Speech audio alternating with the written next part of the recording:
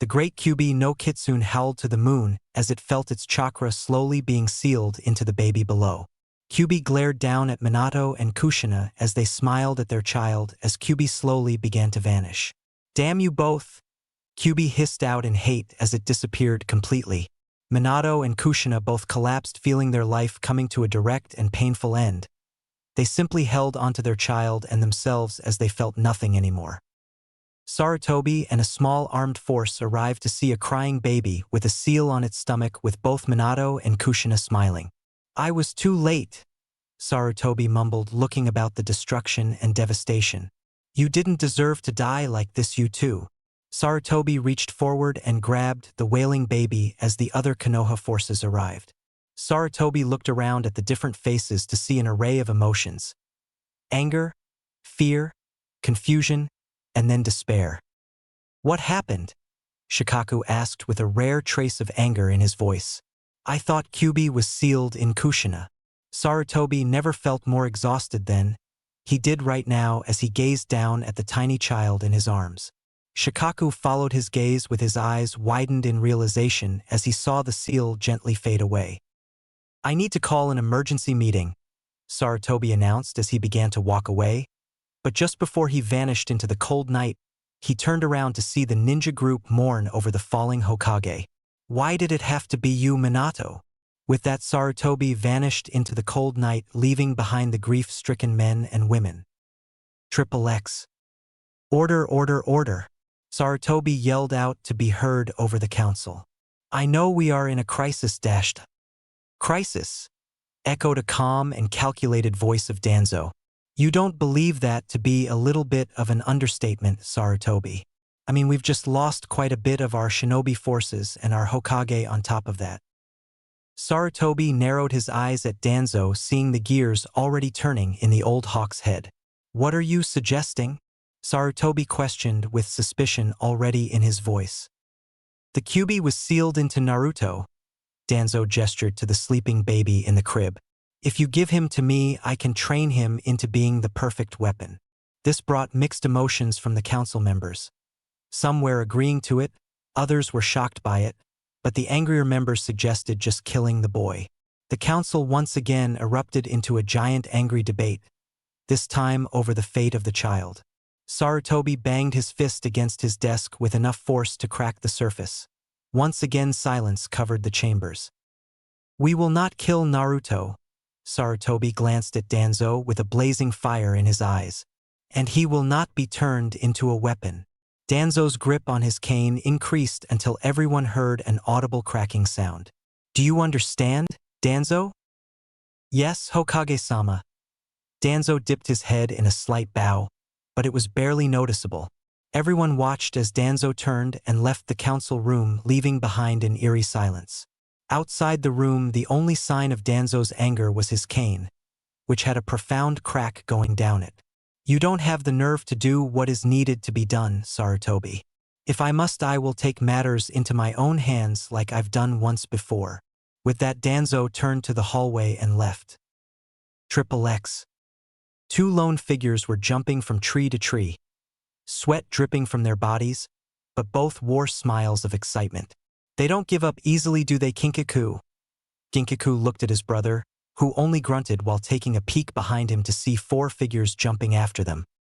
"You would think they would learn after we killed most of them." Kinkaku gripped the fan in his right hand tightly.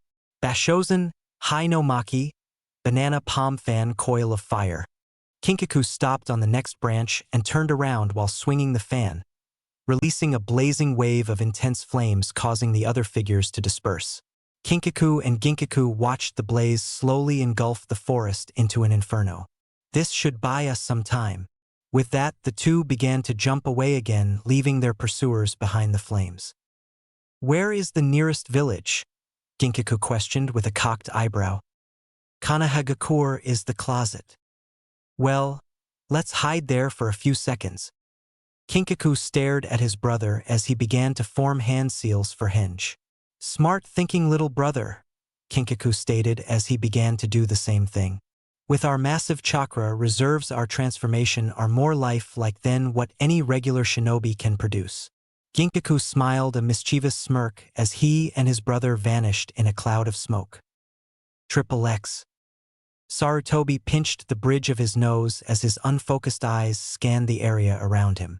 Konoha didn't take the fact that Kyubi was still alive and sealed inside a mere baby. Almost everyone started biting for the child's blood, forcing Sarutobi to enact a new law. If someone speaks about the Kyubi to anyone of the younger generation, they would be killed. Sarutobi turned his eyes to the door as he heard footsteps approaching in an almost hurried fashion. What's wrong now? Sarutobi thought as the door swung open, revealing Fugaku Uchiha. You needed to speak to me? Fugaku announced with a calm tone that was only betrayed by the nervous gleam in his onyx eyes. Yes, I did, Sarutobi stated, gesturing to the chair in front of him as he kept his eyes locked on Fugaku's. But before we get to the real issue, how is our wife handling Kushina's death? Fugaku's eyes darkened with a barely contained flame of anger as he turned towards Naruto. She is heartbroken to say the least, Fugaku commented as he kept his eyes on the sleeping baby. Sarutobi let out a sigh, directing Fugaku's attention back to him. I see you hate the child as well. Sarutobi stood up and turned his back to the Uchiha head.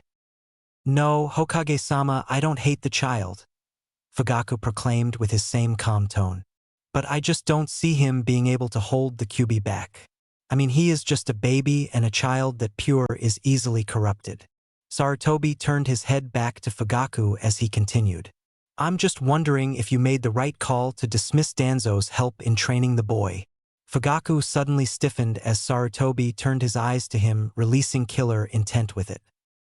I stand by my word, was all Sarutobi said as he turned back.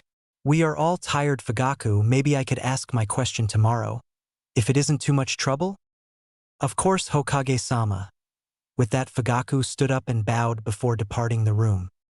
Sarutobi turned to the sleeping Naruto with a sad smile. Now, the question becomes where you are going to stay. Naruto gave a big yawn and smiled as he turned over. Triple X. Kinkaku and Ginkaku entered Konoha and were surprised at the amount of destruction. Did we miss something? Kinkaku looked down at his brother, who looked like a merchant with a straw hat.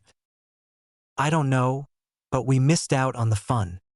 Kinkaku chuckled slightly as they continued through the destroyed village. After using the henge, both Kinkaku and Ginkaku looked like any other merchant, but the only difference is that they both still gave off a small amount of their powerful chakra. They continued their stroll until they saw a group of ANBU heading their direction. We couldn't have been found out. Kinkaku looked at Ginkaku as he gritted his teeth. But the ANBU suddenly turned, revealing the Hokage with a baby in his aged hands. I wonder why a mere baby needs protection. Kinkaku looked around and saw all the glares of hate directed, not at the Hokage, but at the tiny bundle in his hands. Kinkaku and Ginkaku froze in place as they felt the demonic chakra coming off the baby. Looks like Kyubi's got a new host, Ginkaku responded with a dull tone, but couldn't keep the excitement out of his eyes. Kinkaku nodded his head and the two followed the group to an orphanage. Should we go and greet our brother? Kinkaku turned his now glowering red eyes to Ginkaku and smiled. Yeah. Kinkaku made a move to go forward and stopped. But we wait until nightfall, that way we can't be interrupted. Ginkaku smiled and continued to watch Naruto's fading form with fiery gleam in his eyes. Triple X. Sarutobi left the orphanage with a sigh as he thought the owner was not happy, but still took the boy. Sarutobi rubbed his eyes as exhaustion began to creep into his old bones.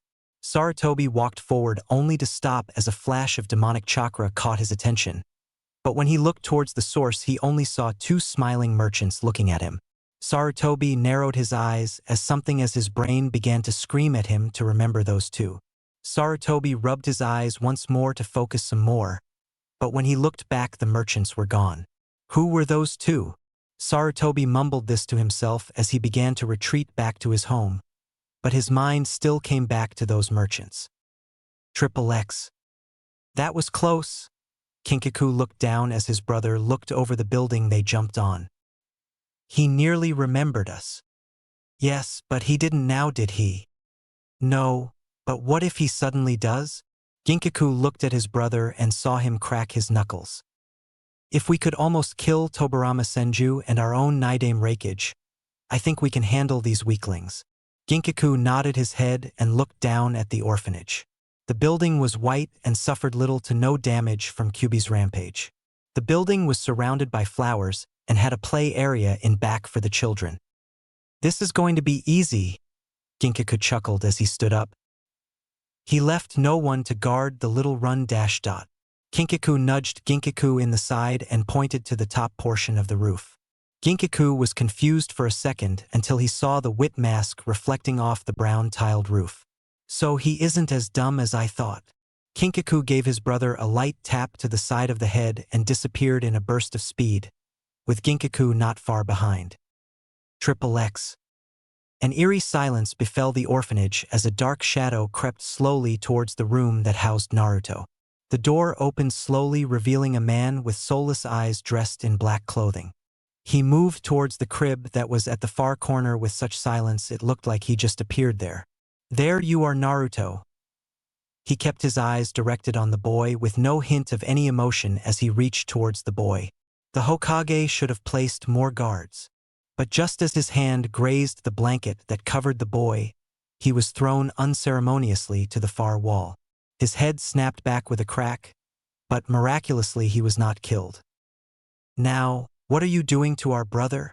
The man looked up and saw two separate shadows, one larger than the other. He gritted his teeth as he stood up and made a move to get out of the window, but ran into the bigger of the two shadows. Sorry, but you need to take the detour. Kinkaku's voice echoed as he dropped his fist on the man's head, causing him to fall at Kinkaku's feet, unconscious. Now, let's check on our brother. Ginkaku was already at the crib looking down at the now awake Naruto. Yeah, he is our whisker marks, Ginkaku joked as he smiled down at Naruto with greedy smile. Now, let's see what sort of trouble you dash dot. The moment Ginkaku reached down to pick Naruto up, he jerked his hand out of the crib holding his bleeding hand. He bit me. Kinkaku chuckled as he looked down at the now angry-looking Naruto. He's got fire in his eyes, Kinkaku commented as he reached in. Avoiding Naruto's attempts to bit him, Kinkaku picked Naruto and looked at him as he allowed some of his Kyuubi chakra to flare. Naruto stopped his squirming and looked at Kinkaku, curiosity reflected in his blue eyes. There you go, calm down. Kinkaku turned Naruto around, inspecting every inch of the boy until a giant smile spread across his face. I think we got ourselves a keeper. Ginkaku looked at Naruto, then at Kinkaku with surprise all over his face. That wasn't the plan, Ginkaku whispered as he got closer to his brother. You said we were just going to siphon off some more of Kyuubi's chakra while it was asleep from the ceiling. Kinkaku opened his mouth to speak, but the sound of running footsteps in the hallway stopped him. The door was blasted off its hinges and a group of ANBU emerged through the smoke, looking around the now deserted room.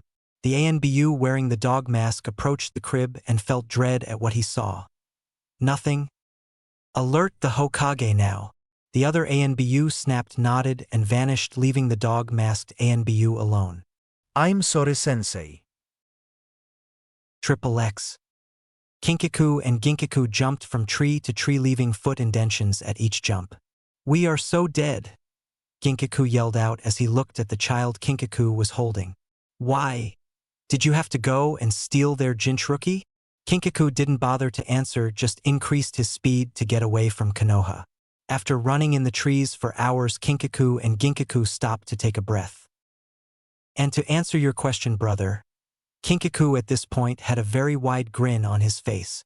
If we train little Naruto here to harness Kyuubi's power, then we have just that, more power to do whatever it is we want. Ginkaku's glare slowly turned into one that promised nothing but utter destruction. Do you think he can do that? Oh, I have no doubt. Kinkaku raised Naruto into the air and watched as he giggled. Now, don't disappoint us, Naruto. Naruto simply reached forward and grabbed Kinkaku's nose and squeezed as hard as his tiny hands could, but he did it with a smile on his face. XXX. Sarutobi was furious beyond any sort of reasoning.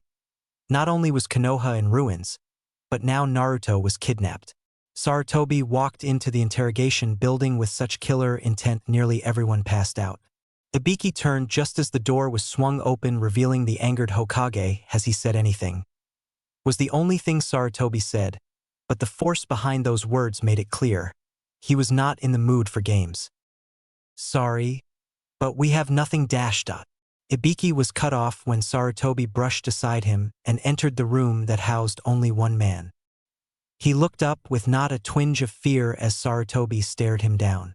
They stayed like that for what seemed like eternity until in a blink of an eye Sarutobi's fist connected to the man's skull. What did you do to Naruto? The man still said nothing, but responded by spitting the blood in his mouth at the Hokage's feet. Sarutobi punched the man in the gut, cracking 2 of his ribs in the process, but still the man remained silent. Sarutobi's anger rose to levels nobody ever wanted to feel again as his glare intensified. Sarutobi raised his fist again as it began to glow with chakra, but the man gave a cough and shook his head. Stop! For 1 second. Sarutobi never in his life heard a voice like this. It was clear, but almost like a monotone. It was almost the man was dead and was trying to communicate. Where did you take Dash?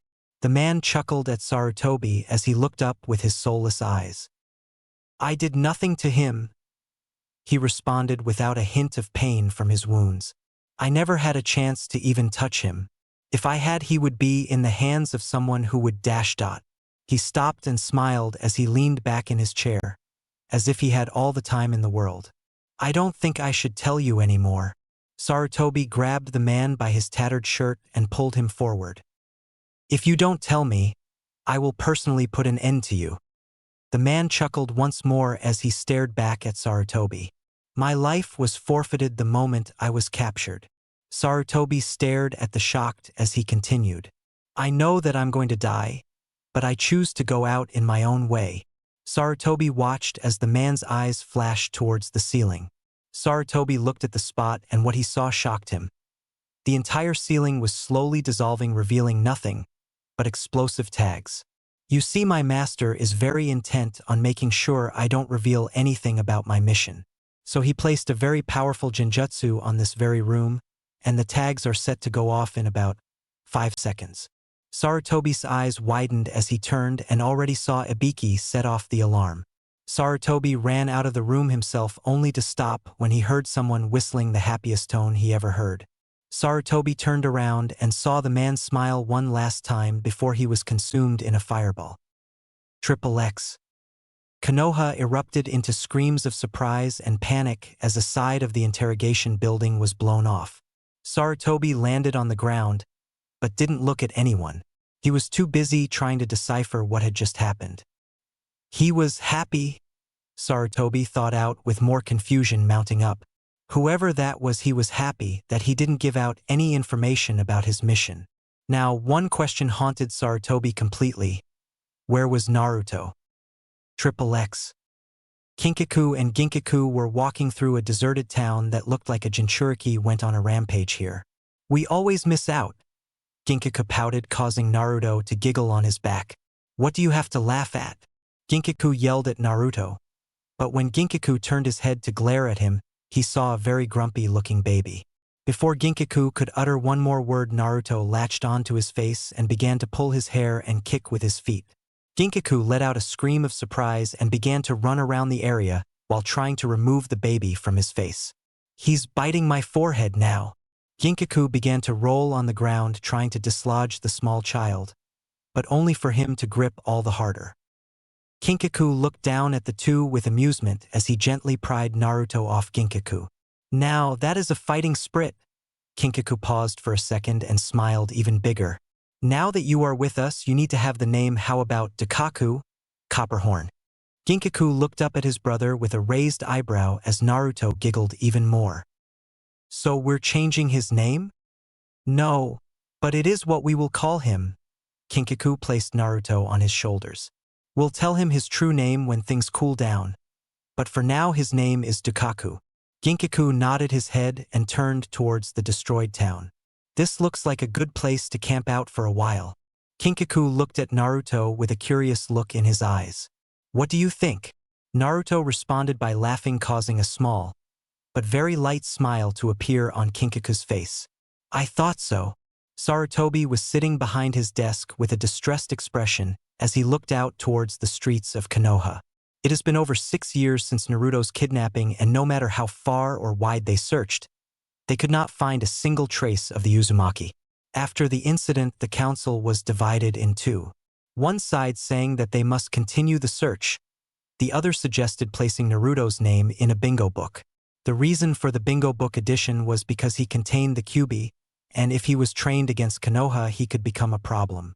Sarutobi sided with the side pushing to continue the search, causing the other side to boil with anger. Sarutobi turned his dull eyes towards the door, just as it opened to reveal Fugaku Uchiha.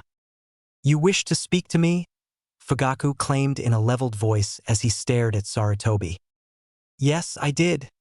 Sarutobi leaned back into his chair and sighed. Tell me, what do you think of Naruto's situation?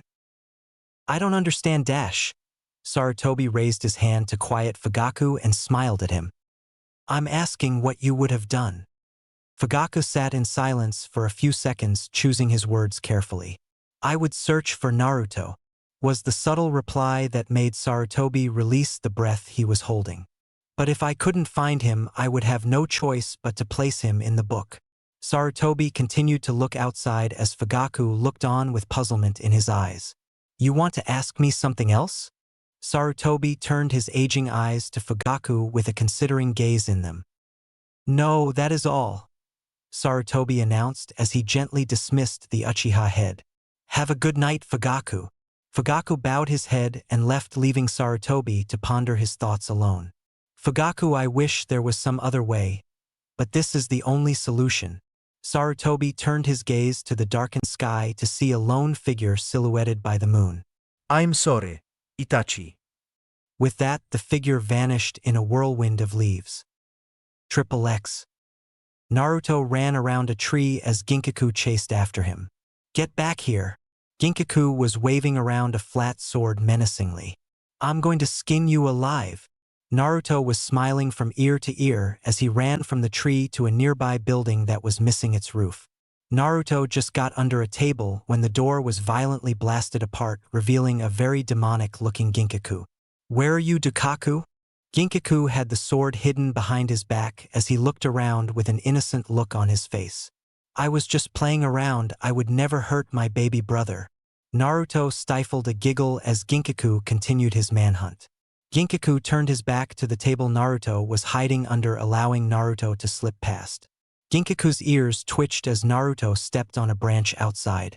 I have you now, runt. Naruto sprinted away from Ginkaku, who was gaining speed on the blonde. Naruto at this point was panicking as his brother was about 4 feet away from him. Naruto turned to Ginkaku only to smack into a large object that didn't budge. What's going on here? Naruto looked up and smiled at Kinkaku, who continued to survey his brothers. Ginkaku smiled triumphantly as he lifted Naruto by his shirt's collar. Now, what am I dash? Ginkaku was interrupted when Kinkaku smacked him in the back of the head. Ginkaku fell to the ground with a dazed look as Naruto took the opportunity to hide behind his bigger brother. He was trying to hurt me? Naruto pouted, pointing to the sword lying on the ground. And I did nothing wrong to him. Kinkaku looked at Naruto with a mischievous glint in his eyes as a small smile broke out on his face. Ginkaku, I know better than to believe that. Naruto's response was sticking out his tongue and running away, but Kinkaku had already anticipated this and grabbed his shirt. Naruto went to remove the garment only for Kinkaku to pick him up and sling him over his shoulder with ease. Kinkaku looked at Ginkaku to see him shaking his head to remove effects of Kinkaku's smack. You hit me? Was all Ginkaku said as he turned to Kinkaku and watched him smile even bigger and walk away with a squirming Naruto. You gave me a headache, was Kinkaku's response, awarding him with a growl from his brother. Kinkaku continued to walk with Naruto slung over his shoulder until they reached a small building that was, for the most part, was intact. Kinkaku laid Naruto on the steps, but Naruto made a move to bolt from his brothers only to get caught once more. Now, Ginkaku, what did you do this time? Naruto turned and wore a smile that resembled a fox in the act of trickery. I just thought he would like some fish.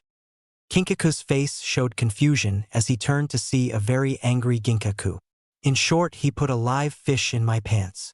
Kinkaku coughed to hide the chuckle that escaped him, but it still earned him a glare from his brother. It's not funny. Kinkaku couldn't contain himself anymore and let out a roar of laughter. Naruto soon joined in, leaving Ginkaku to look at his brothers with a defeated look in his eyes. You have to admit it was clever. Kinkaku finally managed to utter the words through the laughter. Ginkaku opened his mouth to respond, but closed it with a considering reflecting in his eyes. Kinkaku turned to Naruto and held out his hand to help Naruto up as he ushered him to the building. Time for bed, Dukaku. Naruto looked at Ginkaku, who only glared at his brother with a promise of revenge. All right, Kinkaku. Naruto looked back at Ginkaku and smiled. Good night, Ginkaku. Ginkaku only smiled, but this smile was a small one that promised pain. Naruto collapsed on his makeshift bed and watched as Kinkaku closed the door, and his eyes closed soon after. Triple X. You have to calm down. Naruto let out a roar of pure fury as he glared at the two remaining Kumonins. I will destroy you. Naruto growled out as red chakra began to dance around his body like a raging inferno. You made the biggest mistake messing with my friends. Naruto pushed off the ground and vanished in a blur of speed. Naruto reappeared in front of the two Nins with a chakra claw already descending upon them. The last thing Naruto heard was a girl letting out a scream. Triple X. Naruto jerked upwards with sweat pouring down his back, only to see that he was in water. Where am I? Naruto mumbled as he scanned the area with worry in his eyes. Ginkaku, I'm sorry, but this isn't funny. Naruto listened in the hopes of hearing Ginkaku laughing, but heard nothing except for the sound of groaning pipes.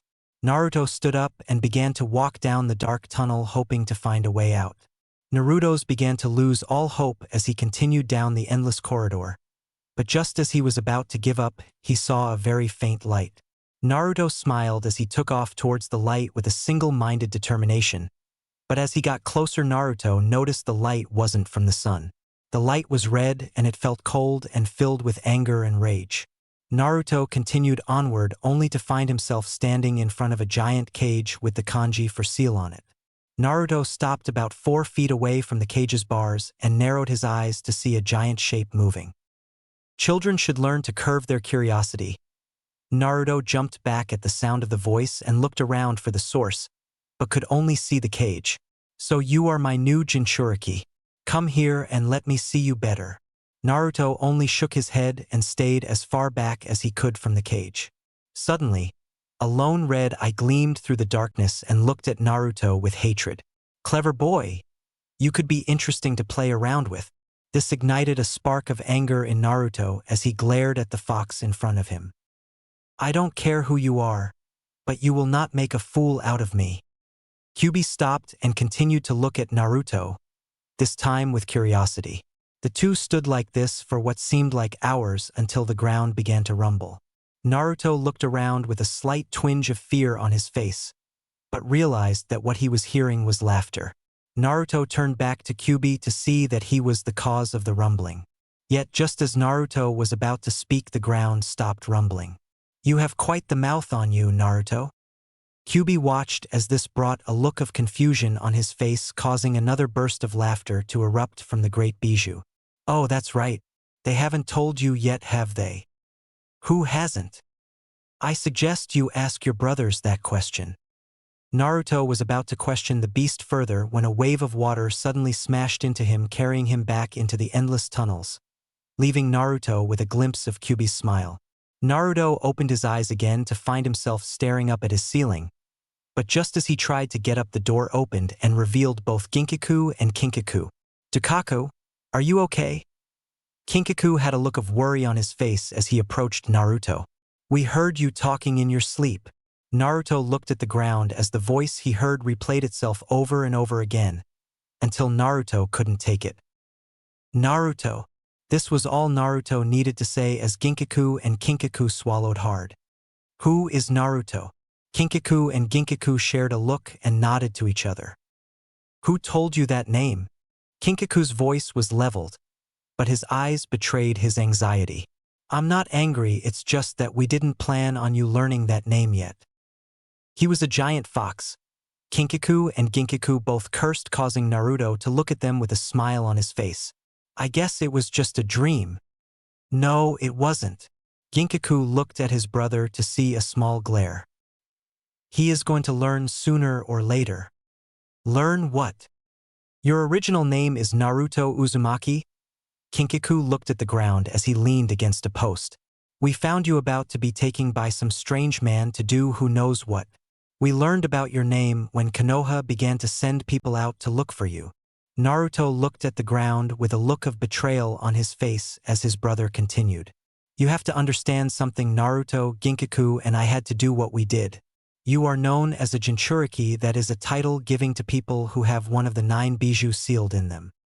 Naruto looked back up at Kinkaku with some tears in his eyes as he tried to hold his sadness back. That means you were never my real brothers. Ginkaku looked away as Kinkaku held Naruto's stare. Naruto felt trapped, feeling more alone than he has ever felt before as he looked at the two he called brothers. Naruto, we are you brothers? Kinkaku smiled at Naruto as he sat on Naruto's bed with a sigh. But you have to understand that Jinchuriki are treated like garbage, no, worse than garbage. If we hadn't done what we did, you would have grown up alone and mistreated for a long time, maybe even forever. Naruto couldn't hold back his tears any longer and soon was crying as Kinkaku wrapped his arm around Naruto, bringing him into a comforting hug. Kinkaku looked up at Ginkaku and nodded towards the door. Nodding, Ginkaku left the two alone as Kinkaku slowly rocked Naruto back and forth. Soon Naruto cried himself back to sleep, allowing Kinkaku to slip out without disturbing him. We're getting too deep, bro. Kinkaku turned and saw Ginkaku leaning against the wall with a vague look. Oh, how so? Kinkaku smiled as his brother growled at him. Don't play games. Ginkaku got off the wall and stood face to face with his brother. You said we weren't going to get attached to this kid. But look at what's happening. We are playing with him. We are comforting him when he gets hurt, and we are escorting him around to make sure he is safe. I guess we're just too soft, was Kinkaku's response, as he walked towards a tree with Ginkaku right behind him. But that doesn't stop the fact we need to train him in using Kyuubi's chakra. Ginkaku nodded his head and looked back at the building housing their adoptive brother. Ginkaku smiled at the memories of the first time they put Naruto into that very home. Naruto had managed to find a way into a nearby cabinet, and when Ginkaku passed it by he lunged and bit him in the shin. Ginkaku liked Naruto even if he did try and cause some amount of discomfort to him. I guess we did become soft. Kinkaku smiled at Ginkaku as they both looked towards the sky to see it was glowing orange. Triple X. Lightning arched through the air, smacking into a mountain face, leaving a burnt crater where it hit. The sky howled in a chorus of rage as everything ducked for cover, except for a lone figure standing on a mountain peak. The man himself looked like he was a part of the mountain as he scanned the area. He was a tall, well-built, dark-skinned man wearing a white cloak that flapped in the wind and rain. He stayed completely still as if he was a sentinel watching his home. His ear twitched as he heard someone heading towards him. He turned to see a dark-skinned woman appear before him with a small smile on her face. She had green eyes with light gray hair pulled back into a bun with 2 bangs that fell on either side of her face. She wore formal attire, consisting of a long-sleeved, high-collared dress shirt and skirt. Mabui! The man's voice boomed across the barren landscape, but a sly smile appeared on his face.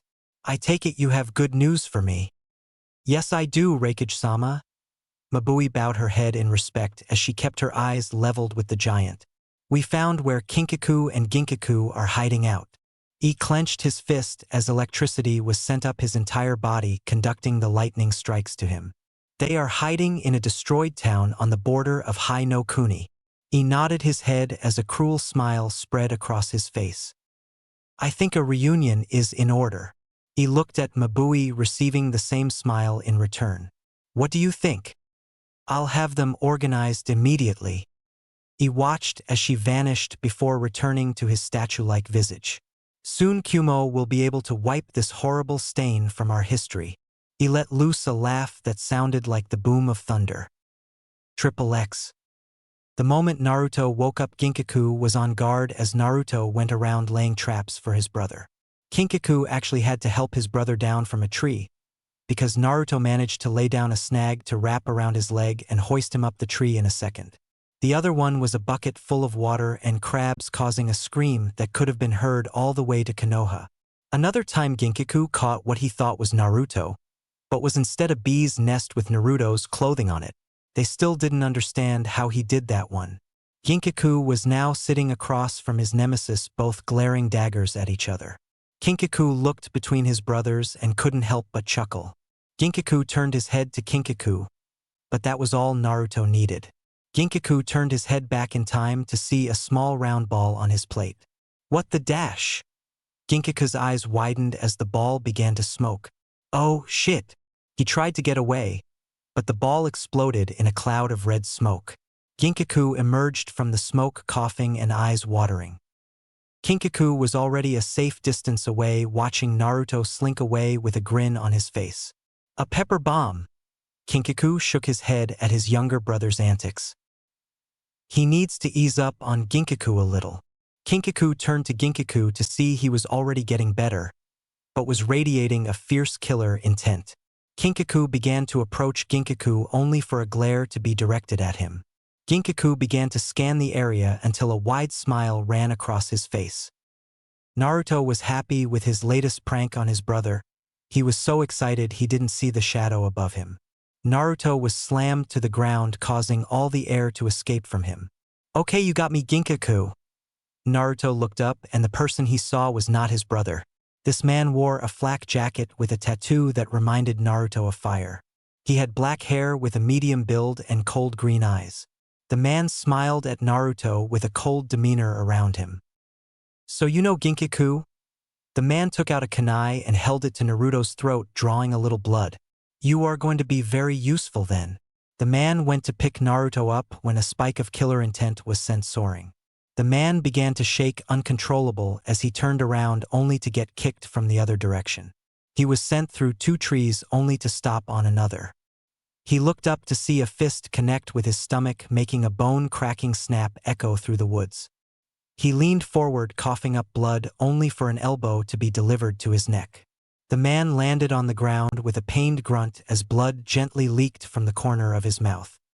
His attacker picked the broken man up only to find him staring at the demonic eyes of Ginkaku. He opened his mouth to speak only for a growl to escape Ginkaku as he violently threw the man to another tree headfirst. Ginkaku was awarded by his neck snapping from the impact. Ginkaku watched the body fall to the ground, giving one final growl. He turned to Naruto only to find him next to a tree shaking. Naruto, are you okay? Naruto looked at Ginkaku to see he didn't have those demonic eyes of his, but was looking at Naruto with worry.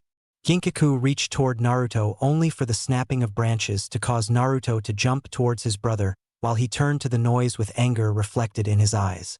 What's going on here? Kinkaku's voice rang through the brush. Kinkaku came into full view with an angry scowl on his face as he took in the scene around him. He looked towards the dead shinobi and walked towards him.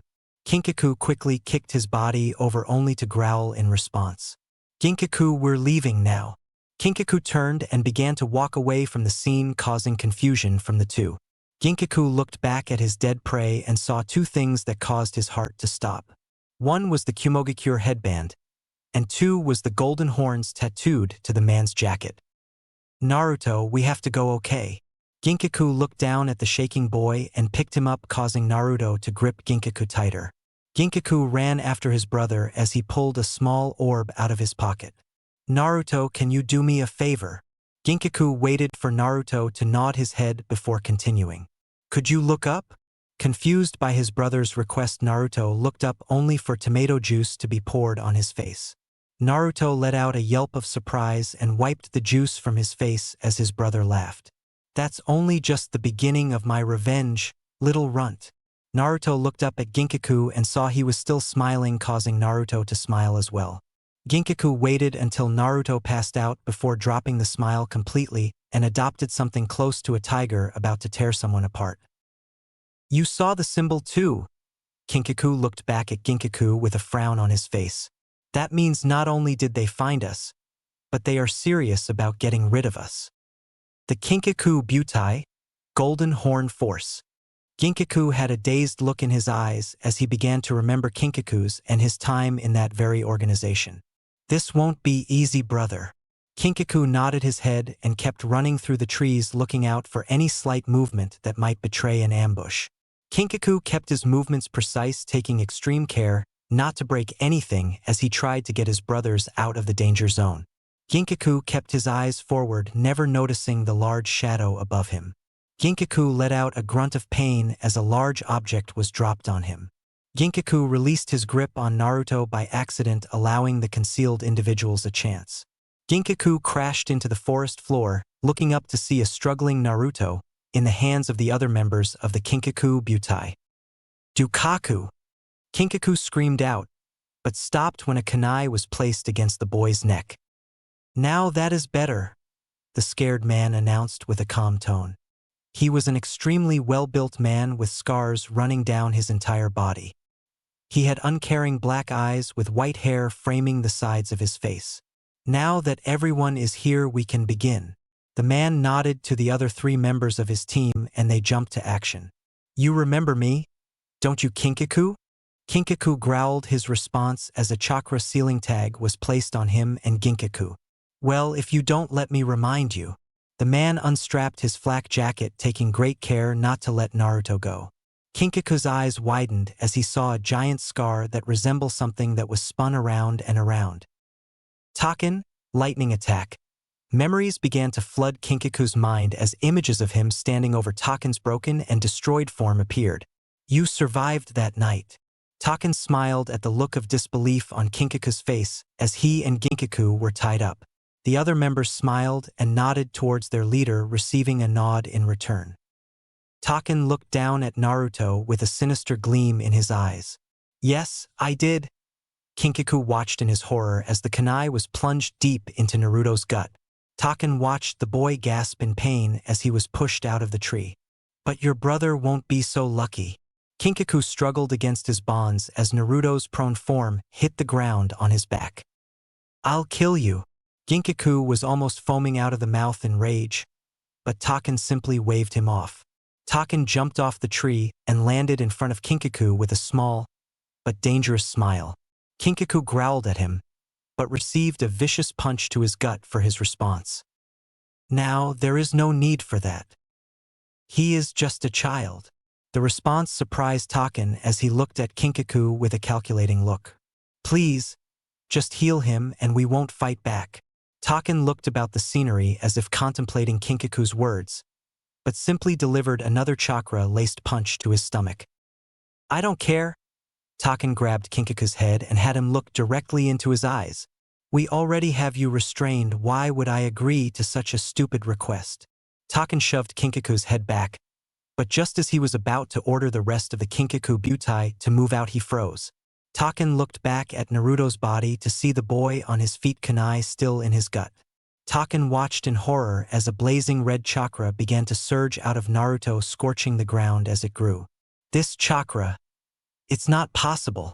Naruto jerked his head up, revealing red pupils with silted eyes. Naruto gritted his teeth as he let loose a roar that shook the very trees before charging towards the object of his anger. Taken. Taken jumped back, trying to avoid the deadly chakra-powered punches Naruto was delivering. Naruto's eyes burned with rage so intense that Taken was surprised he didn't catch fire. Kinkaku and Ginkaku looked at one another as the other members of the Kinkaku Butai watched on in fear. The 2 brothers nodded their heads at one another and spun in place. The Kinkaku Butai looked back at their captives, only to be sent flying from Kinkaku or Ginkaku kicking them in the face. The brothers stopped spinning and placed their backs to one another and undid their binds. What's wrong with him? Ginkaku gestured to the almost rabid-looking Naruto. I guess Kyuubi decided to rear his head. Kinkaku offered as he took a step towards Naruto, only to be stopped by a kunai landing at his feet. But it seems we have guests to entertain first. Kinkaku and Ginkaku turned to see the members they had just knocked down stand back up. Naruto snarled at Taken as he punched the boy in the face only for him to land on his feet. Naruto looked down and grabbed the kunai that was still wedged into his gut and growled as he yanked it out.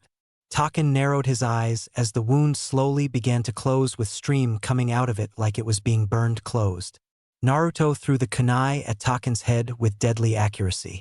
Taken quickly threw his head backwards to avoid the weapon receiving a small cut on his forehead.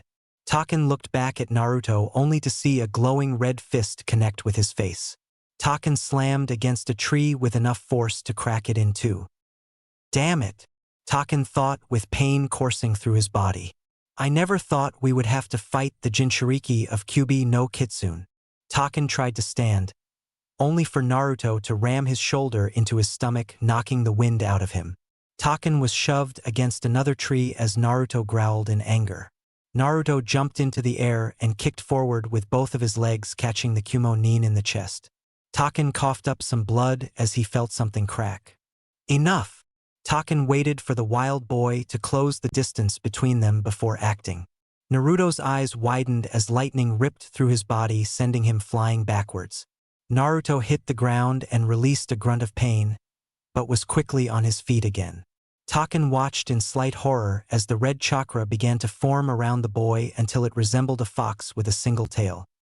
Kinkaku delivered a bone-cracking punch to his opponent's face just as he felt the spike in demonic chakra. Kinkaku turned to Naruto and watched with a mixture of awe and fear. Kyuubi's chakra whirled around Naruto like a cyclone of fire, burning anything it touched. This is getting bad. Kinkaku turned to his equally fearful brother, receiving a nod as he dropped the body of the Kinkaku Butai member. Let's go help our little brother out. Naruto growled at Taken as he slowly backed away from the demonic boy. Lightning began to dance all along his arms as he narrowed his eyes. You are just full of surprises, Taken commented with a dry voice as if he hadn't had anything to drink in days. But that won't save you from them. Naruto roared with enough force to cause the ground to shake, nearly causing Taken to fall.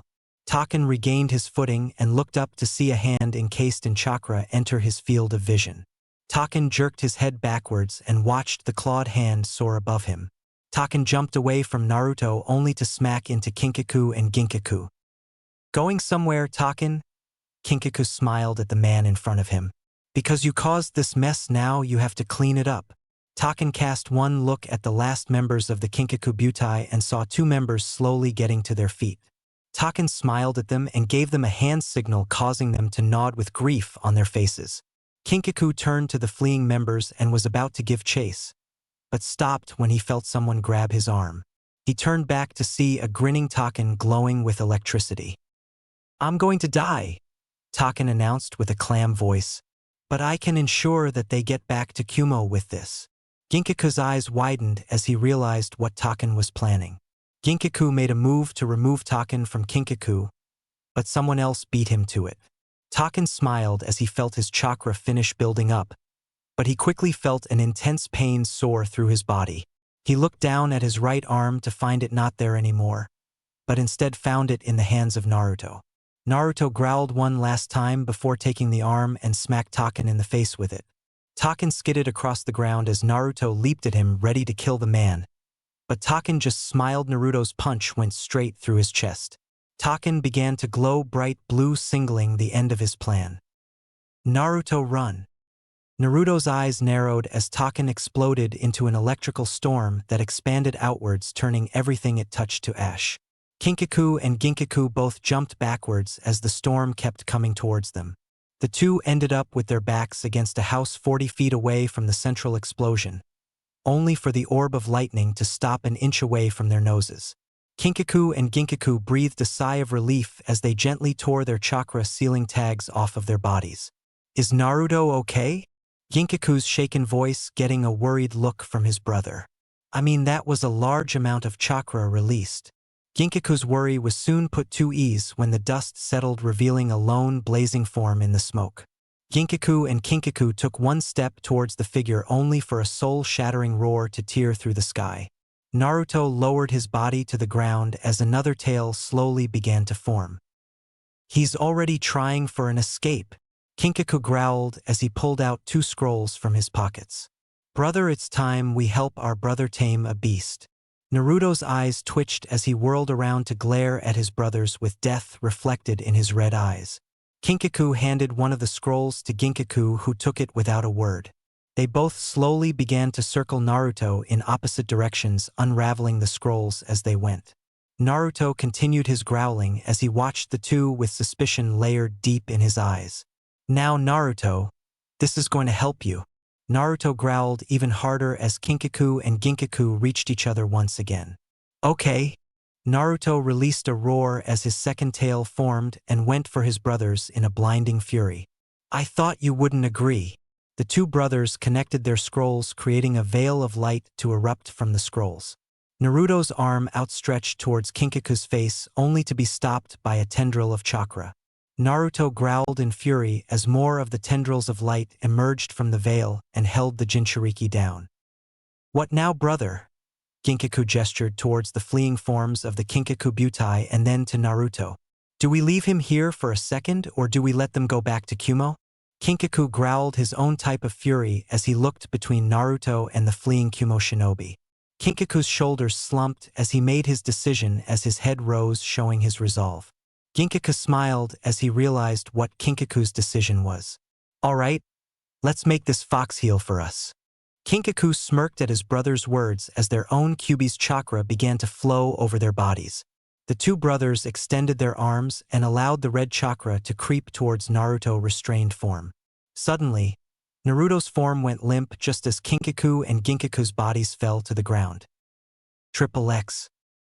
Kinkaku and Ginkaku looked around the damp sewer with curiosity as they followed the trail of red light towards its source. When they entered the chamber, they were surprised to see Kyuubi already grinning at them. Kinkaku and Ginkaku both walked towards the beast without a hint of fear in them. This brought a chuckle to Kyuubi as the two stopped in front of its cage. So the thieves wish to fight me? Kyuubi chuckled darkly. And what do you think you can accomplish by fighting me? Kyuubi's gleaming eyes scanned the brothers in front of him until his grin grew. Oh, I see. You think by defeating me Naruto can control my chakra. Kyuubi let out a roar of laughter that shook the foundation of the sewer. That is nothing but a false dream. You couldn't defeat me before, so what makes you think you'll defeat me now? Kinkaku chuckled at Kyuubi, causing the beast to glare down at the man. We're not here to defeat you, Kinkaku stated silently as he moved towards the cage a little more. We know how Jinchuriki control their bijou. First, they conquer their darkness, but currently Naruto doesn't have any. So that leaves step number 2. The Jinchuriki has to separate the bijou from its chakra so that he doesn't get influenced by its will. Kyuubi's eyes widened as it realized what Kinkaku had planned. Kinkaku reached towards the seal, but he was stopped a mere centimeter from it. Kinkaku looked at his arm to see someone else's hand on it. Kinkaku looked at the man only to see a grown-up version of Naruto standing in front of him. Kinkaku narrowed his eyes and realized who the man standing in front of him actually was. Minato Nami Desh. Kinkaku was cut off by Minato delivering a brutally kick to his midsection, sending him skidding across the ground. Minato landed in front of the two brothers with a 3-pronged kunai in his hand. I can't allow you to rip off the seal. Minato brought his kunai up into a defensive stance. I'll make sure you don't succeed in your plans to use my son. Kinkaku and Ginkaku shared a startled look as they turned back to Minato.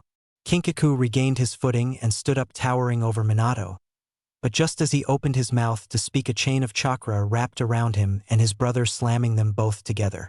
They both looked towards the source to see an angry-looking female with fiery red hair. The two brothers shook with some fear as they recognized the features of Kushina Uzumaki. You will not harm my son.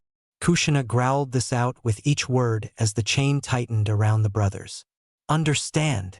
Ginkaku felt the wind being squeezed out of his body, causing him to inhale loudly. Kinkaku looked at his brother with worry in his eyes as he looked at the two people he didn't want to meet. Kinkaku's mind began to whirl as he tried to think a way out of the situation they were in before it was too late. The technique they used created a bridge so they could enter Naruto's mind, but there was 2 problems with using this. 1, if they got killed, their minds would shatter from the force, and 2, it required a large amount of chakra to use. Kinkaku's eyes flashed crimson as he felt his Kyuubi chakra flare up. Look, we are running out of time. Kushina and Minato shared a confused look, but neither let down their guard. What are you talking about? Kushina questioned as she narrowed her eyes at Kinkaku, but received her answer from Ginkaku. Naruto is currently in his second-tailed state. Ginkaku breathed out as he felt himself being pushed against Kinkaku more. If we don't hurry, our chakra holding us here will dissipate and Naruto will go on a rampage. Minato's blue eyes turned ice-cold as he walked towards Ginkaku. If you don't allow us to help him, then a lot of people are going to end up dead. Ginkaku was now staring directly into the eyes of Minato as he finished his speech.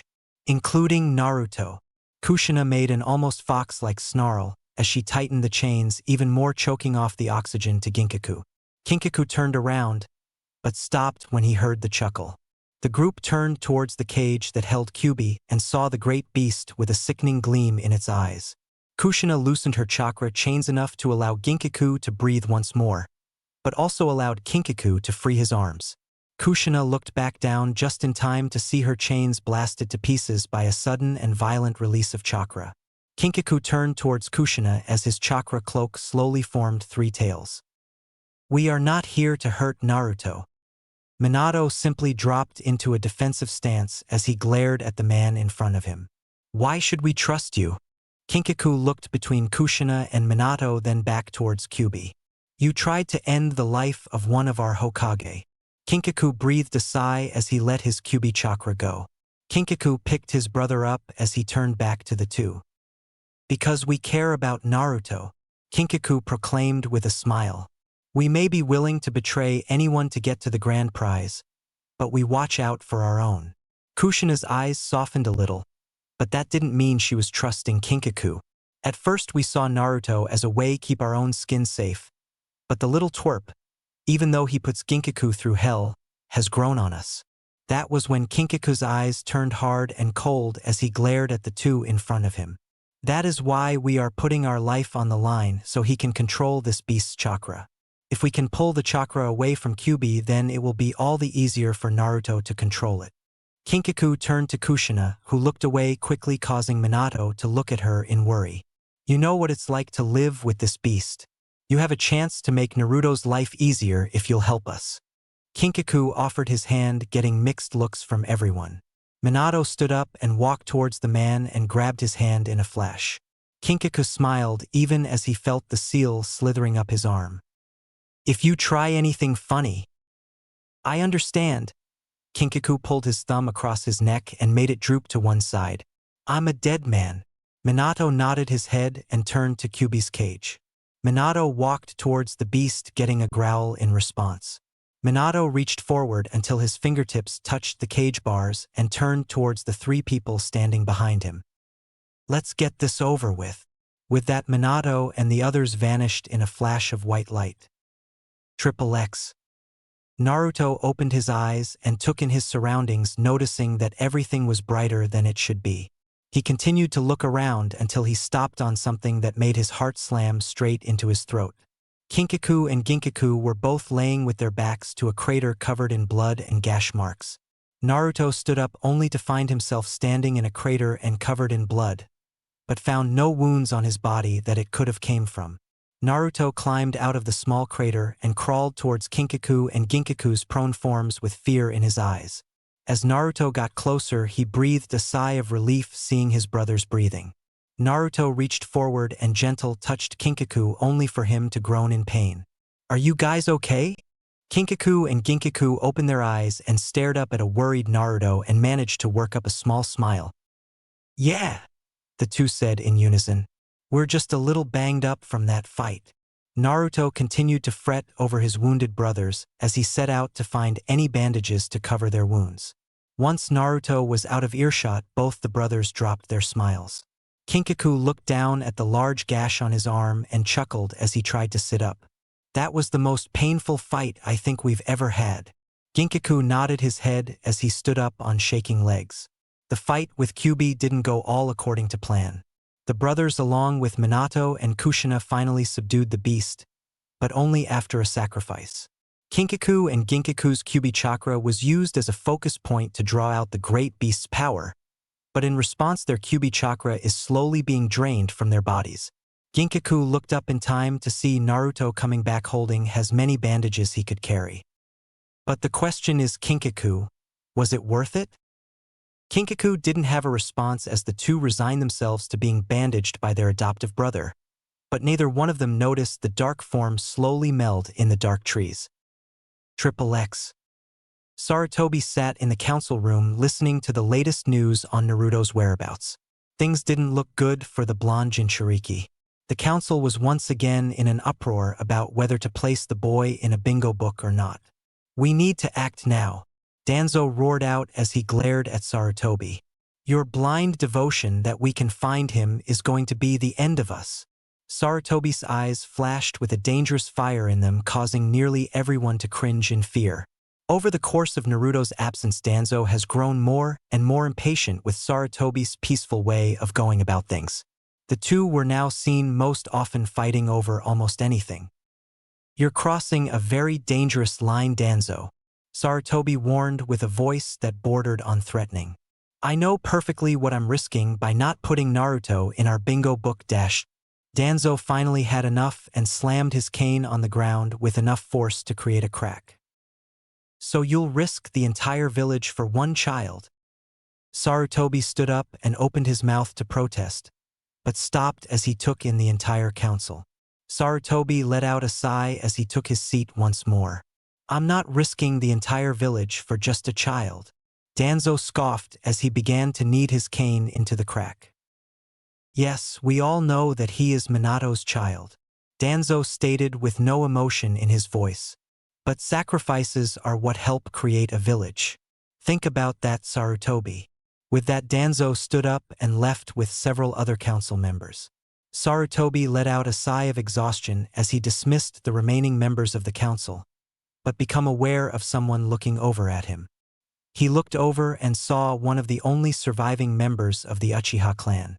Mikoto Uchiha smiled at Sarutobi with a gentle look in her eyes. After the Uchiha massacre, Itachi reported to Sarutobi and expressed his distress at not being able to kill Sasuke.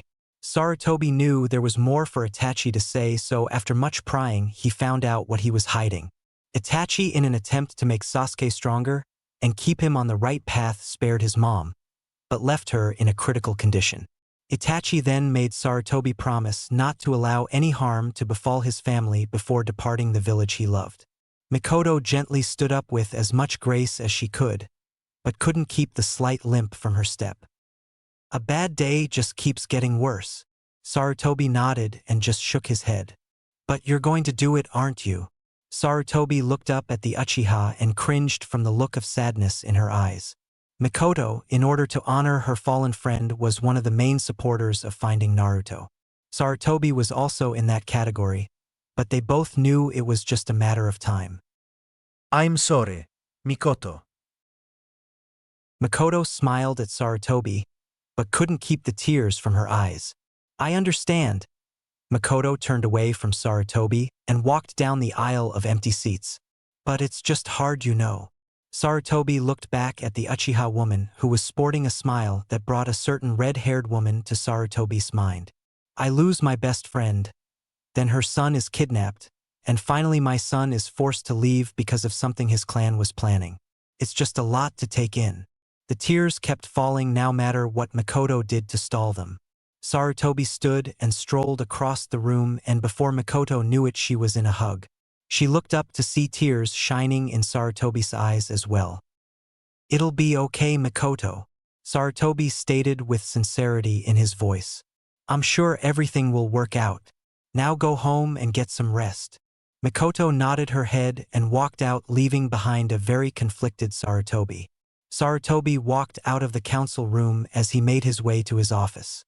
"Please, forgive me, but this is for the best." XXX. For weeks later, Naruto was sitting on Ginkaku's shoulders as the two ate their respective meals. After the battle with Kyuubi, Ginkaku and Kinkaku noticed changes in Naruto's personality and stamina. He was getting a little more fox-like in his ways of harassing Ginkaku and was a lot harder to keep up with, but they could never be happier. If anything, the three grew closer together as brothers. That, of course, didn't mean Ginkaku didn't get his revenge on Naruto from time to time. Kinkaku decided after their brief confrontation with Kumo, it was best they leave their temporary home. Naruto at first complained not wanting to leave his home, but after much talking to, they managed to convince him. "So where are we going?" Naruto asked in an innocent tone that immediately put Ginkaku on guard. "I can't wait to see our next home." Naruto grinned down at Ginkaku as he glared up at him. Kinkaku was about to speak up when he noticed a blur pass by his vision. The three brothers turned their attention to the small figure in front of them. Kinkaku could tell it was a boy, but was more interested in the kunai he held. The boy had a cloak that concealed his features, except for his slim build. Ginkaku chuckled at the boy and received a kunai scratch to the side of the face for it. Kinkaku turned to his brother to see droplets of blood drip down his face. Kinkaku spun around and faced the boy down, but was surprised to see he had vanished. "Where did you run off dash?" Kinkaku was interrupted when he was enveloped in water. Kinkaku freed one of his arms, but it was quickly restrained as the boy emerged from the water with a kunai pressed against Kinkaku's neck. Kinkaku looked at the boy in shock as he smiled down at him. "Now, give me all your food," the boy demanded as he pressed the kunai further on Kinkaku's neck. "Or else your brother will have to learn to breathe through his neck."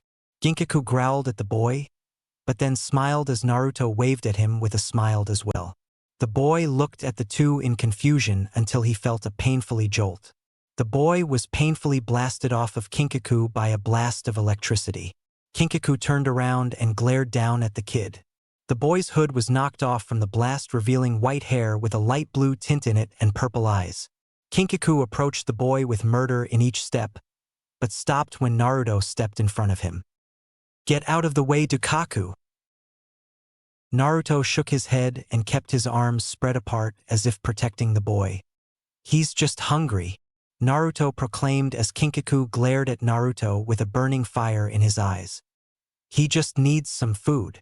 Kinkaku paced back and forth like a demented tiger waiting for a chance to attack. Naruto continued to stare his brother down as the boy looked on in confusion. Finally, Kinkaku relented and tossed Naruto some bread, but glared daggers at the boy. Naruto smiled his thanks to his older brother and turned back to the kid.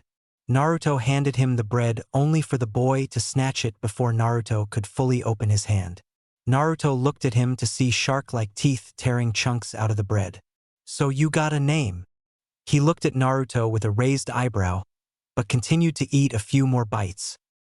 "Suigetsu Hozuki." Naruto smiled at Suigetsu as he continued to bite into the offered food with great gusto. Suigetsu's eyes traveled to Kinkaku and Ginkaku, who were whispering amongst themselves, but were occasionally stealing glances towards the two.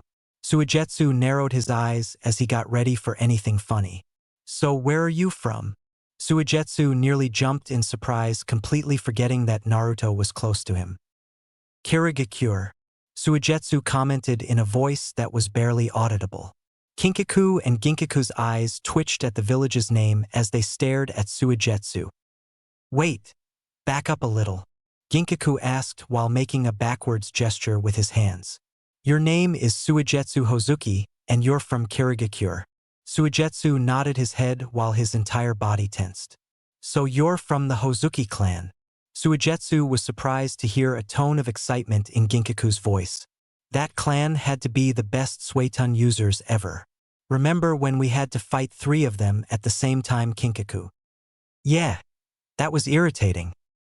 "So how's your clan anyway?" Ginkaku noticed the light vanish from Suigetsu's eyes almost at once. "Are you okay?" "My clan is no more," Suigetsu announced in a gloom voice. "My brother and I were the last, but our Mizukage thought our control of water was a Kekii Genkai. So as a result, my brother died protecting me as he told me to run. This brought the mood down like a stone." Naruto looked at his brothers, then smiled a mischievous grin, causing alarm bells to signal in the brothers' heads. "Well, Suigetsu, it appears you don't have a place to go." Suigetsu looked at Naruto as he stood up and offered the shark-toothed boy his hand. What do you think about coming with my brothers and I? Suigetsu looked at the shocked expressions on Kinkaku and Ginkaku's faces and grinned. Suigetsu grabbed Naruto's offered hand and stood up. I like that idea. They smiled at one another as Kinkaku and Ginkaku tried to understand what had just transpired. Today was the day everyone was waiting for. Team formations. Even Hinata was excited as she walked towards the academy with a smile on her face. Walking with her on both sides were two equally happy Hayashi and his wife Hitomi. The two couldn't be happier for their daughter as she headed straight towards the life of a ninja. The two still had worries over what could happen to her, but for now they put their fears aside. As the Hyuga family entered the academy courtyard, they saw many different families congratulating their children. Hitomi looked around at the various happy faces, but stopped on one. Makoto was talking to Sasuke with a smile on her face, but her eyes betrayed the deep sadness in her. Honey, I'll be right back. Hayashi and Hinata looked up at Hitomi as she walked towards the depressed Uchiha. Sasuke was fussing as his mom went about to try and straighten out his hair, only for Sasuke to keep dodging her hands. Mom, please stop, Sasuke finally exclaimed amongst the snickering kids. My hair is fine. Makoto couldn't help but smile at her son's protests as she finally relented. Sasuke turned around and saw Hitomi walking towards them. Makoto followed her son's eyes and saw her friend walking towards them. Hello, Makoto. Makoto waved to her friend as she gave Sasuke one last kiss on the head before he ran inside. I see you're doing well, Makoto announced, referring to Hitomi's difficult pregnancy with Hinata's sister, Hanabi. And how is Hanabi doing? She's fine, Hitomi stated as she continued to look at her friend in worry. But I was wondering, are you doing all right?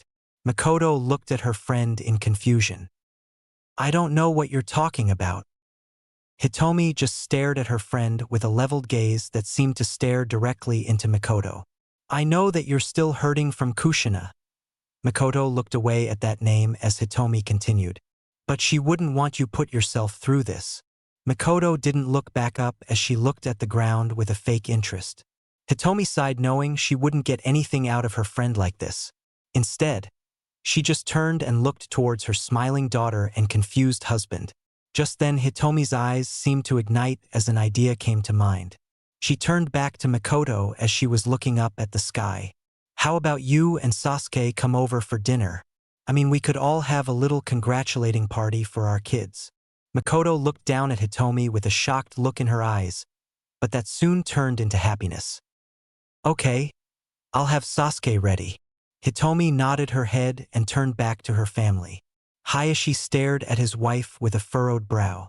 Hitomi smiled mischievously towards her unknowing husband as they bid Hinata goodbye. XXX. Sasuke was sitting amongst an admiring crowd of girls. Among them were the bickering forms of Sakura and Ino. Kiba was sitting next to the quiet Shino, while Shikamaru and Choji were found together in the back. Hinata was sitting in the front of the room when the door opened, revealing a kid who looked similar to Sasuke, except for the smile on his face. He wore all black clothing and was carrying a small book in his hands. Hinata smiled at him and patted the seat next to her. Sit here, Sai. Sai turned to his classmate and gave her a bigger smile as he sat down. So, did you draw anything new? Sai opened his book to reveal a variety of birds, snakes, and a giant bird. Hinata spent the rest of the time admiring Sai's drawings as they talked about them. Sai was a surprise to everyone when he showed up during the middle of the academy year, but he demonstrated that he was a competent ninja who was more than on their skill. Okay, everyone quiet down. Everyone turned to the sound of the voice just as a giant cloud of smoke erupted, revealing a grinning Irika. Next to Irika was a man with light blue hair that framed the sides of his face. Hinata's eyes narrowed slightly at Mizuki with distrust. Ever since she first saw Mizuki, Hinata just couldn't place it, but she just couldn't trust the man. It wasn't the Mizuki himself, it was the way he looked at everyone, almost like he was looking at vermin, but his smile kept almost everyone from seeing it. Irika gently laid the folder he was holding down on his desk as he scanned everyone in the room. Now, is everyone ready to learn your team? Mizuki questioned with a gently smile on his face as everyone nodded. Now just remember the individuals in your team are there to help you. If you get into trouble, you can count on them to get you out of it. Mizuki couldn't stop the chuckle coming from him as he watched everyone quake with anticipation. Should we stop torturing them, Irika? Irika glanced at his friend and gave him a smile as he opened the folder. Now, please listen closely to your team assignments, Irika announced with an authoritative tone in his voice. Now, some of the teams will be left unfilled because we don't have enough students to fill them. Team 7 will be Sasuke Uchiha, Sakura Haruno, Sai, and your sensei will be Kakashi. Everyone covered their ears as Sakura screamed out in joy while other girls deflated. Now that we have that out of the way, Team 8 will be Hinata Hyuga, Kiba Inuzuka, Shino Aburame, and your sensei will be Kurinai. Hinata smiled towards her fellow teammates who gave her nods of a silent agreement. Team 10 finally is Ino Yamanaka, Shikamaru Nara, Choji Akimichi, and your sensei will be Asuma.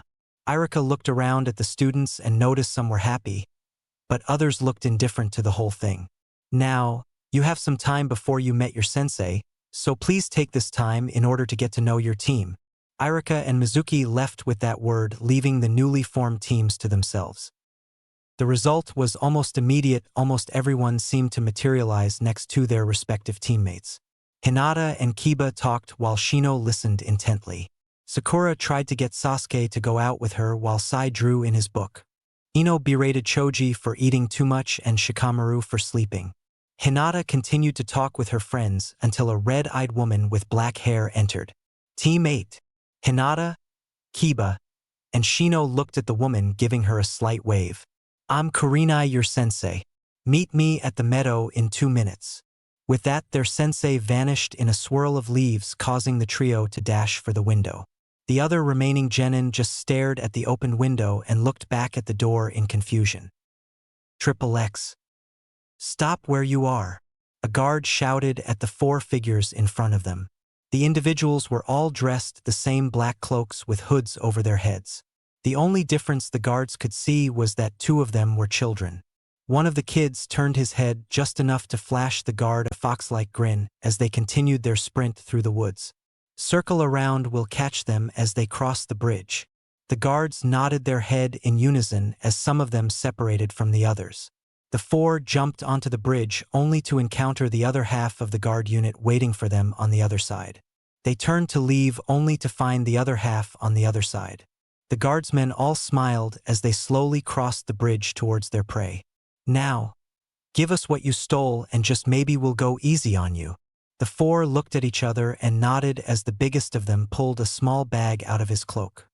He extended the bag towards the guard, but just as he was a fingertip away from it, the man chucked the bag over the side of the bridge. You want it? Go get it. The guards raised their swords and kunai and charged the 4 of them, only for them to explode in a cloud of smoke. Where did they go? The guards looked around only for them to turn their heads to the something whistling. They all froze in fear, seeing the exact 4 people standing on the other side of the bridge, kunai pressed against the ropes. The guards shook as they looked down at the raging water below them. The fear coming off them only made the 4 figures chuckle in excitement. I hope you guys know how to swim. Before the guards could give off a word, the 4 of them cut the ropes at the same time, causing the guards to plummet to the water below. The figures then took off their hoods, revealing the grinning faces of Naruto, Suigetsu, Kinkaku, and Ginkaku. Now, let's get back to that town and see if there is anything else we can do to help.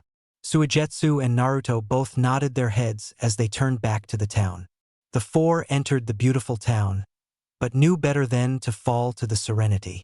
The town they were in was a perfect meeting place for all kinds of assassins. Kinkaku took out a piece of paper with a man's face on it. His face was a mess of scars and his expression was that of a stone. 100,000 yen for this man. That's enough to feed us for a good year. In response, Naruto's stomach let loose a growl that caused everyone to look at them. Nice one, little bro. But just because we took care of those pesky guards doesn't mean we're out of the woods. Naruto laughed a little at his brother's worry. Don't worry, I'll be careful. Naruto gave Suigetsu a gentle nudge as he pointed towards a nearby food stand. But first we get a bite to eat. Kinkaku let out an exhausted sigh as he yanked his brother back to him. This isn't a picnic, Dukaku. Naruto looked at his brother to see all seriousness reflected back at him. We need to stay on our toes, and that's that. Naruto nodded his head as Kinkaku released his grip only to look around in pure puzzlement. Where did Suigetsu run off to? The answer came in the form of an apple being thrown to Naruto. Kinkaku looked towards the direction to see Suigetsu returning with an apple in his mouth. Kinkaku opened his mouth to berate Suigetsu, but an apple was thrown into his open mouth. Ginkaku glanced at his brother and chuckled as Kinkaku glared at him in irritation. That's a good look for you, bro. Kinkaku slapped Ginkaku on the back of the head as he walked off with others following. Everyone turned towards the four newcomers with a mixture of suspicion and anxiety.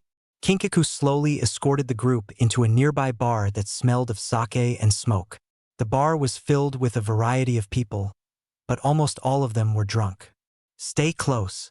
Naruto and Suigetsu both nodded towards Ginkaku as they made a beeline towards a lone drinker at the far end of the room. The man slowly lowered his glass to the ground when he threw 4 small round balls across the room. Flash bombs! Everyone in the bar all turned to the commotion only to witness the flash head-on. Kinkaku narrowed his eyes as his vision slowly began to return and saw that the back door to the bar was opened.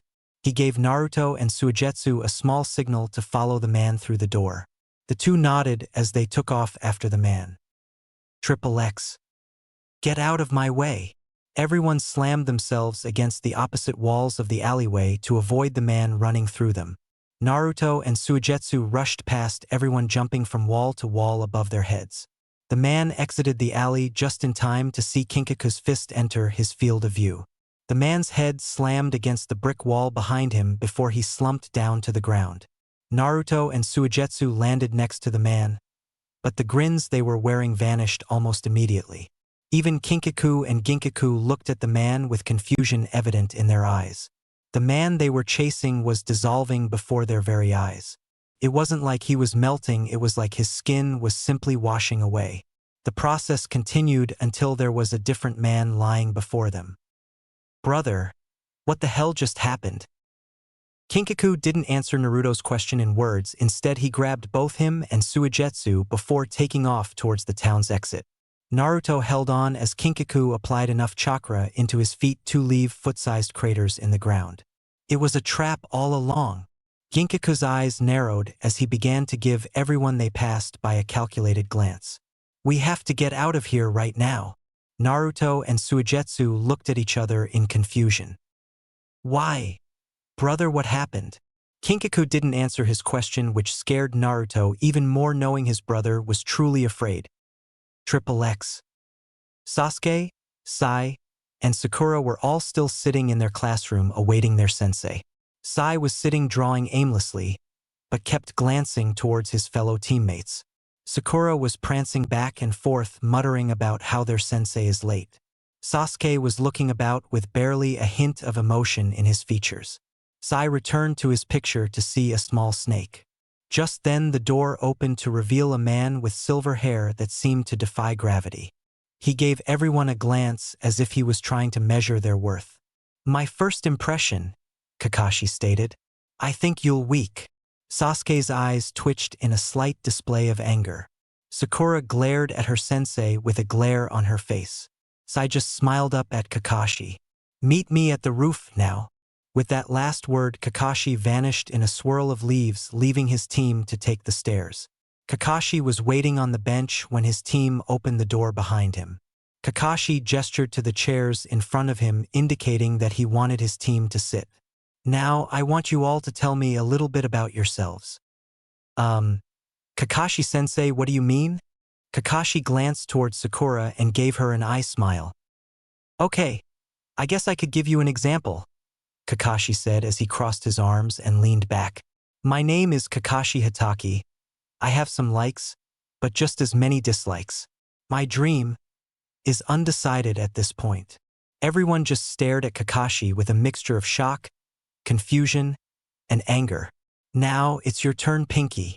Sakura glared at Kakashi with hate at her nickname, but continued neither less. My name is Sakura Haruno, Sakura announced with a clear voice. I like. She gave Sasuke a loving glance, but quickly tore it away. I dislike loud and idiotic people. My dream is to someday marry a certain someone. She giggled at that, causing a slight groan to escape Kakashi. All right, Mr. Gloomy, you're next. Sasuke shared a glare that never wavered with Kakashi as he spoke. My name is Sasuke Uchiha. Sai and Kakashi both noted the anger coming off of Sasuke as he continued. I have many dislikes, but not a lot of likes. My dream is to revive the Uchiha clan and to kill a certain someone. Kakashi gave Sasuke a sad expression and made a mental note to inform Mikoto about Sasuke's dream. Alright, now it's our artist's turn. Sai didn't close his book, but spoke as he continued to draw while glancing up at Kakashi every few seconds. My name is Sai. Sai spoke in an emotionless voice. The only two things I like is my brother who is currently ill and drawing. My dream is to help my brother get better. Kakashi nodded, but knew there was something else that Sai wasn't saying. Kakashi sighed as he stood up and fully looked at his team with a steady gaze. Tomorrow meet me at Training Ground 3 for your final test. Kakashi raised his hand to stop Sakura from interrupting him as he continued. The first test was just to weed out the weak, this is the true test. Oh, and don't eat anything or you might throw up. With that, Kakashi left, leaving his team confused. Sasuke stood up and turned to leave when Sakura jumped up. Sasuke, would you like?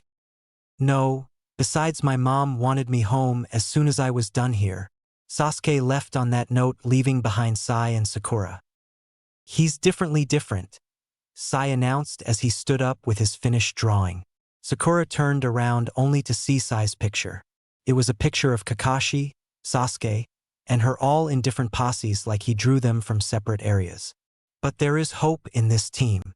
Sakura looked up and saw the sly little smile on Sai's face, making Sakura turn with an angry blush on her face. Sai, since I don't have anything to do and since I don't know you that well, would you like to go eat some ramen? Sakura looked up and saw Sai thinking about her offer before nodding his head. Sakura nodded her head as well, and the two of them left, heading for the only ramen store in town. XXX. Sasuke entered the Uchiha compound to already see his mother waiting for him outside in a kimono. Sasuke narrowed his eyes as his mother walked towards him with a smile. Come along, Sasuke, Mikoto gently said with her smile unwavering. We're going over to eat over at the Hyuga compound with Hayashi and his family. Sasuke walked along with his mother in a stunned silence until he regained his wits. Mikoto looked down at Sasuke as he stopped walking in confusion. Why? Why what, honey? Why are we eating with them? Sasuke questioned with narrowed eyes. And why are you so happy after what's happened to us? Mikoto's smile dropped as a cold demeanor fell over her. I, for one, want to celebrate with my friend over our family graduating to Genin, Mikoto stated with some anger. I don't want what's happened to our clan dictate how I act to others. Now, are you coming with me or are you going to eat by yourself? Mikoto stared at her son for a few more seconds before turning and leaving.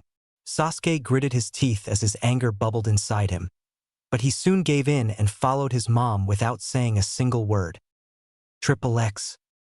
Kinkaku and Ginkaku finally stopped running and released Naruto and Suigetsu. Kinkaku grabbed a hold of the nearest tree and ripped it out of the ground before throwing it. How could we have been so stupid, Ginkaku? Kinkaku shouted out. We thought some common assassin who murdered only one man was worth that much. Kinkaku continued his rampage until barely any trees were left standing, and he was standing with anger radiating off him. Ginkaku sat down on a tree stump with a thoughtful expression on his face as he stared at Naruto and Suigetsu's confused expressions. We got lured into a trap, Suigetsu explained to the two as he gave them an angered smile. And now we have to get out of this area before whoever finds us does. Ginkaku stood up and grabbed his brother and took him behind the only tree that was still standing. Ginkaku looked out of the corner of the tree and saw Naruto and Suigetsu looking around at all the destruction. Ginkaku turned around and saw Kinkaku lying against the tree. I know, Kinkaku finally stated with a sad note in his voice. We can't keep endangering them like this. If who is following us does find us and kills us, there is no telling what they will do to Naruto. Ginkaku sighed as he joined his brother on the ground looking off into the sky. Kinkaku picked up a nearby flower and looked at it as the petals flew off into the wind. What do you think Naruto thinks about us? Ginkaku turned to his brother and saw he was troubled. Ginkaku frowned as he contemplated the answer. I can't give that answer, Ginkaku stated slowly. But I won't hesitate to ask him that before we do what must be done.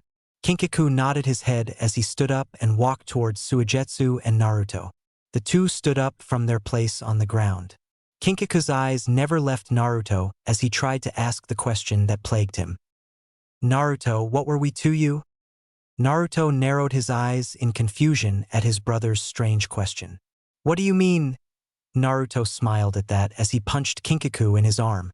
You are my family, the both of you. You took me in knowing what life I would have in Konoha. You kept me safe and helped me when I was in trouble. Isn't that what family does? Kinkaku's mouth twitched up into a smile as a small tear escaped his eye. Ginkaku gave his brother a slight pat on the back. Naruto, remember my words, Kinkaku finally stated. What we are about to do is to protect you and Suigetsu. We will meet you once it is all over and see that you are a strong ninja. Kinkaku looked at Naruto with tears in his eyes as he suddenly vanished and reappeared beside Naruto. Ginkaku and I have always loved you as a brother. Always remember that, little kid. Naruto's eyes widened as his brother's chakra-laced fist connected with his stomach, effectively knocking him out. Suigetsu made a move to help Naruto, but was stopped by Ginkaku, who was looking at him with silted eyes. Suigetsu looked back at Naruto only to see a faint glow slowly disappear from the boy. Kinkaku stood up with no emotion in his eyes as he walked towards Suigetsu. Listen to me carefully, boy. We are being hunted right now. Ginkaku and I will be holding them off as long as we can. Make sure you get yourself and Naruto as far away as possible. Suigetsu looked back at Ginkaku as he finally released the boy with a faint smile. What about you guys? Suigetsu questioned slowly. In fact, what about Naruto when I tell him what you guys did? Kinkaku chuckled faintly as he looked at Suigetsu with a sad gleam in his eyes. I don't know much, but I know enough about mind modification jutsu to implant over certain memories. Kinkaku gave Suigetsu one last smile, before it was replaced by a snarl that Suigetsu thought would haunt his memories. I want you to promise me two things, Suigetsu. 1. I want Naruto protected no matter what. And 2. I don't want him to remember the truth of what has happened today. Kinkaku walked towards Suigetsu, radiating killing intent with each step. Do you understand my words? Suigetsu couldn't say a word, but nodded his head. Good now. Go. Suigetsu jumped and went to work grabbing Naruto and leaving in a swirl of water. Kinkaku's mood immediately fell like a stone as he nearly fell, causing Ginkaku to grab a hold of him. Kinkaku looked down at the neat gold pendant with the kanji for family on it. Kinkaku smiled at that as two shadows fell behind them. Ginkaku smiled as he looked at his own pendant made from silver with the same kanji on it. I remember the day Dukaku gave us these. Ginkaku gently lifted his into the sun and turned it around, revealing another kanji for protector on it. He had kanji placed on them, one to express what we were to him, family. The other side explained what we were specifically. I was his protector, you were his comfort, and just for the fun we gave him a bronze one and what he was. Ginkaku chuckled, remembering the memory fondly. He was our little trickster.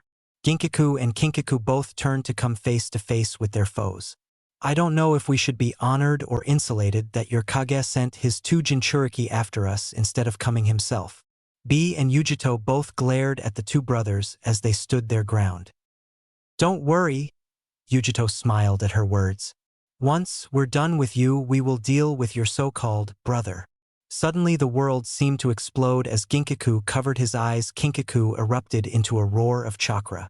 Kinkaku fell to all fours as the red chakra molded around until 6 tails were behind him. You will not touch him. Ginkaku smiled as his own Kyubi chakra came to surface around him. I think I'll agree with him. Ginkaku smiled, an almost demonic sneer. Even if you defeat us, you will not be in any condition to go after him. Forget even defeating him. We are family, even if one of us falls the other will finish you off. Ginkaku and Kinkaku pushed themselves off the ground and charged straight at B and Yujito as their own Bijou chakra covered them. Ginkaku and Kinkaku both thought the same thing before everything exploded into a bright light. Good luck, Naruto. Sarutobi sat and listened as Tazuna explained his situation to the Kage. Sarutobi listened intently to Tazuna until the man finished. Tazuna leaned back into his chair, but kept his eyes on the ground as Sarutobi continued to stare directly at him. So you need an escort to your home in Kuni no Nami? Sarutobi watched as Tazuna nodded his head slowly. If I may, why would you need an escort if you managed to get here without one? Tazuna gritted his teeth as he looked up at the kind Hokage who smiled sadly at him. Tazuna exhaled as he went about to explain the reason why. Kuni no Nami is under the control of a tyrant named Gato. Sarutobi nodded his head in understanding. He didn't know I left to go get supplies to finish the bridge that would free us from his control, but I fear that he has since realized my disappearance. Tazuna looked up at Sarutobi with an almost pleading look in his eyes. My town isn't rich because of this man, but if we can finish this bridge, then we can pay you whatever the price for the mission. Please, I've been to 2 other villages, but they all turned me down. My town needs this bridge to live again. Sarutobi looked out the window and gave off a sigh, knowing he would somehow regret this. If Gato is behind this, then one Genin squad is not going to cover it. Sarutobi looked at Tazuna as his head dropped. Sarutobi watched as the bridge builder stood up to leave. But I think 2 shall be sufficient in this endeavor. Tazuna turned around with a surprise in his eyes as Sarutobi nodded his head. I shall have the squads summoned here at once. Tazuna nodded his head with gratitude as he took a seat next to the door. XXX. Kakashi watched from the trees as his students caught the Torah for the 4th time in the same week. The team, to Kakashi's surprise, did well in the bell test. They almost failed it, but thanks to Sai realizing what the purpose of the test was, they passed it. Kakashi was happy with how his team was performing except for one thing. Sasuke.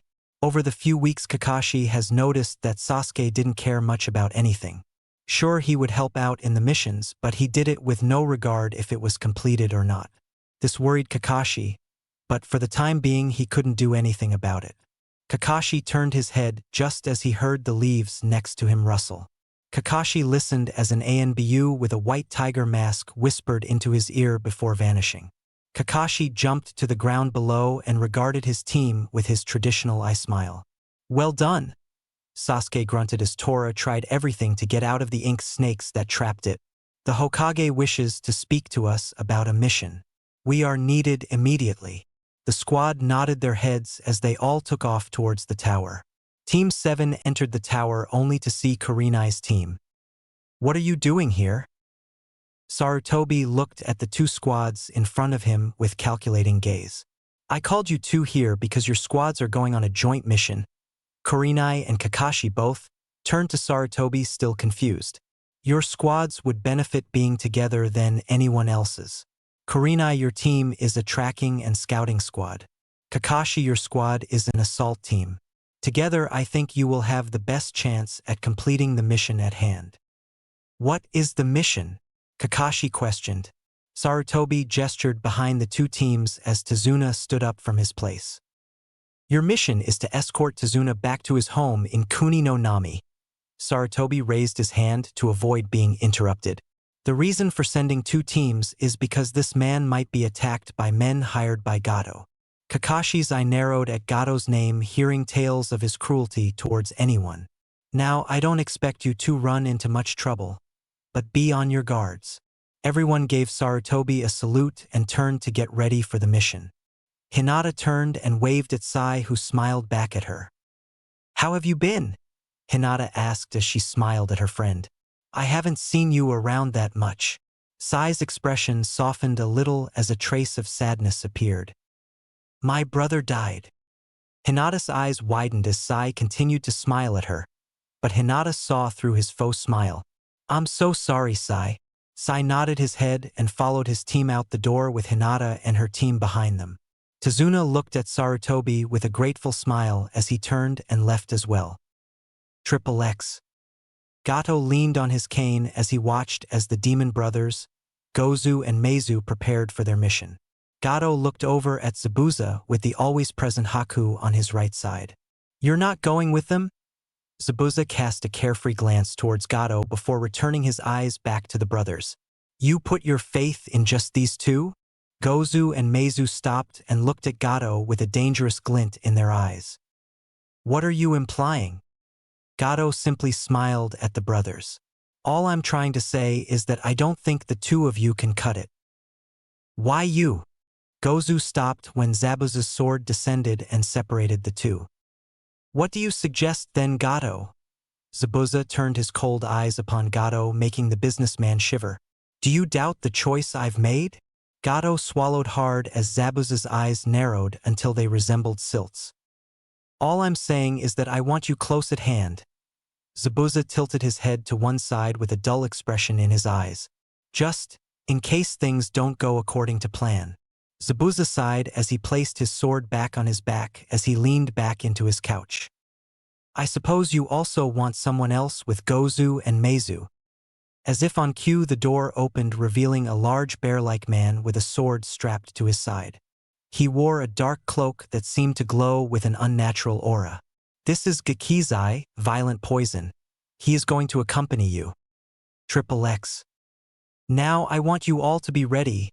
Kakashi trained his lone eye on everyone. "We might encounter mercenaries or other ninjas on this mission, so I want everyone to watch each other's backs. Understand?" Kakashi watched as everyone nodded their heads before turning towards Kurenai, who gave her own approving nod.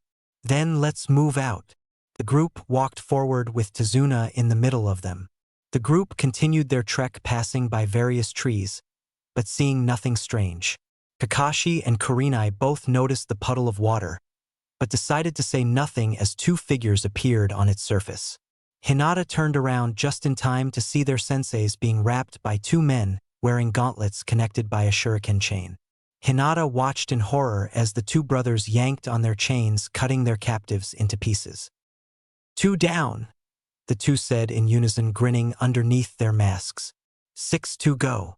Everyone turned around just in time to see the remains of their falling senseis fall to the ground. The brothers wasted no time and charged the small group of genin. Hinata's Byakugan activated as she dropped into her clan's fighting stance. Sakura pulled out a kunai and stood next to Tazuna. Kiba dropped to all fours along with his partner Akamaru. Shino stood in the back as his insects began to fly around him. Sai decided to fight along with Sasuke as the brothers continued to head straight at them. The brothers raised their poisoned claws as they neared the genin, but were stopped when a purple orb was dropped in front of them. The orb exploded, releasing its contents around Sasuke, Sai, and the two brothers. The brothers emerged out of the cloud, glaring towards the one who caused the disruption.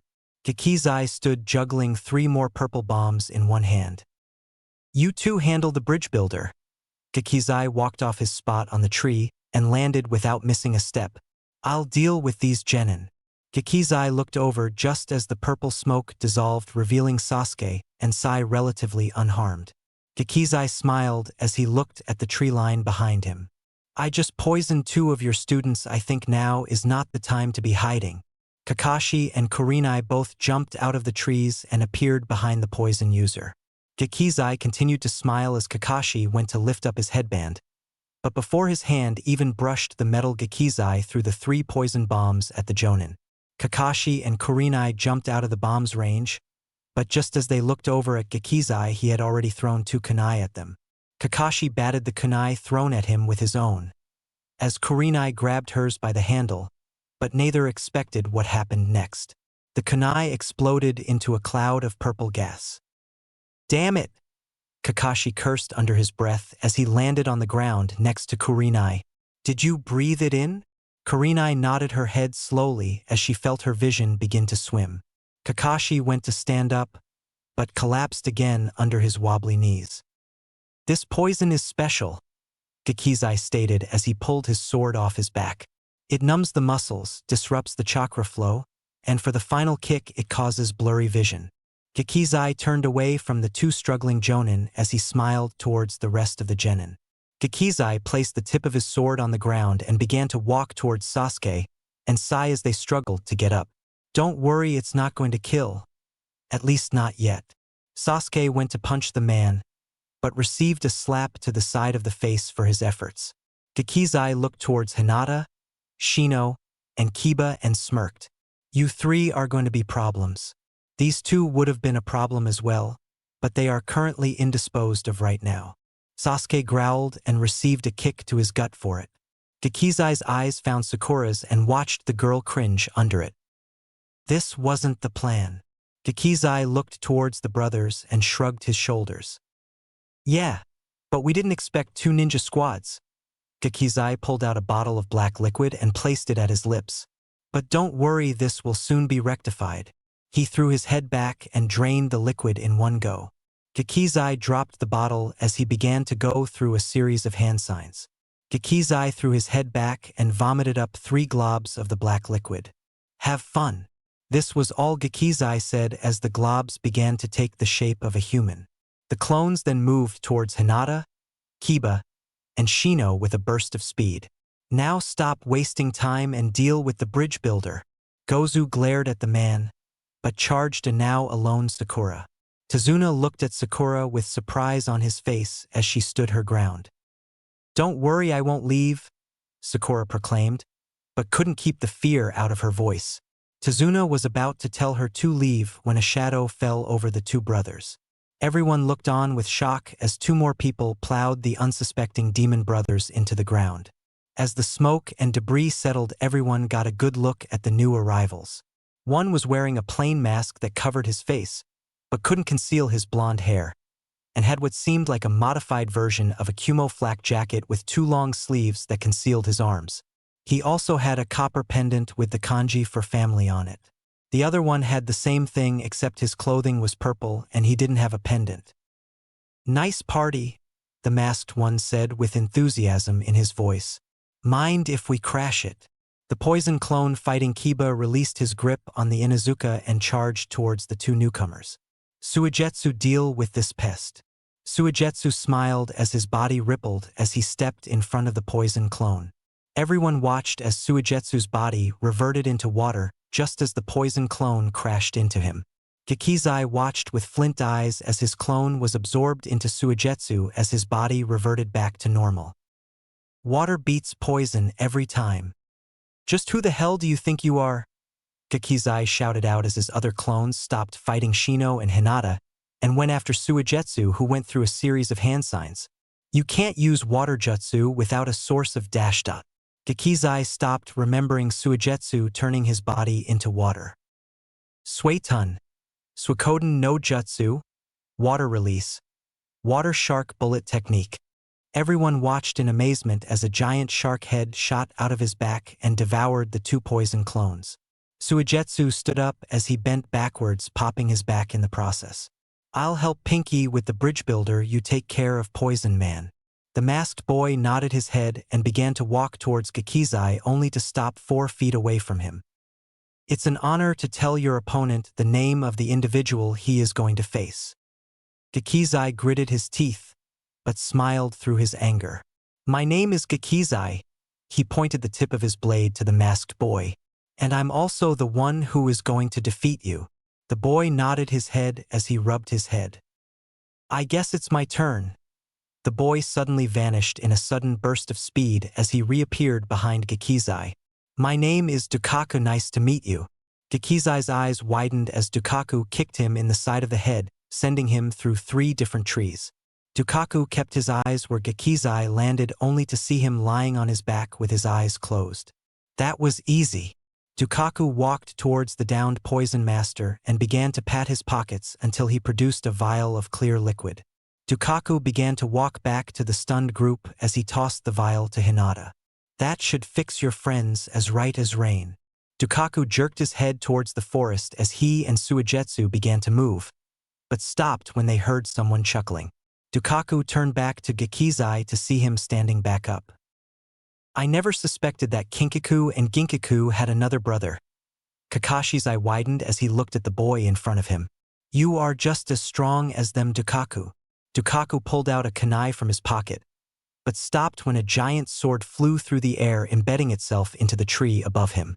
Suigetsu's eyes widened as he recognized the blade. "It's about time, Zabuza." Kakashi and Kurenai looked up at the man standing on the blade's handle. Dukaku turned his head just enough to look at Zabuza with one eye. Zabuza kept his eyes locked on Dukaku's face. "You are quite something," Dukaku announced with a happy tone. "I wouldn't mind getting into a fight with you." Zabuza reached down and grabbed his sword, and with a yank he dislodged the embedded blade. Dukaku turned his gaze back to Hinata, who was still holding the vial of liquid. "I told you give that to your team and then get out of here." Dukaku growled this out not in anger or hate, but it had a tone of worry in it. "How do you know that it isn't more poison?" Dukaku turned his gaze to Kakashi with a narrowed eye. "Because I studied about how to tell what is an antidote or not," Dukaku responded as he turned his gaze back to Zabuza. "Besides, I gain nothing from your group dying." With that, Dukaku charged Zabuza with his kunai raised. Suigetsu looked towards Gakizai, who was drawing a circle in the ground around him with a smile on his face. Kakashi watched as Dukaku blocked Zabuza's blade with his kunai, but heard him grunt in pain from the force. Kakashi closed his eye and sighed as he looked towards Hinata. "Give me the vial, Hinata." Kurenai looked at Kakashi as if he lost his mind, but he just gave her his eye smile. "Someone has to see if it is the antidote. Besides, those two are going to need help." Kurenai looked at Suigetsu and Dukaku as they both skidded across the ground before charging their opponents once more. Hinata approached Kakashi as she handed him the vial with uncertainty in her eyes. Kakashi grabbed the vial and took a small sip before giving it back to her. Kakashi stayed still for a while before standing up while clenching his fist. "It's working, but slowly." Kakashi gave her a nod signaling she was to give it to the others. "You're pretty good," Zabuza commented as Dukaku blocked a kick aimed at his stomach. "But I can tell you're holding back." Dukaku smiled as he shoved Zabuza's leg away before delivering a spinning kick to his ribs. Zabuza wheezed as he tried to catch his breath. Zabuza looked up and saw Dukaku descended on him with his kunai pointed directly at the man's neck.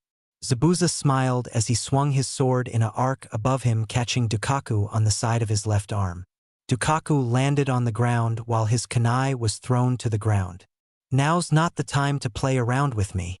Dukaku grabbed his arm as he turned towards the Konoha group. "Sorry," Dukaku announced as he stood up while tearing the sleeve off, revealing a completely healed wound. "I don't like getting others involved in my fights." Dukaku held out his right arm positioned like he was holding a sword with a smile. Zabuza watched in surprise as Dukaku's entire right hand was enveloped in a transparent yellow chakra. Dukaku swung his arm and the chakra shot forward, creating a sort of chakra. Futon. Shinken. Wind release. Vacuum blade. Zabuza smirked as he brought his giant blade up. "You want me to cut loose? Well, this is a more controlled version of me cutting loose."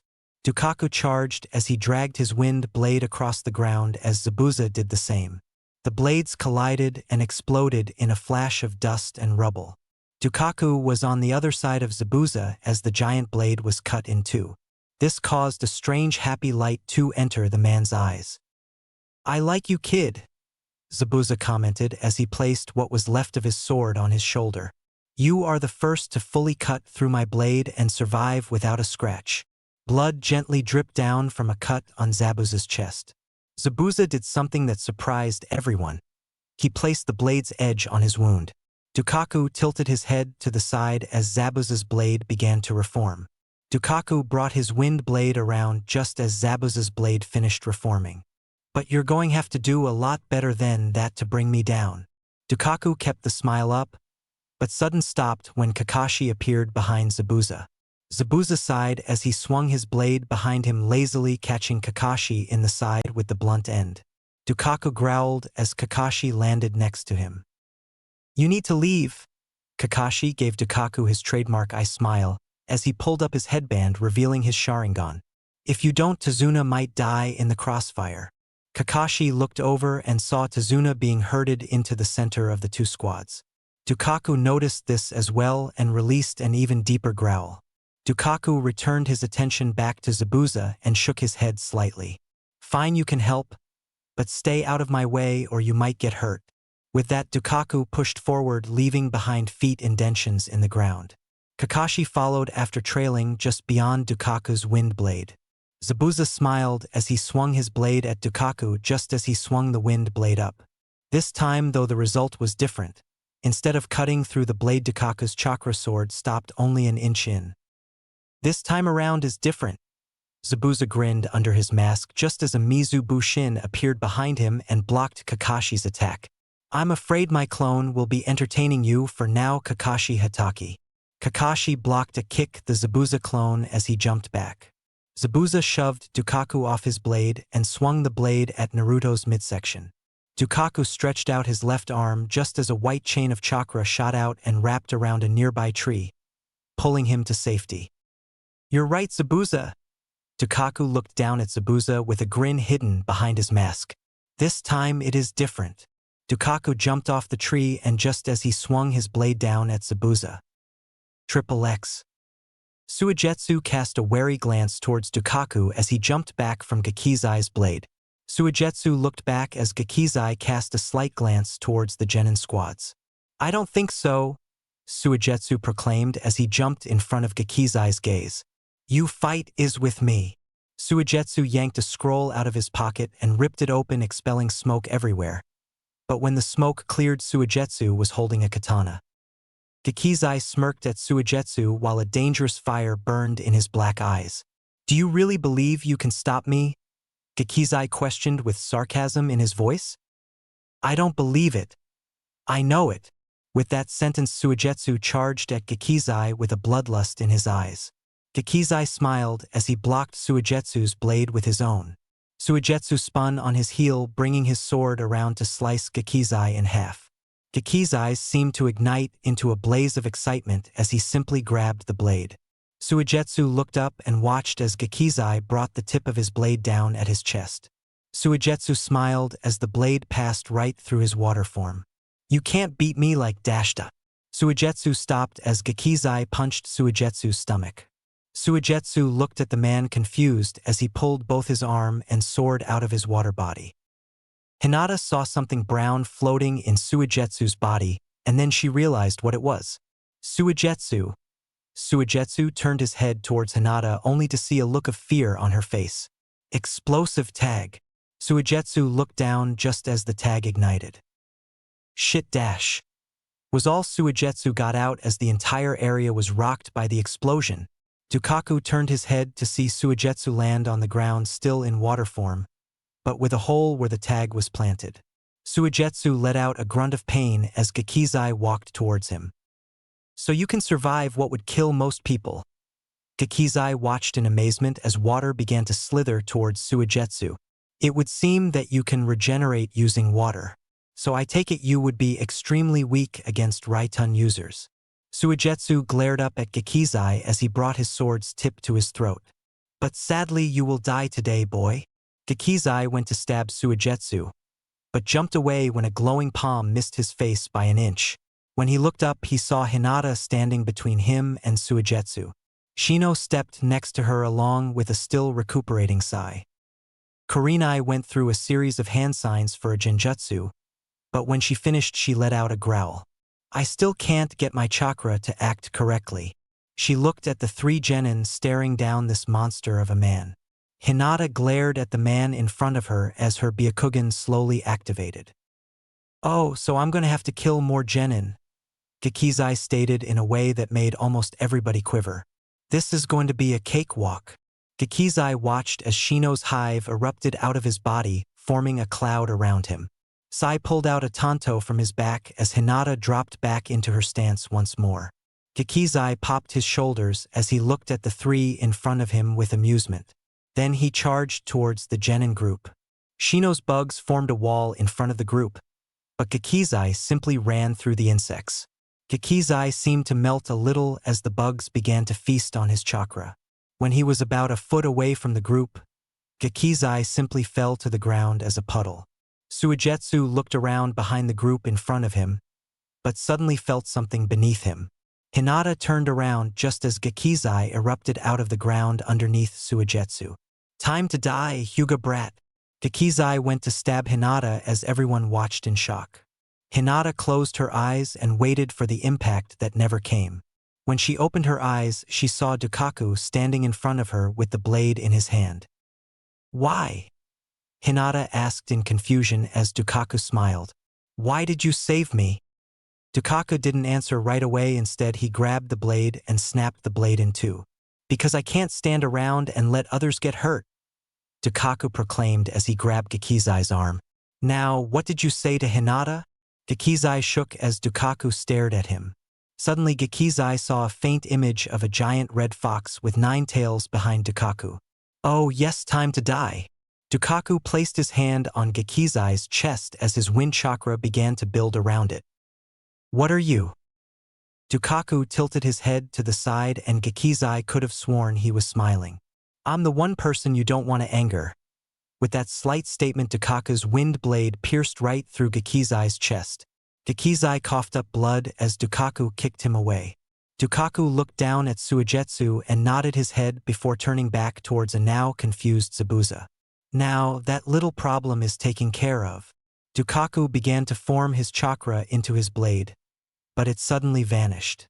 Dukaku looked down at his hand when he saw his vision begin to twist this way and that. Dukaku began to shake as he collapsed on one knee. Looks like doing that little stunt cost you. Dukaku looked up to see Zabuza standing over him. Poison is a very cowardly way of fighting. Dukaku smiled a little under his mask as Zabuza brought his sword up, but stopped when the blade end of Gekizai's sword stabbed him in the arm. Zabuza turned to see Kakashi next to Dukaku. Zabuza smiled as he jumped back, pulling the poisoned blade out of his arm.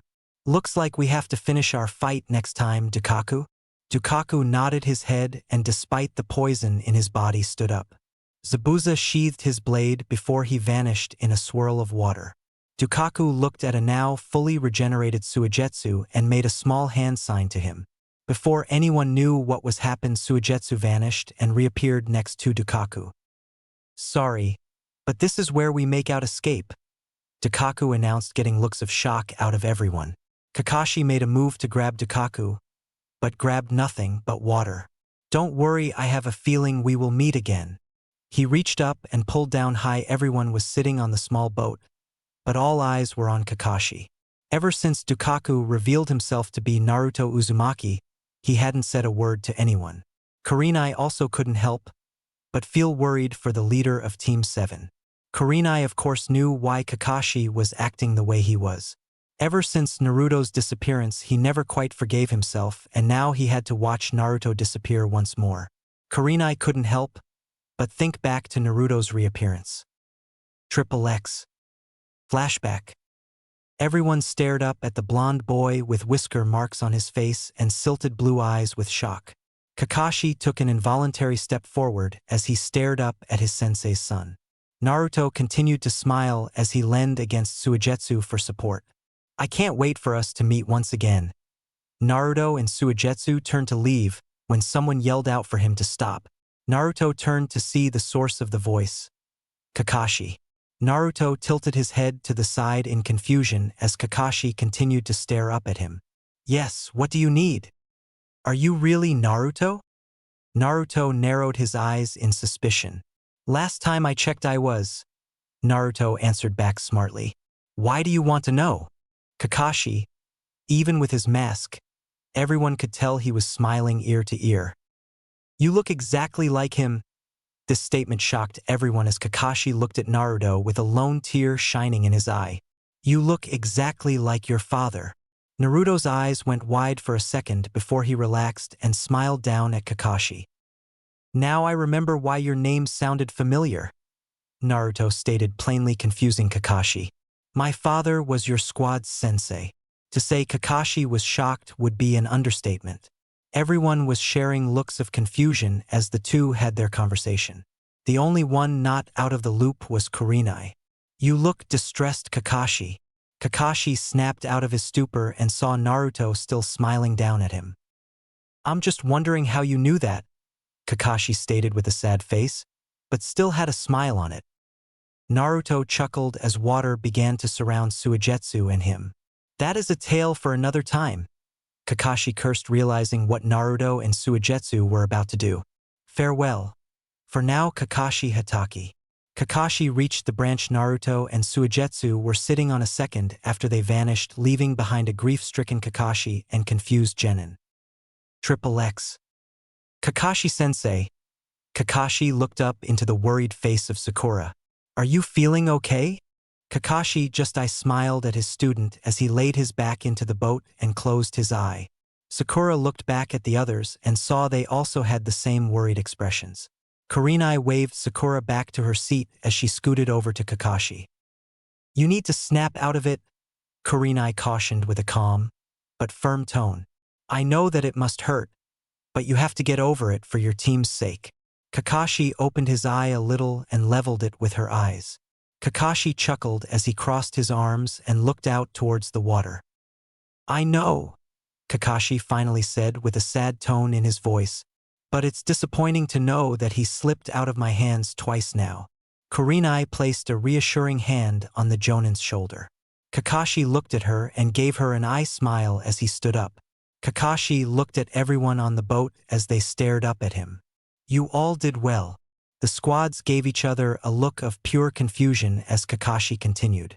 You all tried to preserve the mission, but you also didn't abandon your team. Kakashi turned his eye toward his team and smiled under his mask. Some of you already know how I feel about people who abandon your team for the sake of the mission.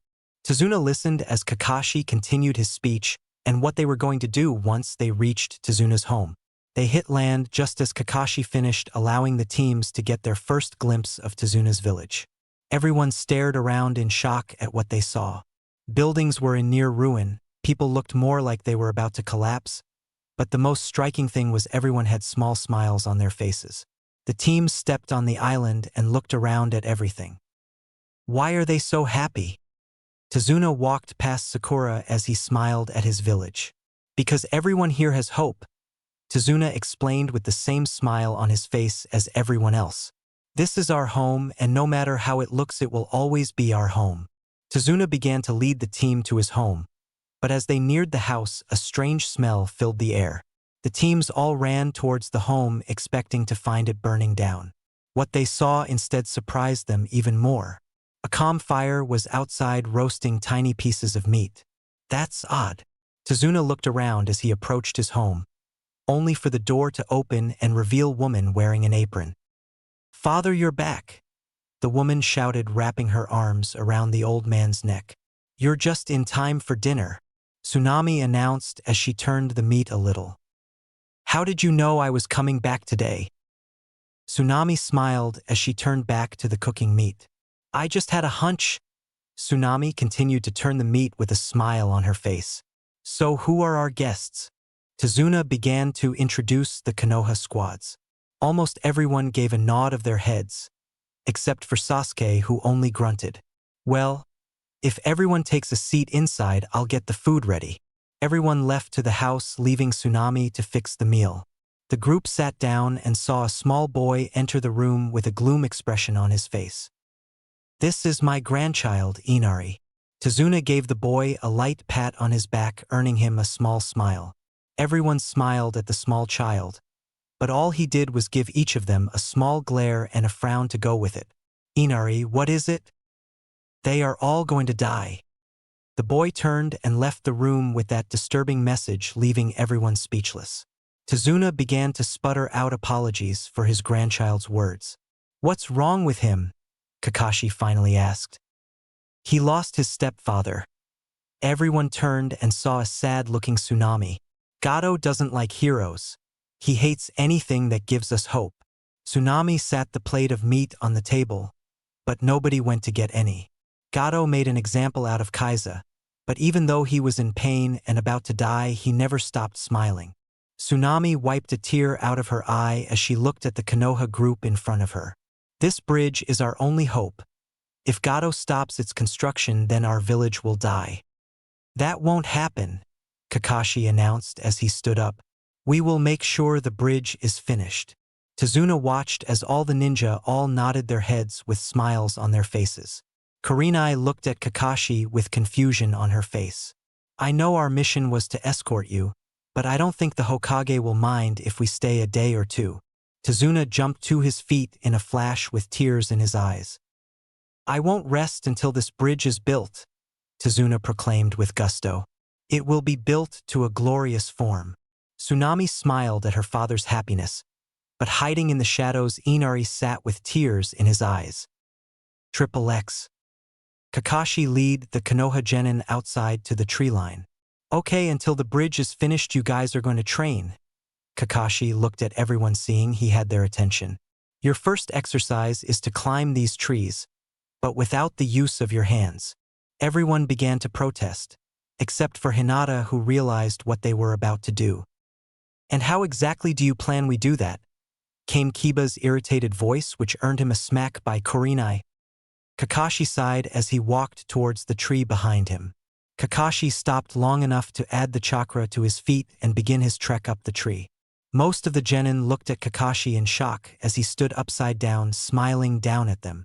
Now, with that, Kakashi released his chakra and fell to the ground, only to spin at the last second on land on his feet. I want you all to pick a tree and try to walk up it using only your chakra. Oh, and one more thing, mark the place you reached before you fall with a kunai. Everyone nodded and began to try the exercise. Right from the start, Kakashi watched as almost everyone fell to the ground or cracked the bark of the tree. Kakashi shook his head, but noticed 3 of the genin were gone. Kakashi, is this good enough? Kakashi looked up and saw looking down at everyone was Hinata. Below her was Sakura, and then third was Sai. Kakashi had to admit he knew Hinata would have done fine with the exercise, but the 2 that surprised him was Sakura and Sai. All the other genin were left with mixed emotions. Some were happy for the 3, but others were left with a jealous feeling. Do you want us to continue, Kakashi-sensei? Sakura let out a sigh as she collapsed on the branch she was sitting on. Kakashi chuckled as he waved for the 3 to come down. No, you 3 have done enough today. So what do you want us to do? Sai questioned as he pulled out a drawing book. Well, first we are going to help Tazuna pick up some stuff needed for the bridge, Kakashi stated as he crossed his arms as he had a thoughtful look on his face. Then, you are going to return here to help the ones who need improvement. The 3 nodded their heads and followed the jonin towards the house. Triple X. Tazuna left the store with the needed supplies as he nodded towards Kakashi. Kakashi moved his head a little and Sakura, Hinata, and Sai all joined up with him. Hinata was walking next to Kakashi when she ran into a pretty girl in a kimono. I'm sorry. Hinata looked up and saw the girl was just smiling at her. No problem at all. She left with that carrying a wicker basket.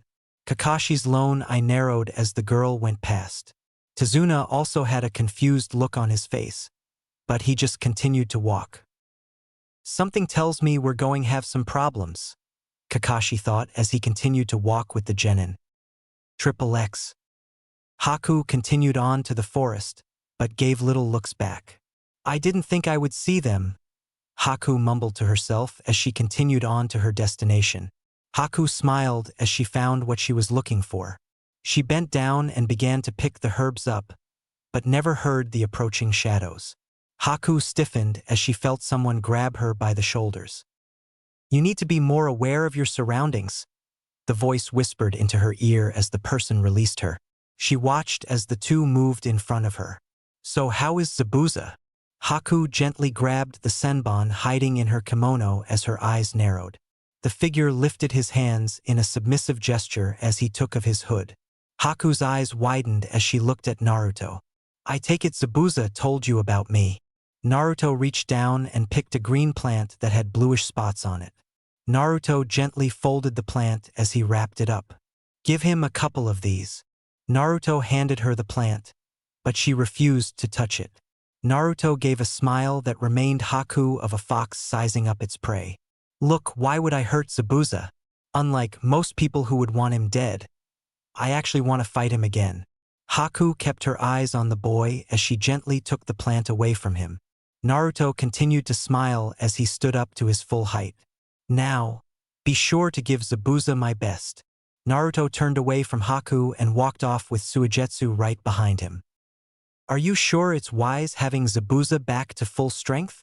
Naruto just smiled even bigger as he walked back into the forest, leaving Haku behind. Triple X. Zabuza opened his eyes as Haku walked in with a weary smile. How are you, Zabuza-sama? Haku questioned. How do you think I am? Zabuza answered back harshly. I feel like my body is melting. My muscles hurt, and I can barely see. Haku nodded her head solemnly as she pulled out the bowl holding the crushed herbs, including the herb Naruto gave her. Zabuza looked at the green liquid, causing him to squirm a little as the foul smell hit his nose. What is that? Haku smiled at Zabuza's worried expression. It's going to make you better.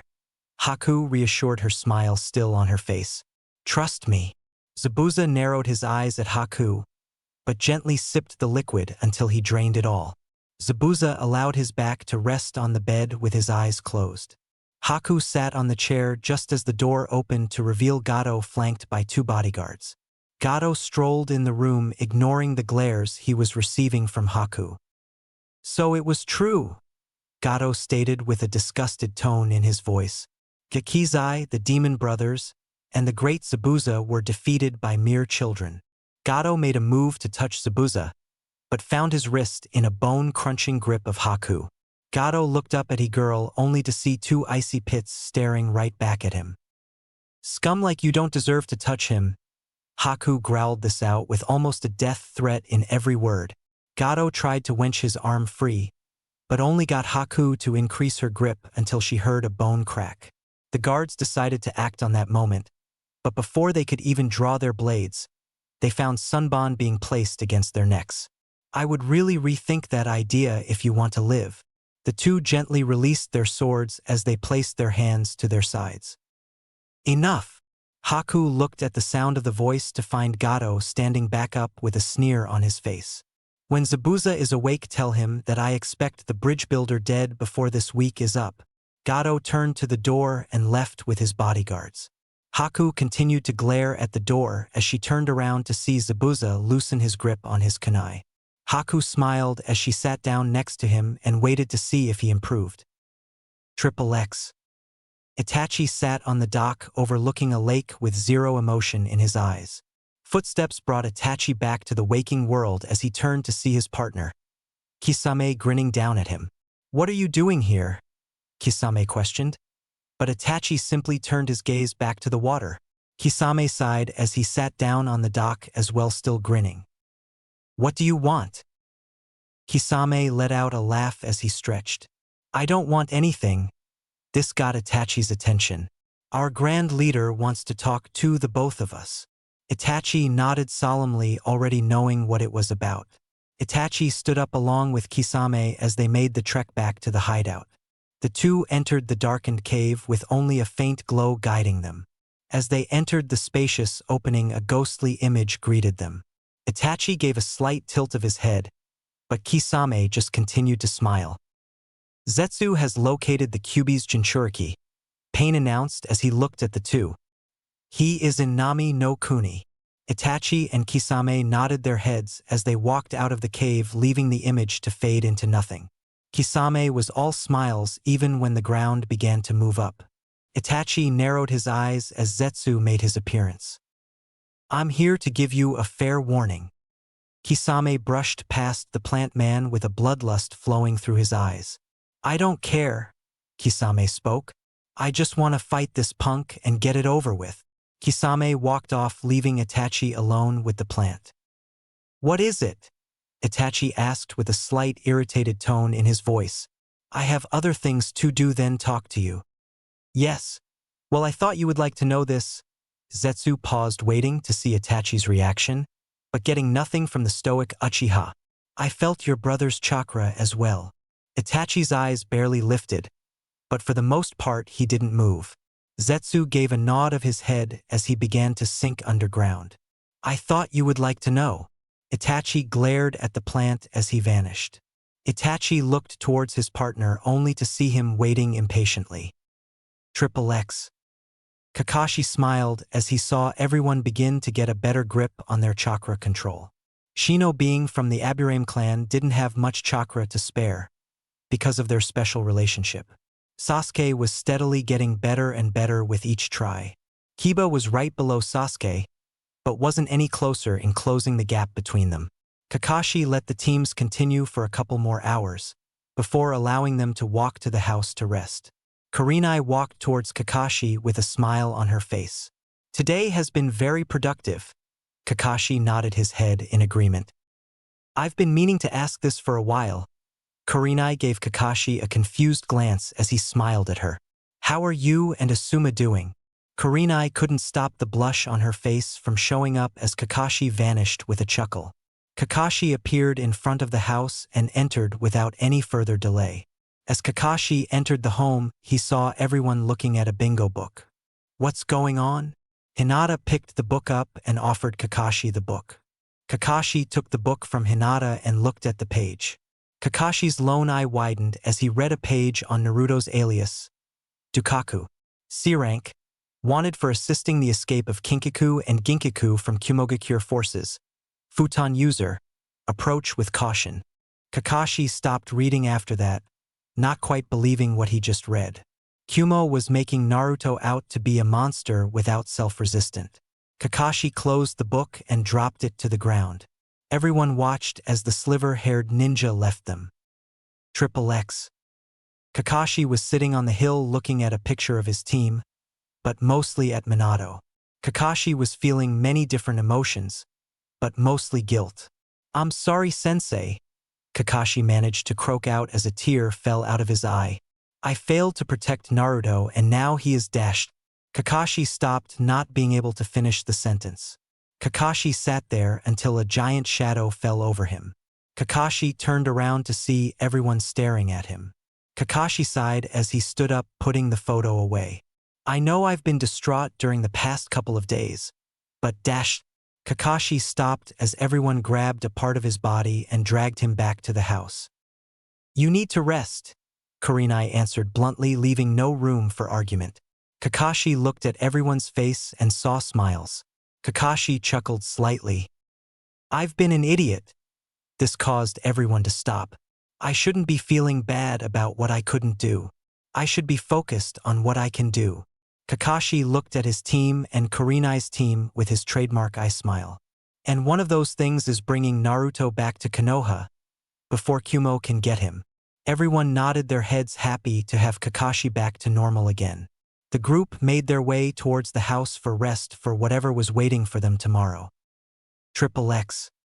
Naruto nodded his head from his spot on the tree above where Kakashi was. Naruto was about to make his way down when Suigetsu appeared next to him. Is everything ready? Naruto didn't bother looking at Suigetsu, but was still smiling.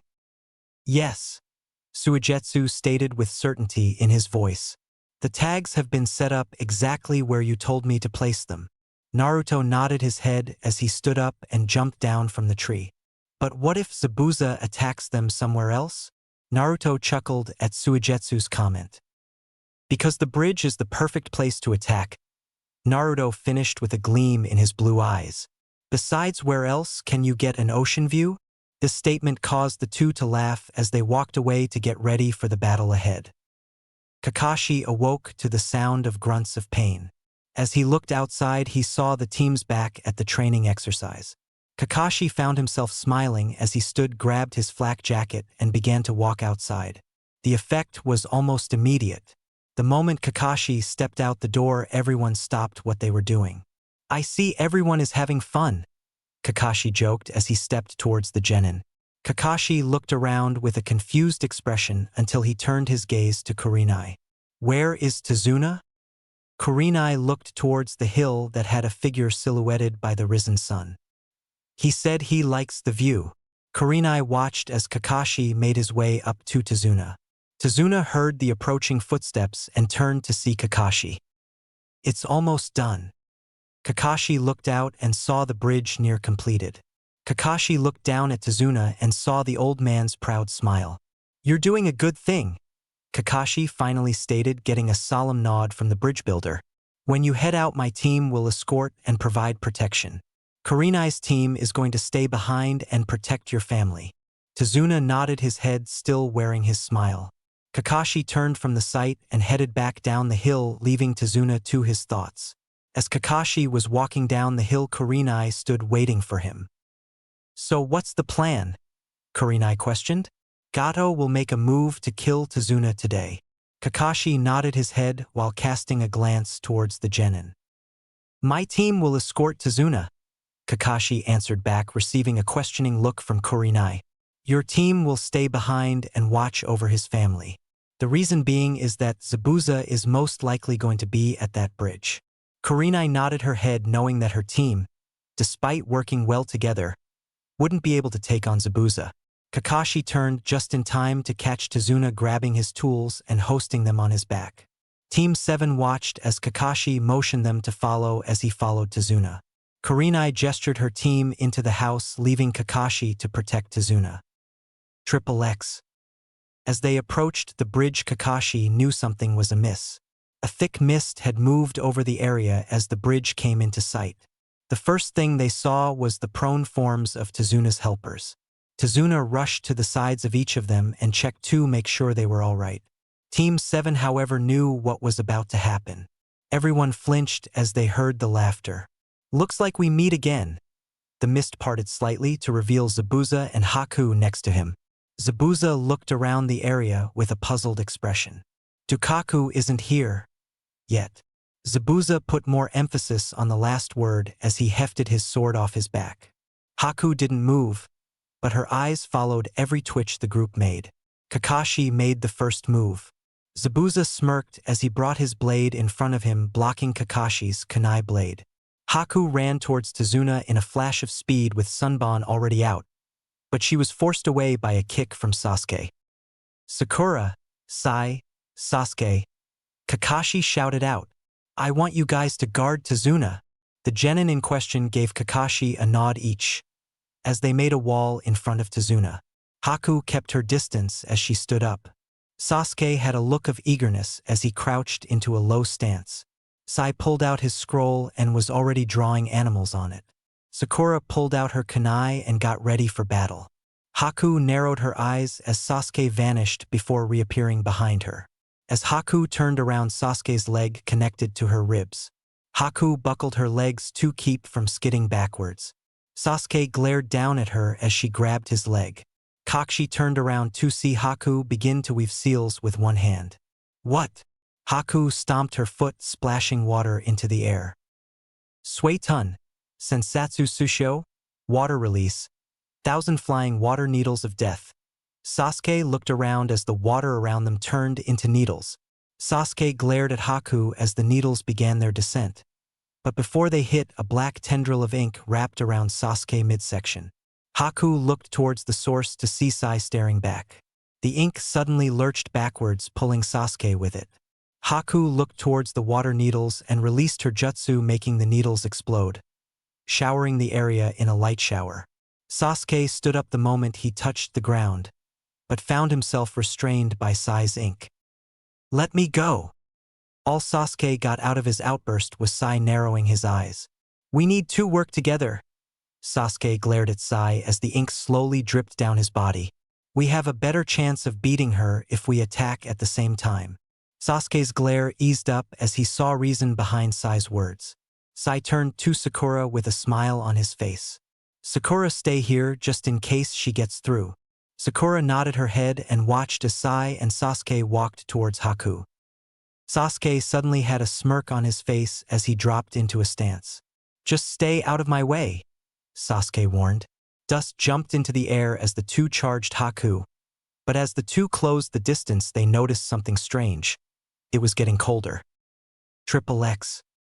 Kakashi kicked Zabuza away, avoiding his blade at the same time. As Kakashi landed on the ground, he looked back towards Sasuke and Sai. Kakashi's ear twitched as he heard the sound of the air whistling around something. Metal meet metal as Kakashi blocked Zabuza's strike. "Your worry will soon be over." Zabuza's words echoed through Kakashi with an eerie meaning. Haku is about to get serious. That is when Kakashi felt the chill. Kakashi shoved Zabuza away as he jumped backwards, getting distance from the swordsman. The ground shook a little as Zabuza stabbed the blade into the bridge. Kakashi brought his blade in a defensive stance ready for Zabuza's attack, but the man just flicked a finger behind Kakashi. Kakashi turned his head slightly to see what Zabuza just pointed at. The kunai in Kakashi's hand dropped at what he saw. Sasuke and Sai were both inside a dome made out of ice mirrors. Does she have a Kekkei Genkai? Zabuza finished with a smirk. Yes, and let me tell you this. Those two are going to die. Before Kakashi knew it, Zabuza was standing in front of him with the sword an inch of Kakashi's chest. Don't get any ideas. If you move in their direction, I'll kill the bridge builder in a second. Kakashi's eye narrowed as Zabuza placed the blade back on his shoulder. Kakashi stole one last glance towards his students before charging Zabuza. Triple X. To say Sasuke was angry would be an understatement. Nothing Sasuke did could melt or break the sheets of ice surrounding Sai and him. All around the two trapped genin were images of Haku. There is no escape. Haku's voice echoed around them. Just give up.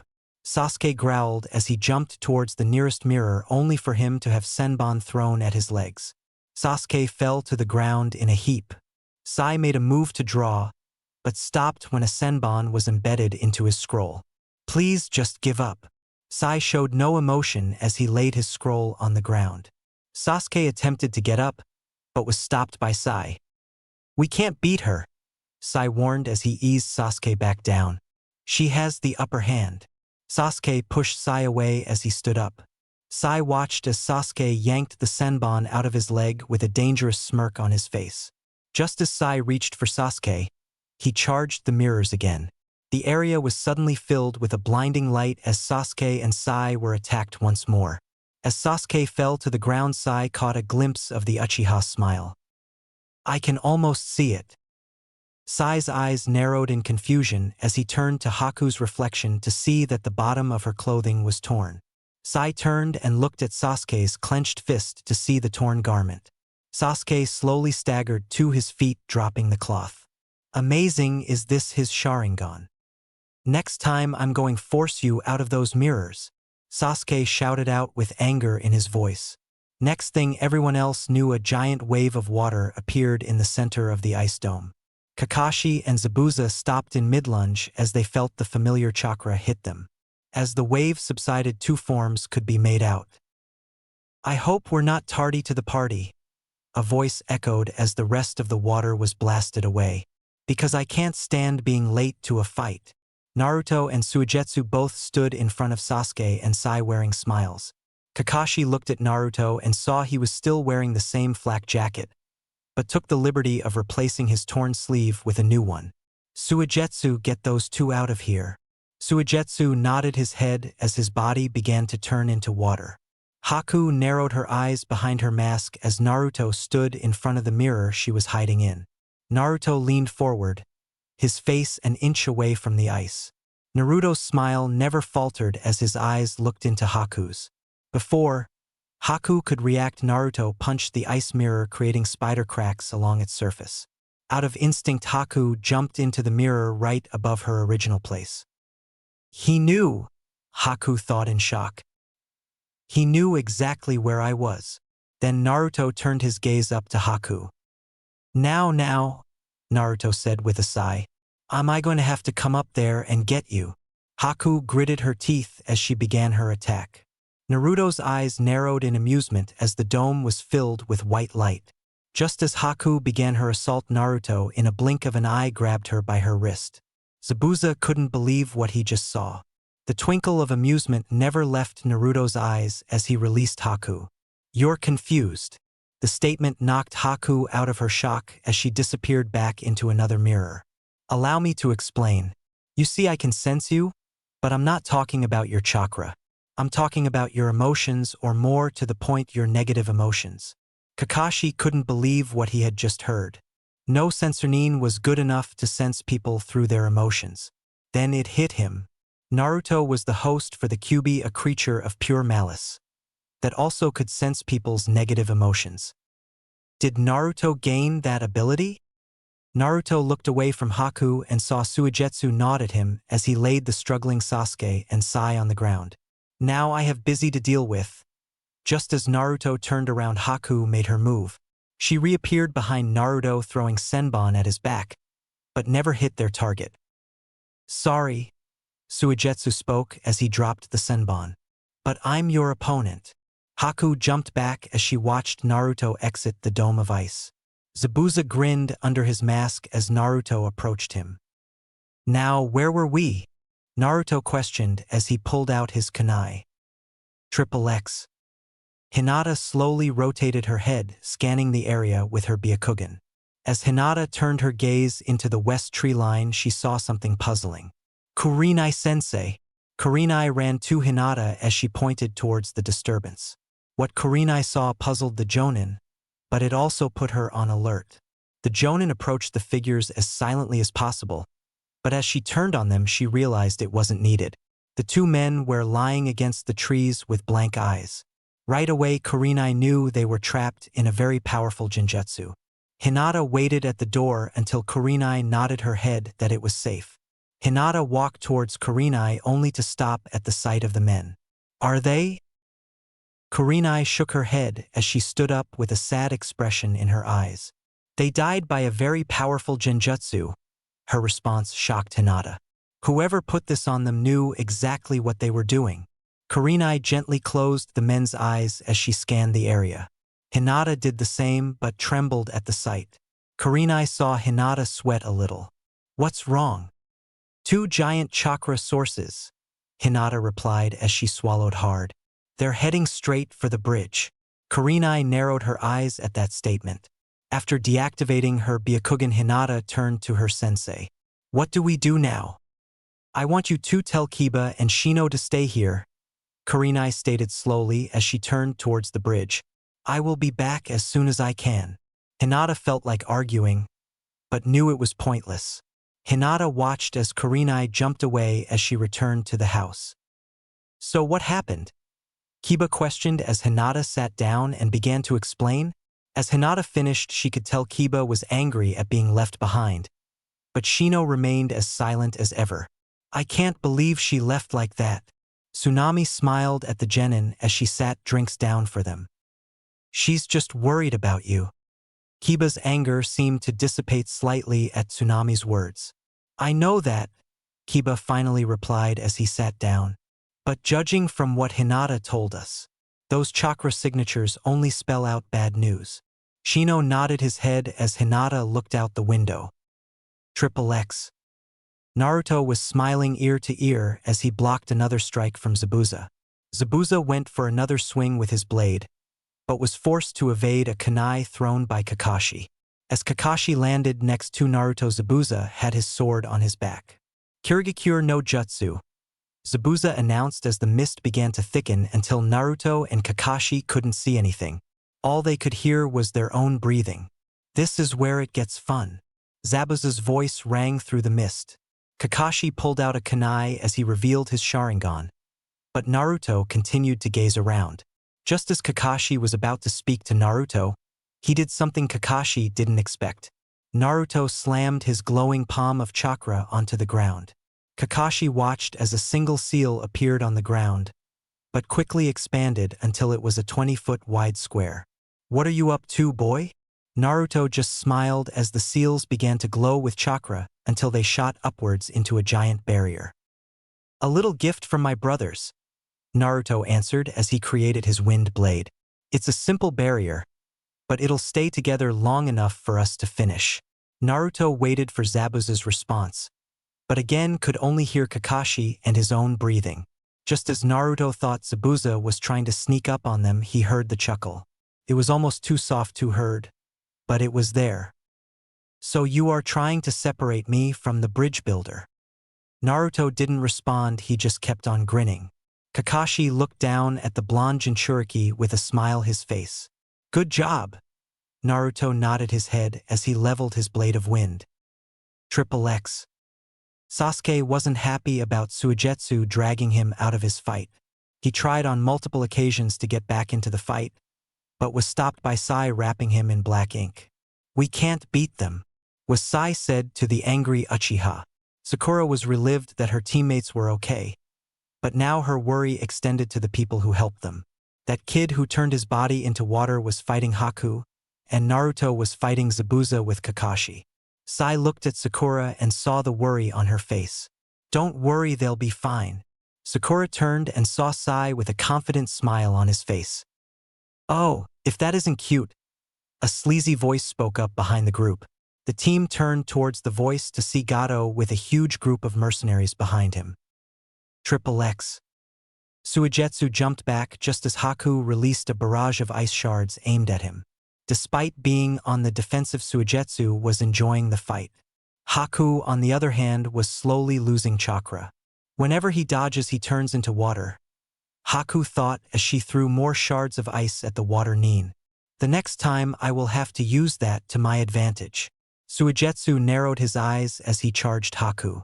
Just as Suigetsu swung his sword at Haku, she threw her Senbon at Suigetsu's eyes. Out of reflex, Suigetsu reverted his body into water. But just as his body was turning back, Haku placed her hand into Suigetsu's chest. What are you doing?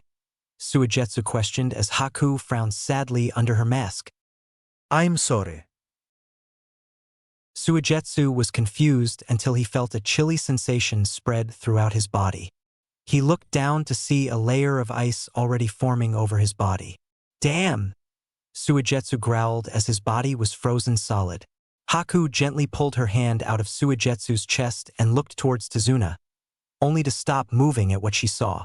Gato was standing next to Tazuna with Team 7 restrained. Hello? Gato said in a voice that betrayed his plan. Where is your master? All of a sudden the area shook as a small explosion caught everyone's attention. They all looked towards the glowing barrier, only to see it shatter. As the mist cleared, 3 figures broke through the fog. Naruto and Kakashi clothing was torn and ripped, but Kakashi was the only sporting any sort of injury. Zabuza had one arm hanging limp on his left side and sported a gash that went down his eye. Haku then did the one thing she shouldn't have. She turned her back on Gato. Zabuza-sama. Zabuza turned just in time to see a brave mercenary run up to Haku and place something on her back. Haku turned on a dime and froze the man in place, but suddenly collapsed. What dash dot?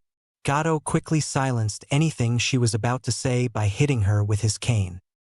I have plenty of resources, girl, Gato growled in anger. I paid no expense to deal with you too. Gato glanced up to a now angered Zabuza, but just as Zabuza took a step forward, a blade was pressed against Haku's neck. Zabuza stopped despite everything, something Naruto didn't miss. Gato couldn't keep the smile off his face. I've brought many different ceiling tags in order to keep you two under control. Tazuna's hand twitched towards the hammer on his belt, but received the blunt end of a spear in his gut for it. Kakashi looked towards his students as they looked at the blades pressed against their skin. The only one not in angry was Naruto. In fact, he was smiling. Gato's eyes narrowed at Naruto. What's funny, so funny? Naruto shrugged as he pointed towards Suigetsu in his ice tomb. Ask him. Naruto's cryptic message angered Gato further as he pressed the blade harder against Haku. Stop with the riddles? Gato shouted in anger. A hand was suddenly placed on Gato's shoulder, silencing the man. Gato turned his head slowly towards the hand's owner, only to see Suigetsu staring back at him. It wasn't a riddle. Suigetsu smiled down at Gato. Before anyone could react, Suigetsu's blade pierced Gato's left shoulder, forcing him to drop his blade. Suigetsu turned his head to Team 7 as he threw Gato at the mercenaries holding them. All but one mercenary was hit. He quickly drew his sword back and went for the kill on Sai, but found his blade unable to move. He looked up to see the glaring eyes of Kakashi. Kakashi grabbed the man by his shirt and threw him off the bridge, before going to work freeing his team. All the while, Naruto had taken the liberty of taking the tag off of Haku. After asking Haku was she okay, Naruto stalked towards Gato. Naruto looked down at the cowering man with the same smile as before. Gato looked around for his mercenaries, but found they had all fled.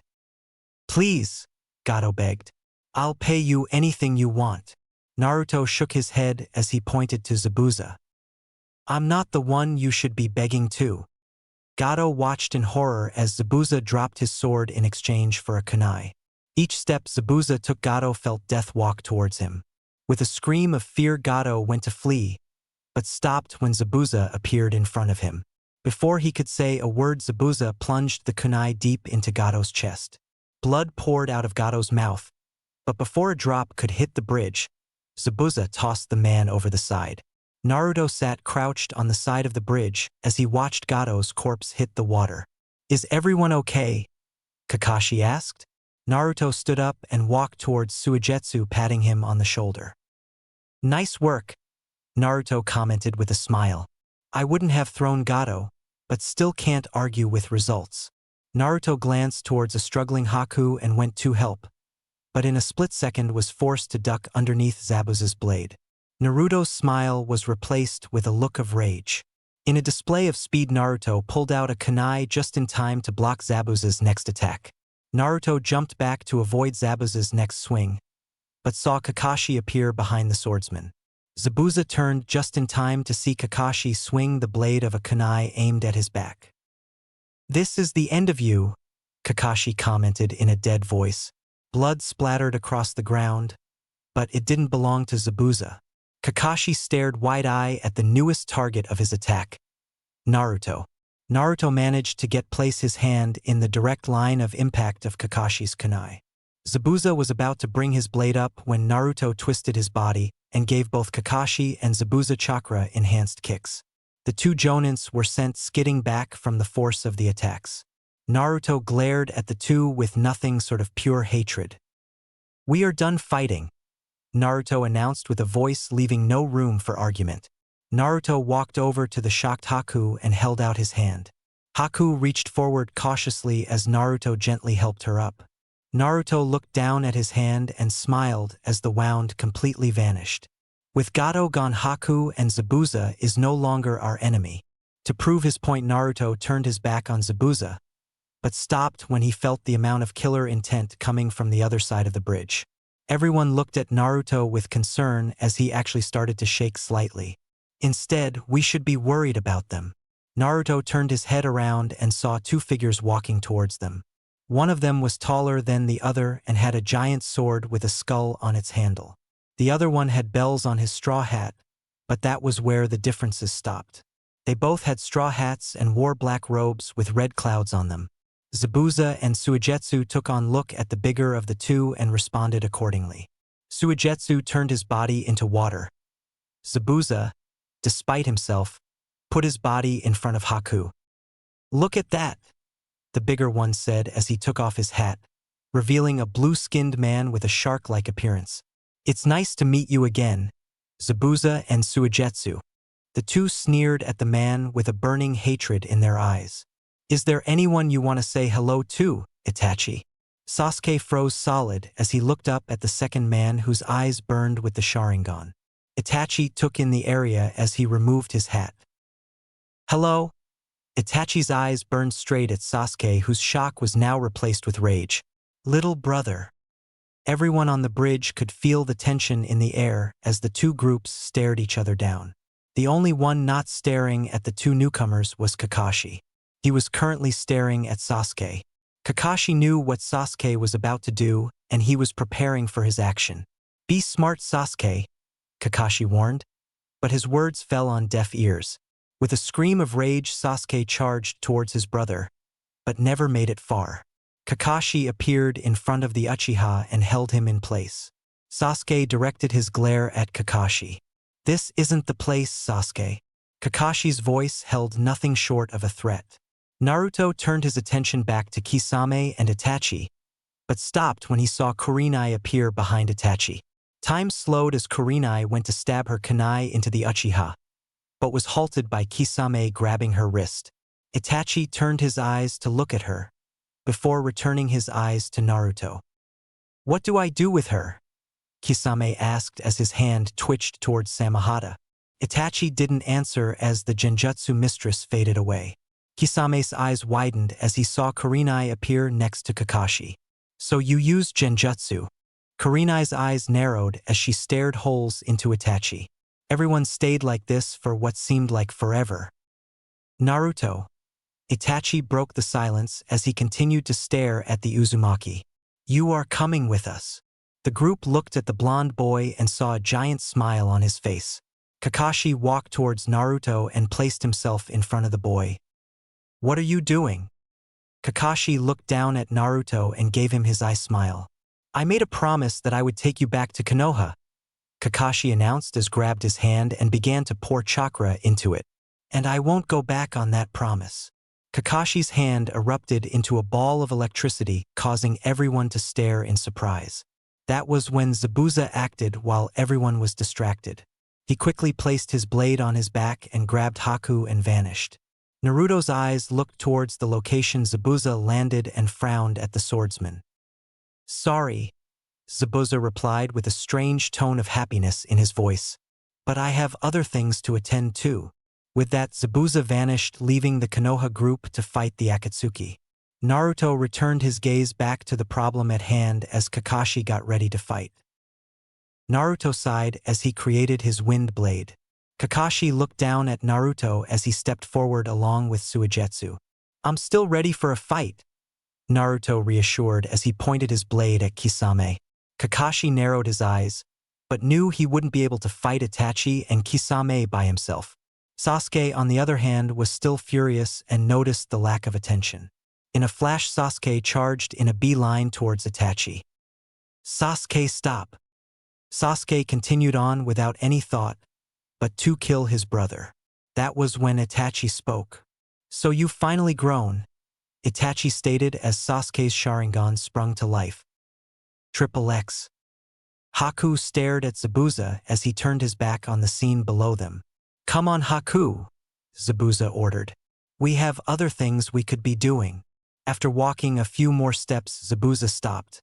He turned around to see Haku still staring at him. This was unlike Haku, and it puzzled Zabuza as he turned around. Why? Haku asked. We can help them. Why are we leaving them? Zabuza didn't know how to react. He stood Haku, basically asking him to help the people who just a few seconds ago were enemies. I thought I told you this, Zabuza said with a twinge of anger in his voice. That if I get a chance to escape, I'm taking it. Even at the cost of the boy who saved you. Zabuza didn't speak for a few seconds, but walked slowly towards the young girl. What are you talking about?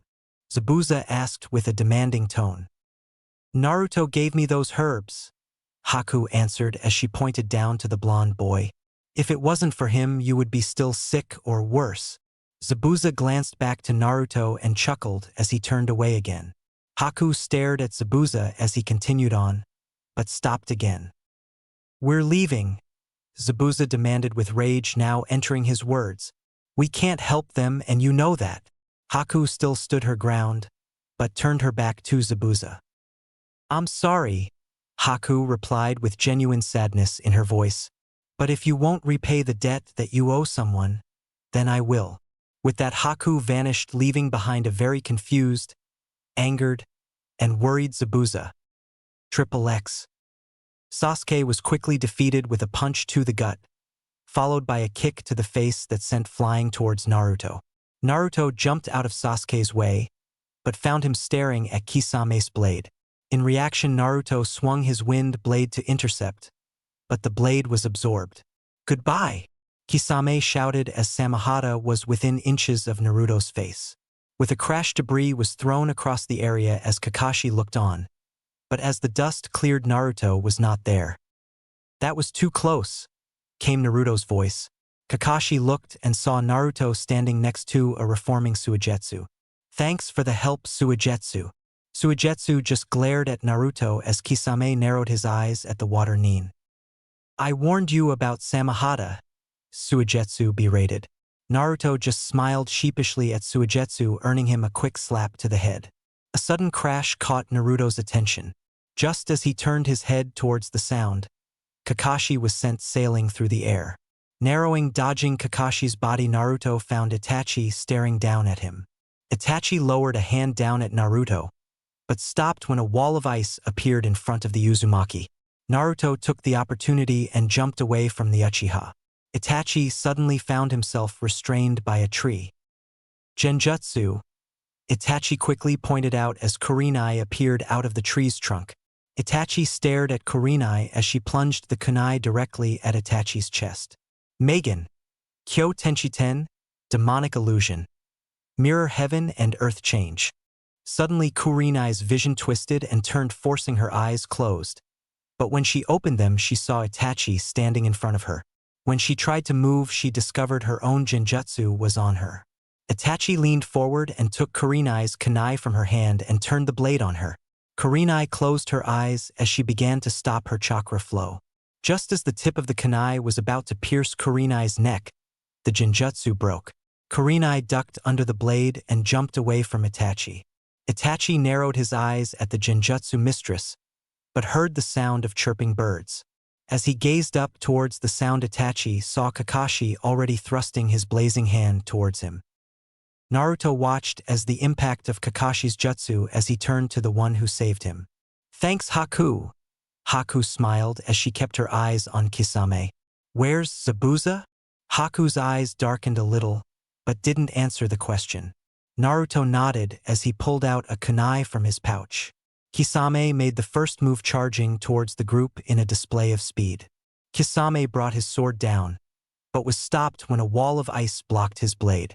He turned around just in time to grab Suigetsu's arm and fling him into the wall, shattering it.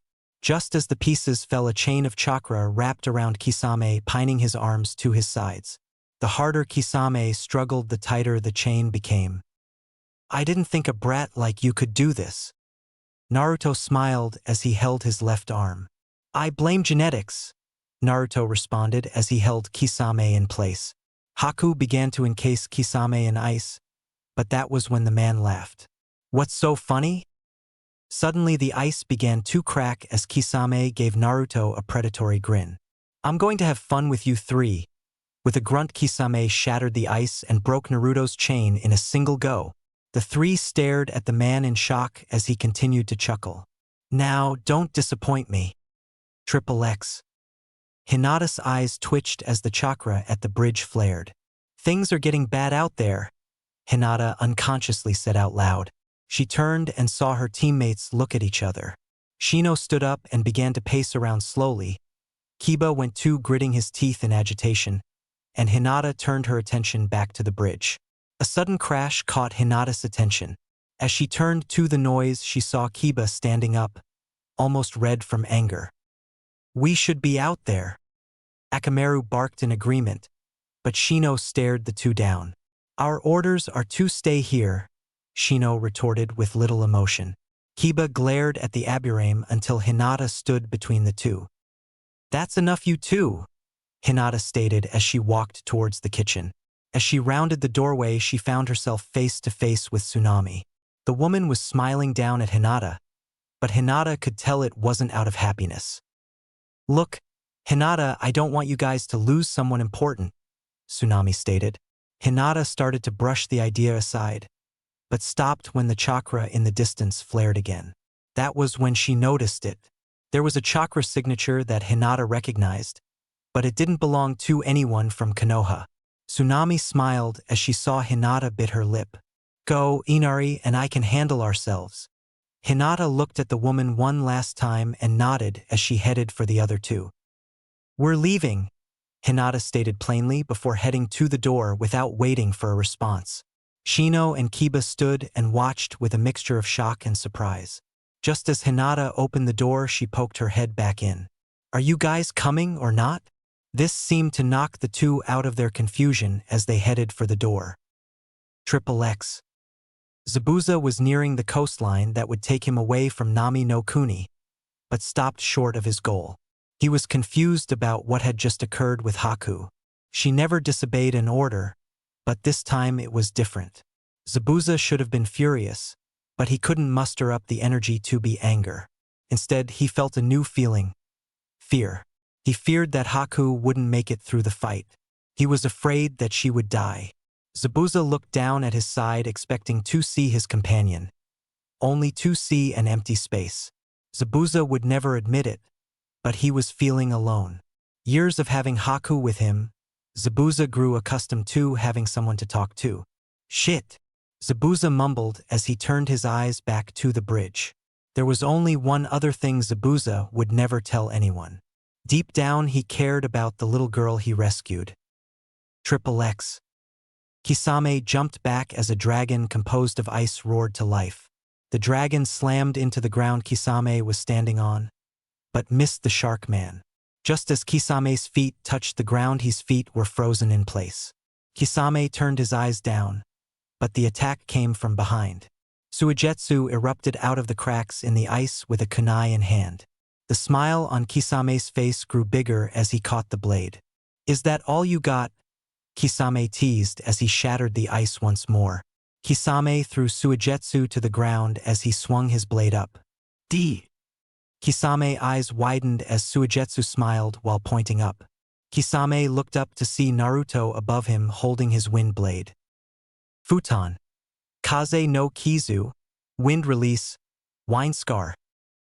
Naruto swung the blade down, pointing the tip to Kisame. In a flash, the blade shot forward before gouging the place Kisame was in an instant. Naruto landed on the ground, catching his breath, but was smiling as Suigetsu reappeared next to him. "You're lucky I turned back into water," Suigetsu retorted as Naruto chuckled. Then Naruto saw something that turned his blood cold. Kisame's figure slowly emerged out of the dust. The man was fine. There wasn't even a scratch on him. The only evidence he was even in a fight was his torn cloak.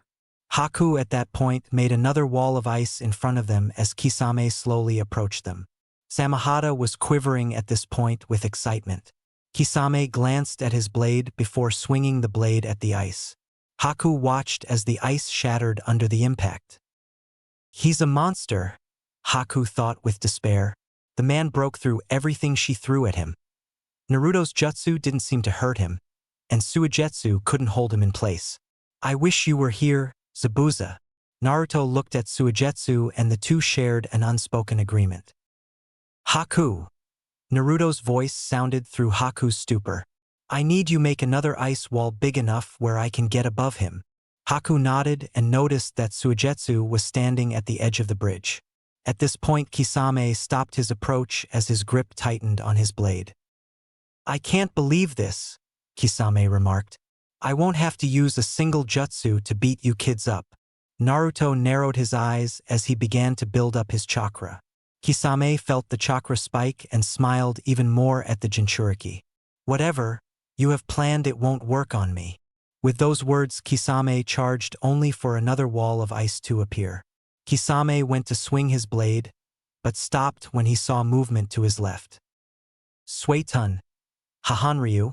Water release. Tearing torrent. Suigetsu shouted out as a spiral of water appeared around him. Kisame turned towards Suigetsu and brought Samahata around just in time to hit the water wave. Suigetsu staggered a little from the sudden chakra depletion, but was still smiling.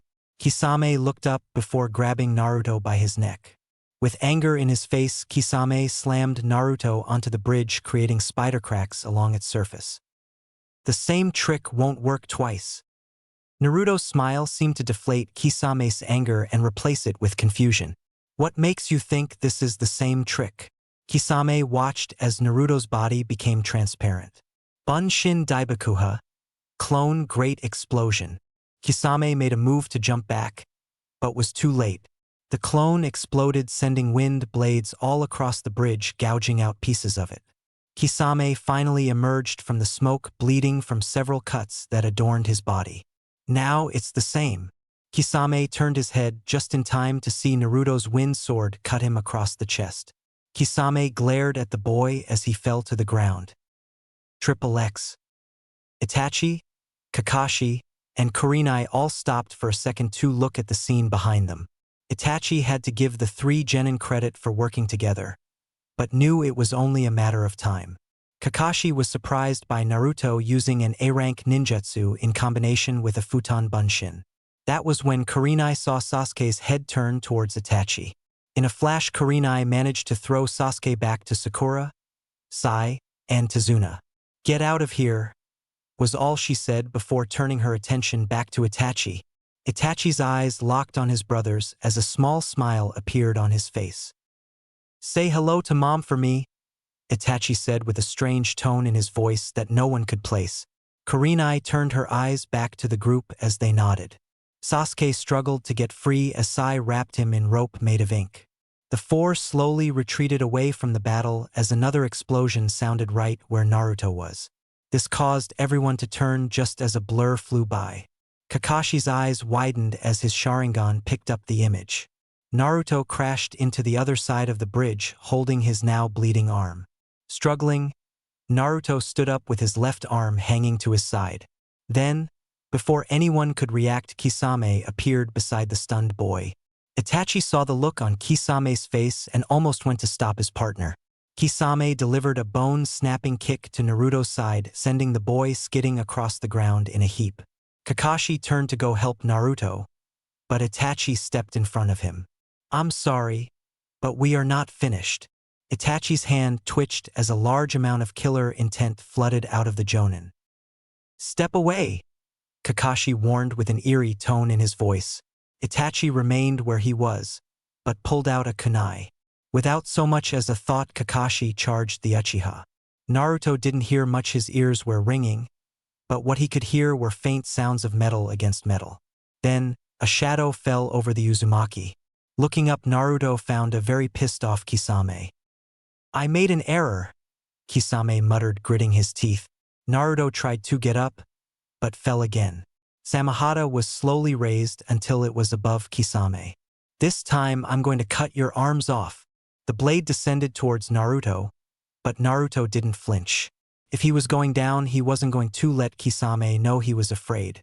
The impact shook the bridge, but the attack never made contact with Naruto. A dome of ice had formed around Naruto with Haku and Suigetsu inside. Naruto turned and saw Suigetsu's arms frozen solid. "He's using his body to strengthen the ice," Naruto thought with some surprise. Haku let out a shallow breath as she staggered as Kisame lifted his blade again, only to bring it down again. Naruto's eyes narrowed as spider cracks began to develop along the ice. "It won't hold up for much longer." That was when the smile returned to Kisame. "It's over." But just as he brought the blade up, a shadow fell over the shark Nin. Kisame turned his gaze up only to be forced to block a giant sword. "No one is hurting those two." The voice of the one person no one thought would return rang across the bridge.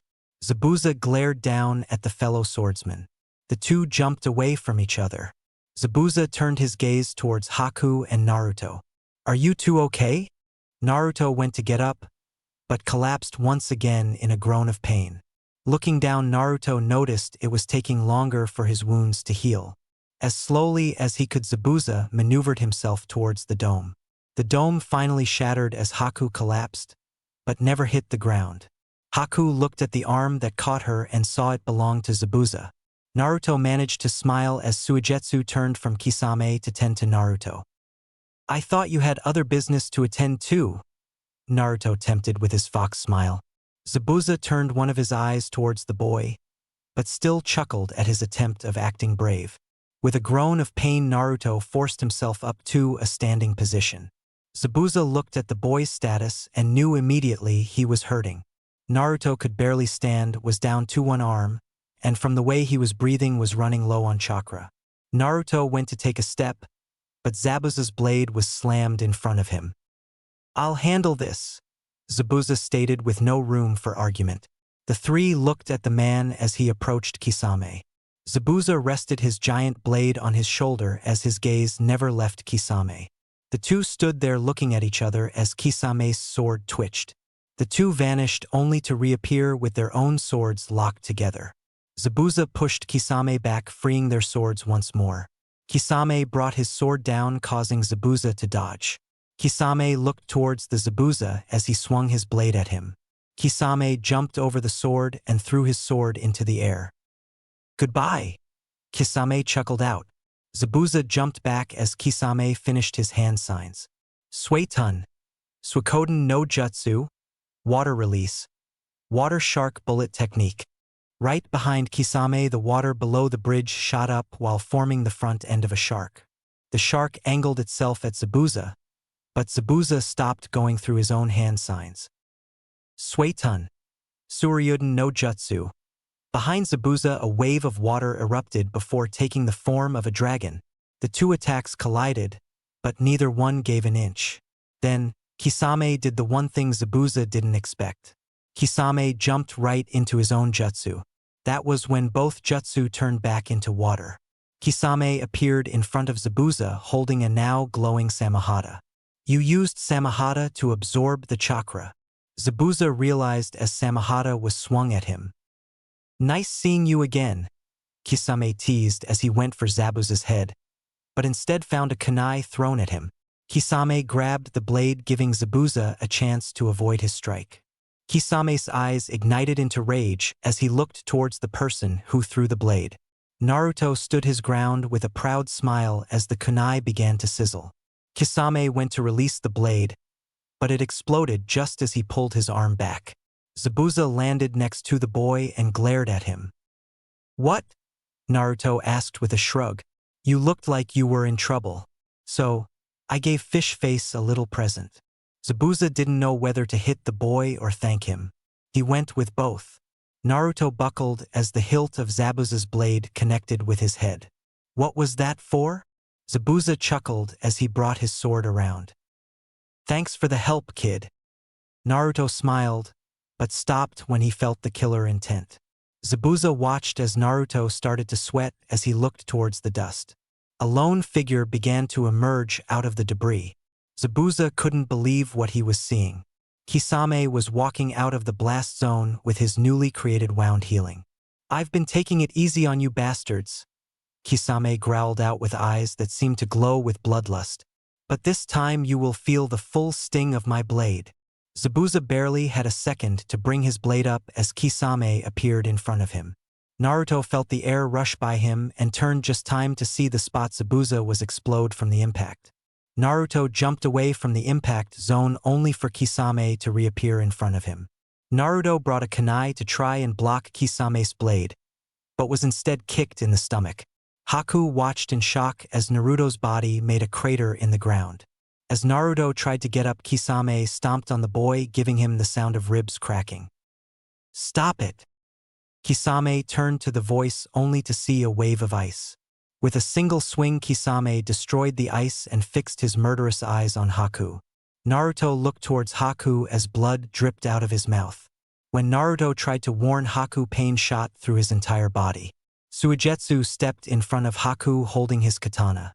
Kisame shook his head as he looked at Itachi's fight with Kakashi. Unlike my partner over there, Kisame spoke with an eerie voice, like knives being sharpened. When I get angry, I don't hold back. Before he knew what happened, Suigetsu found Samahata slammed against his side. Suigetsu skidded across the ground as he tried to regain his balance. But the moment he stopped his momentum, Kisame appeared above him. The area shook as Suigetsu was blasted through the bridge into the water below. Now it's your turn. Haku couldn't stop shaking as Kisame approached his prey. Then, as though she awoke, Haku stomped her foot while slapping her hands together. Hayatan, Haryu Moko, Ice Release. Tearing Dragon Fierce Tiger. As Haku finished the jutsu, the fragments of her other jutsus began to collide together. After all the ice was collected, it began to form into a tiger shape. Kisame's eyes narrowed in disgust as the tiger roared and charged. But Kisame simply brought his sword up. The tiger smacked into the sword, but simply shattered as the chakra holding it together was devoured. Haku's eyes widened as Kisame disappeared. This time stay dead. Haku turned around just as Kisame swung his blade. Blood splattered across the bridge as the blade made contact, but it wasn't on Haku. Zabuza had managed to throw himself in front of Kisame's blade with his own sword to defend, but from the shattered pieces of metal it didn't stand a chance. Blood dripped out of Zabuza's mouth as spikes poked out of his back. Tears started to form in Haku's eyes as Zabuza coughed and shook uncontrollable. Why? Kisame didn't give Zabuza a chance to answer. He ripped Samahata out of the swordsman just as he kicked the dying man at Haku. Without thinking, Haku caught the man who saved her. The two were sent backwards as Haku tried to hold Zabuza still. Please yo, you can't die," Haku pleaded as Kisame approached the two. "How cute," Kisame spoke with no care about the distress he had just caused. "You'll be able to see him again in the afterlife." Kisame charged towards Haku, but stopped when a swarm of bugs appeared in front of him. Kisame growled as he jumped back and turned towards the source.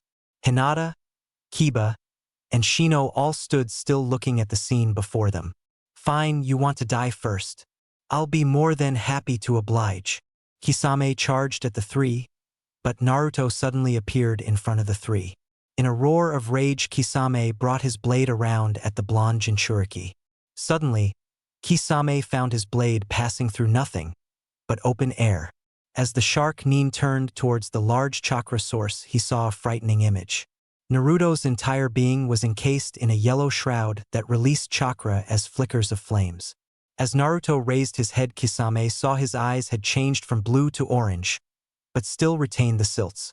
Then Kisame saw something that confused. Every few seconds, Naruto's seal would become transparent along with some other strange symbols, but then they would fade away. Naruto looked at the three he had just rescued. "See what you can do." Naruto gestured towards Haku and Zabuza and then pointed to the hole in the bridge. "Suigetsu is taking a swim." With that, Naruto turned his attention back to Kisame as he grabbed his broken arm. The area was filled with the sounds of cracking and snapping as Naruto's arm healed. Kisame watched in both fascination and excitement as Naruto flexed his newly healed arm. "Now we have some unfinished business, Fishface." Naruto looked down at his glowing shroud and smiled. The power coming off of him felt good, but that wasn't why he was smiling. Memories from flooded Naruto's mind of the first time his brothers taught him how to use this power. XXX. Flashback. Kinkaku stood watching as Ginkaku and Naruto fought each other. After teaching Naruto about his own chakra nature, the boy took to the training, like a moth to a flame, but another more serious problem was arisen. Naruto was beginning to tap into his new Kyuubi chakra. Now, that wasn't much of a problem thanks to Kinkaku and Ginkaku, with the help of Kushina and Minato pulling the chakra away from the beast. The problem was that he was becoming increasingly more dangerous during their training sessions. The last time Kinkaku fought Naruto, he nearly lost an arm, but thanks to what little Kyuubi chakra that remained, he healed all right. "That's enough," Kinkaku shouted over the training session, which soon turned into a squabble between siblings. With a sigh, Kinkaku grabbed both Naruto and Ginkaku and pulled the two apart. Suigetsu chuckled behind Kinkaku, which earned him a glare.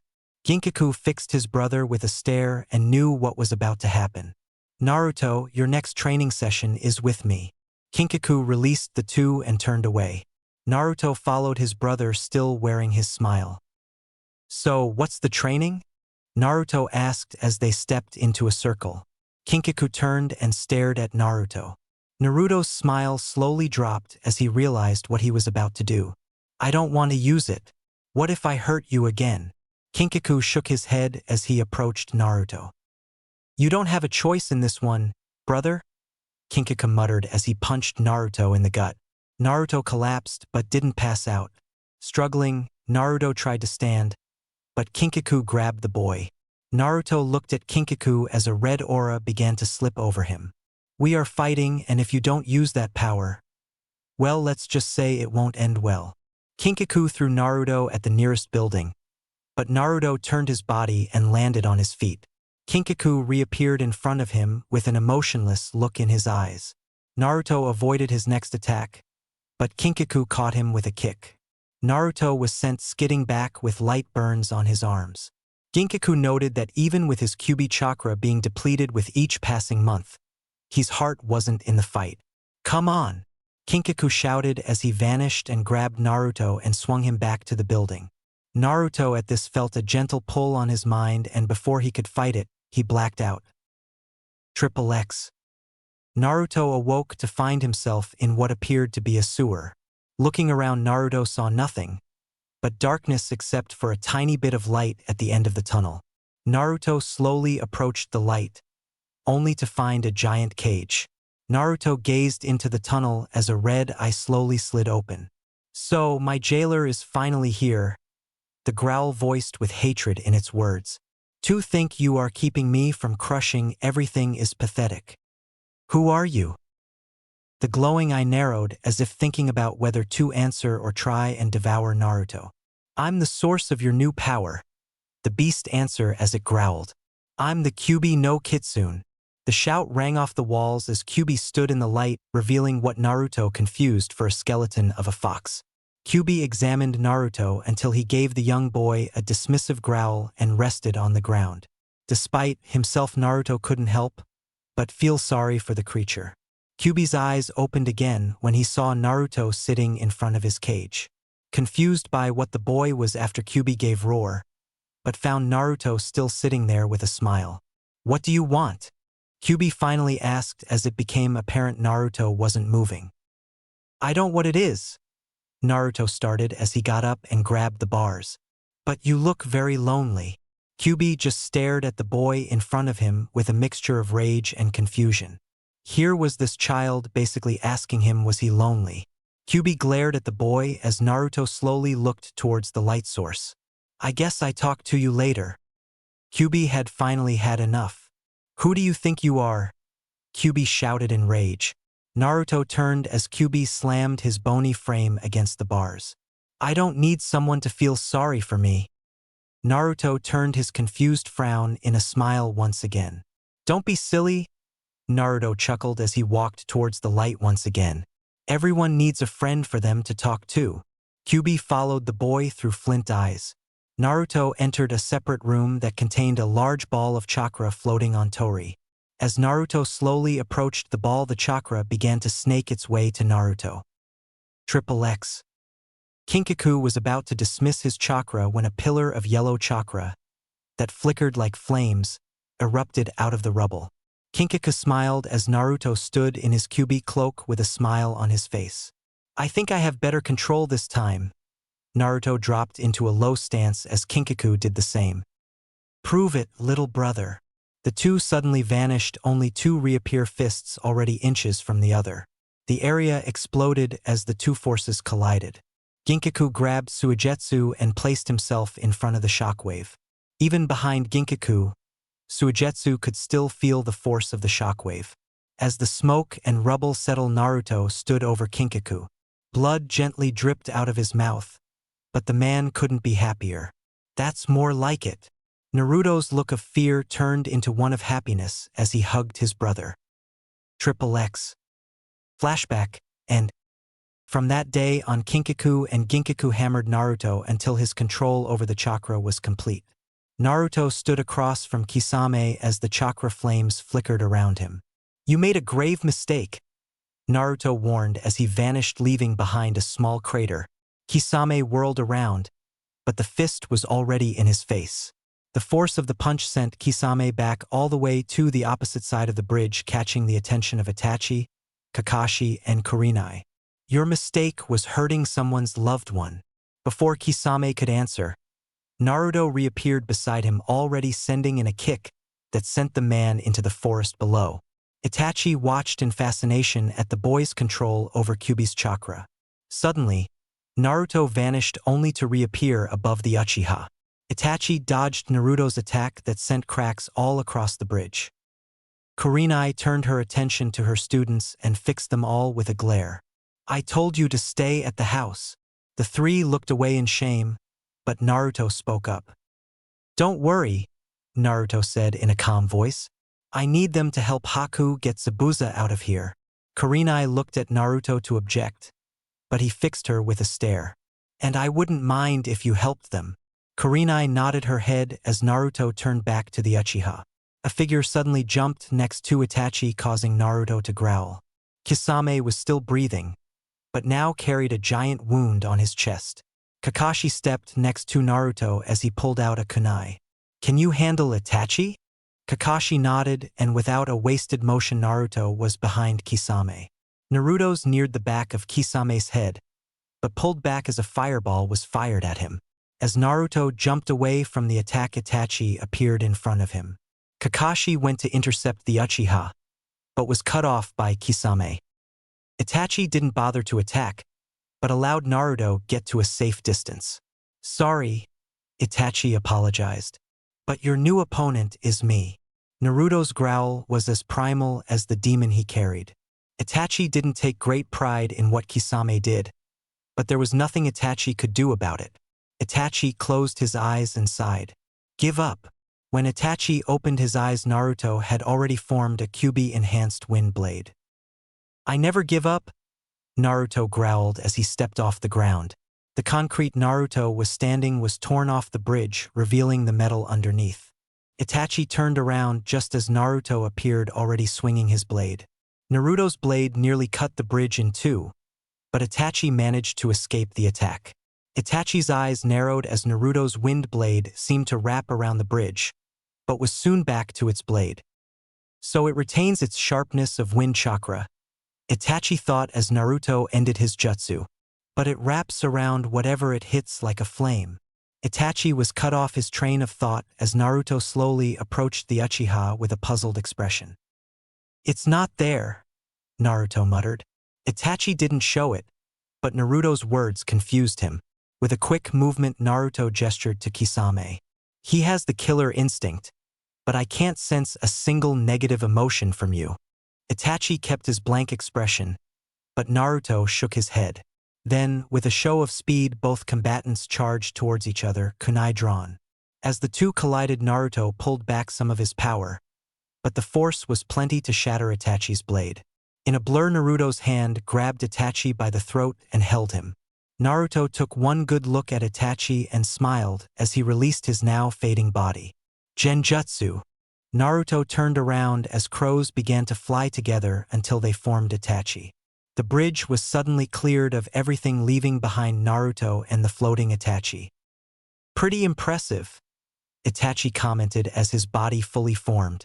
With a sigh, Naruto sat down on the bridge, surprising Itachi. The boy was still smiling even when he realized he was trapped. "Why are you so happy?" Naruto shrugged as he stretched. Itachi followed Naruto's gaze and saw him looking at the sun. "I lied, you know." Naruto finally spoke with an offered smile that Itachi didn't return. "I did sense one thing from you." Itachi tilted his head as Naruto continued. "I didn't sense anger, killer intent, or anything like that. What I sensed was sadness." Itachi's eyes widened as Naruto's orange eyes looked at him. "The question is, what are you so sad about?" Naruto went to stand, but found himself restrained by chains. As Itachi approached Naruto, the chains shattered. Itachi looked around him as the illusion slowly began to dissolve. As Itachi returned his eyes to Naruto, he saw the blonde already fading away. "See ya." Itachi shook his head and stared at Naruto, who was slowly looking around. "How?" Naruto turned his eyes to Itachi and smirked. "Genjutsu is a good idea when facing someone like me," Naruto started as he popped his neck. "But the problem is we aren't alone." Itachi's eyes widened as Naruto's seal flashed on his cloak. Just as Itachi was about to ask more, Kakashi landed next to Naruto as Kisame landed with Itachi. The four all exchanged looks as Naruto exhaled. Naruto suddenly hands soared through hand seals until he ended on the dog seal. The chakra surrounding Naruto suddenly began to expand until an explosion of smoke occurred. As the smoke cleared, standing in front of Naruto were 40 bunshins. The cloak that surrounded Naruto had vanished, but Naruto no longer needed it. Kisame smiled, but when he went to charge, Itachi placed a hand on his shoulder. "Think for a second," Itachi said in a level tone as Kisame turned his eyes on him. "Remember, he knows the Bunshin Daibakuha. Last time you were caught in one futon clone explosion." Kisame shrugged Itachi's hand off his shoulder and turned back towards his target. "What do you think will happen if he explodes all 40 at once?" This stopped Kisame as Naruto placed his hands together. Kisame and Naruto locked eyes, and that was all Naruto needed. The clones suddenly disappeared, only to reappear around the two men. Naruto's eyes held little emotion as he looked on. Die in the storm. With that, all 40 clones exploded into a cyclone of whirling blades. Kakashi brought his hands up to protect his face, as tiny fragments of the wind blades created nicks on his body. Kakashi stole a glance and through a narrowed eye Kakashi's Sharingan caught each blade. The sight alone was terrifying, but the sound it was producing made Kakashi's teeth grit together. It was like a combination of metal being grinded against metal, and a loud screech. The bridge actually began to buckle and twist under the attack, causing the two to leave their positions. As Naruto and Kakashi landed on the edge of the bridge, the whirlwind finally began to die down. The aftermath of the technique was what surprised most of them. Nothing in the center of the bridge remained except for a giant hole that overlooked the water. Kakashi took his eyes off the scene just in time to catch Naruto. Naruto's breathing was labored and sweat was dripping down his face, but the boy still kept his smile. Kakashi just stood there and looked at the boy in his arms. Whatever Kinkaku and Ginkaku did, it made Naruto a powerful force, though their reprieve from the fight was short-lived. Naruto's eyes widened as Kisame and Itachi appeared in front of them. "That is quite the little trick," Itachi complimented as he studied the boy with an intense gaze. "But it looks like that was all you had," Naruto growled, but knew Itachi was right. Right now Naruto could barely move, let alone defend himself against these two. Kisame smiled at Naruto's struggle to stand, but alone two fall back. Itachi's eyes flashed towards the left of Naruto and Kakashi. "We're leaving." This statement shocked everyone, but just as Kisame went to argue, an arrow landed next to him. With a quick glance, Kisame saw the entire village standing there armed with various things. Tsunami stood in front holding along with her son, both of them holding crossbows. "Leave them alone," the mob shouted in unison, raising their weapons above their heads. Naruto couldn't decide who looked more surprised, Kisame or Tazuna. That was when Kisame went for the mob. Itachi anticipated his partner's actions and already stepped in front of him. "We are not causing unnecessary bloodshed." The two glared at each other as Itachi's eyes slowly morphed into his Mangekyo. This little action calmed the man down, but it was obvious the two of them were going to talk. Itachi turned his eyes back to Naruto as his eyes returned to normal. "You're one lucky boy, but next time you won't have so many people to protect you." With that statement, Itachi and Kisame vanished, leaving the destruction behind. Naruto, with the help of Kakashi, stood up and surveyed the area. His eyes fell on a sight that caused a throb of pain to course through his heart. Haku was kneeling next to Zabuza, but it was painfully clear the man wasn't going to make it. Kakashi nodded his head, knowing what Naruto wanted. The two walked towards the scene. "Don't you cry," Zabuza warned with as much strength he could muster. This only made Haku cry even more. Naruto heard a light splash and turned to see Suigetsu walking out of the water with a scowl on his face. Zabuza's eyes locked on Naruto and Suigetsu. "You two come he here." Naruto and Suigetsu made their way to Zabuza. As Naruto neared, Zabuza's hand shot up and grabbed him by the shirt, but Naruto could feel it was a weak grip. Kakashi went to act, but Naruto held up his hand. "You are a strong one, but sometimes you can't help everyone." Zabuza's eyes dimmed as his life slowly faded. "But I can make sure she is safe through you." Naruto nodded his head as he looked at the broken Haku. Then Zabuza released his grip and allowed his hand to fall. Suigetsu flinched as Zabuza's eyes turned on him. "The last time I saw you, you were trying to join the Kiri no Shino Bigatana Shishinin Shu, 7 ninja swordsmen of the mist." Zabuza's eyes fell on his broken blade and Naruto could see a faint smile under his bandages. "I guess it's time you wield the demon's sword." Suigetsu looked towards Zabuza's blade, but couldn't force his body to move to it. Instead, he stood over Zabuza and watched. Haku fell on Zabuza as she hugged him. Naruto could tell Zabuza wasn't used to this, but managed to place a comforting arm on Haku's back. "I'm sorry," Haku spoke through her tears. "It's my fault. I'm just a useless tool." Zabuza visible winced when Haku said this, but no one acted on it. "You weren't useless." Haku looked at Zabuza as the man smiled at her. "If it wasn't for you, I would have died in more ways than one. You helped me by being my companion though it all, and I couldn't have been more grateful to you, Haku." Haku's eyes widened as Zabuza laid his head back and finally died. The air around everyone grew cold. Haku started to shake and Naruto watched as Hinata gave the girl a gently hug. As she slowly picked Haku up, Naruto mouthed the words thank you to the Hyuga. Does anybody have a shovel? Naruto politely asked. A villager gently passed Naruto his shovel. Without even asking, Kakashi gently retrieved another shovel. The two then set to work trying to dig a grave for the deceased man. Kakashi watched Naruto struggle to push the shovel into the dirt, but then Haku grabbed the shovel. Naruto looked at her and saw the look she gave him. Naruto released his grip and Haku went to work to build a grave for her master. Naruto turned his eyes to Suigetsu, who had retrieved Zabuza's blade. He didn't deserve this. Suigetsu nodded as they watched the digging. Sometimes, things just happen, Suigetsu responded with a dead tone in his voice. Suigetsu turned to see Naruto fiddling with his pendant. As the Kakashi and Haku finished, they lowered Zabuza's body into the grave. Everyone watched in silence as they covered Zabuza's body and stood over his grave. Suigetsu stood up and placed Zabuza's sword on his back. Pulling out his katana, Suigetsu approached the gravesite.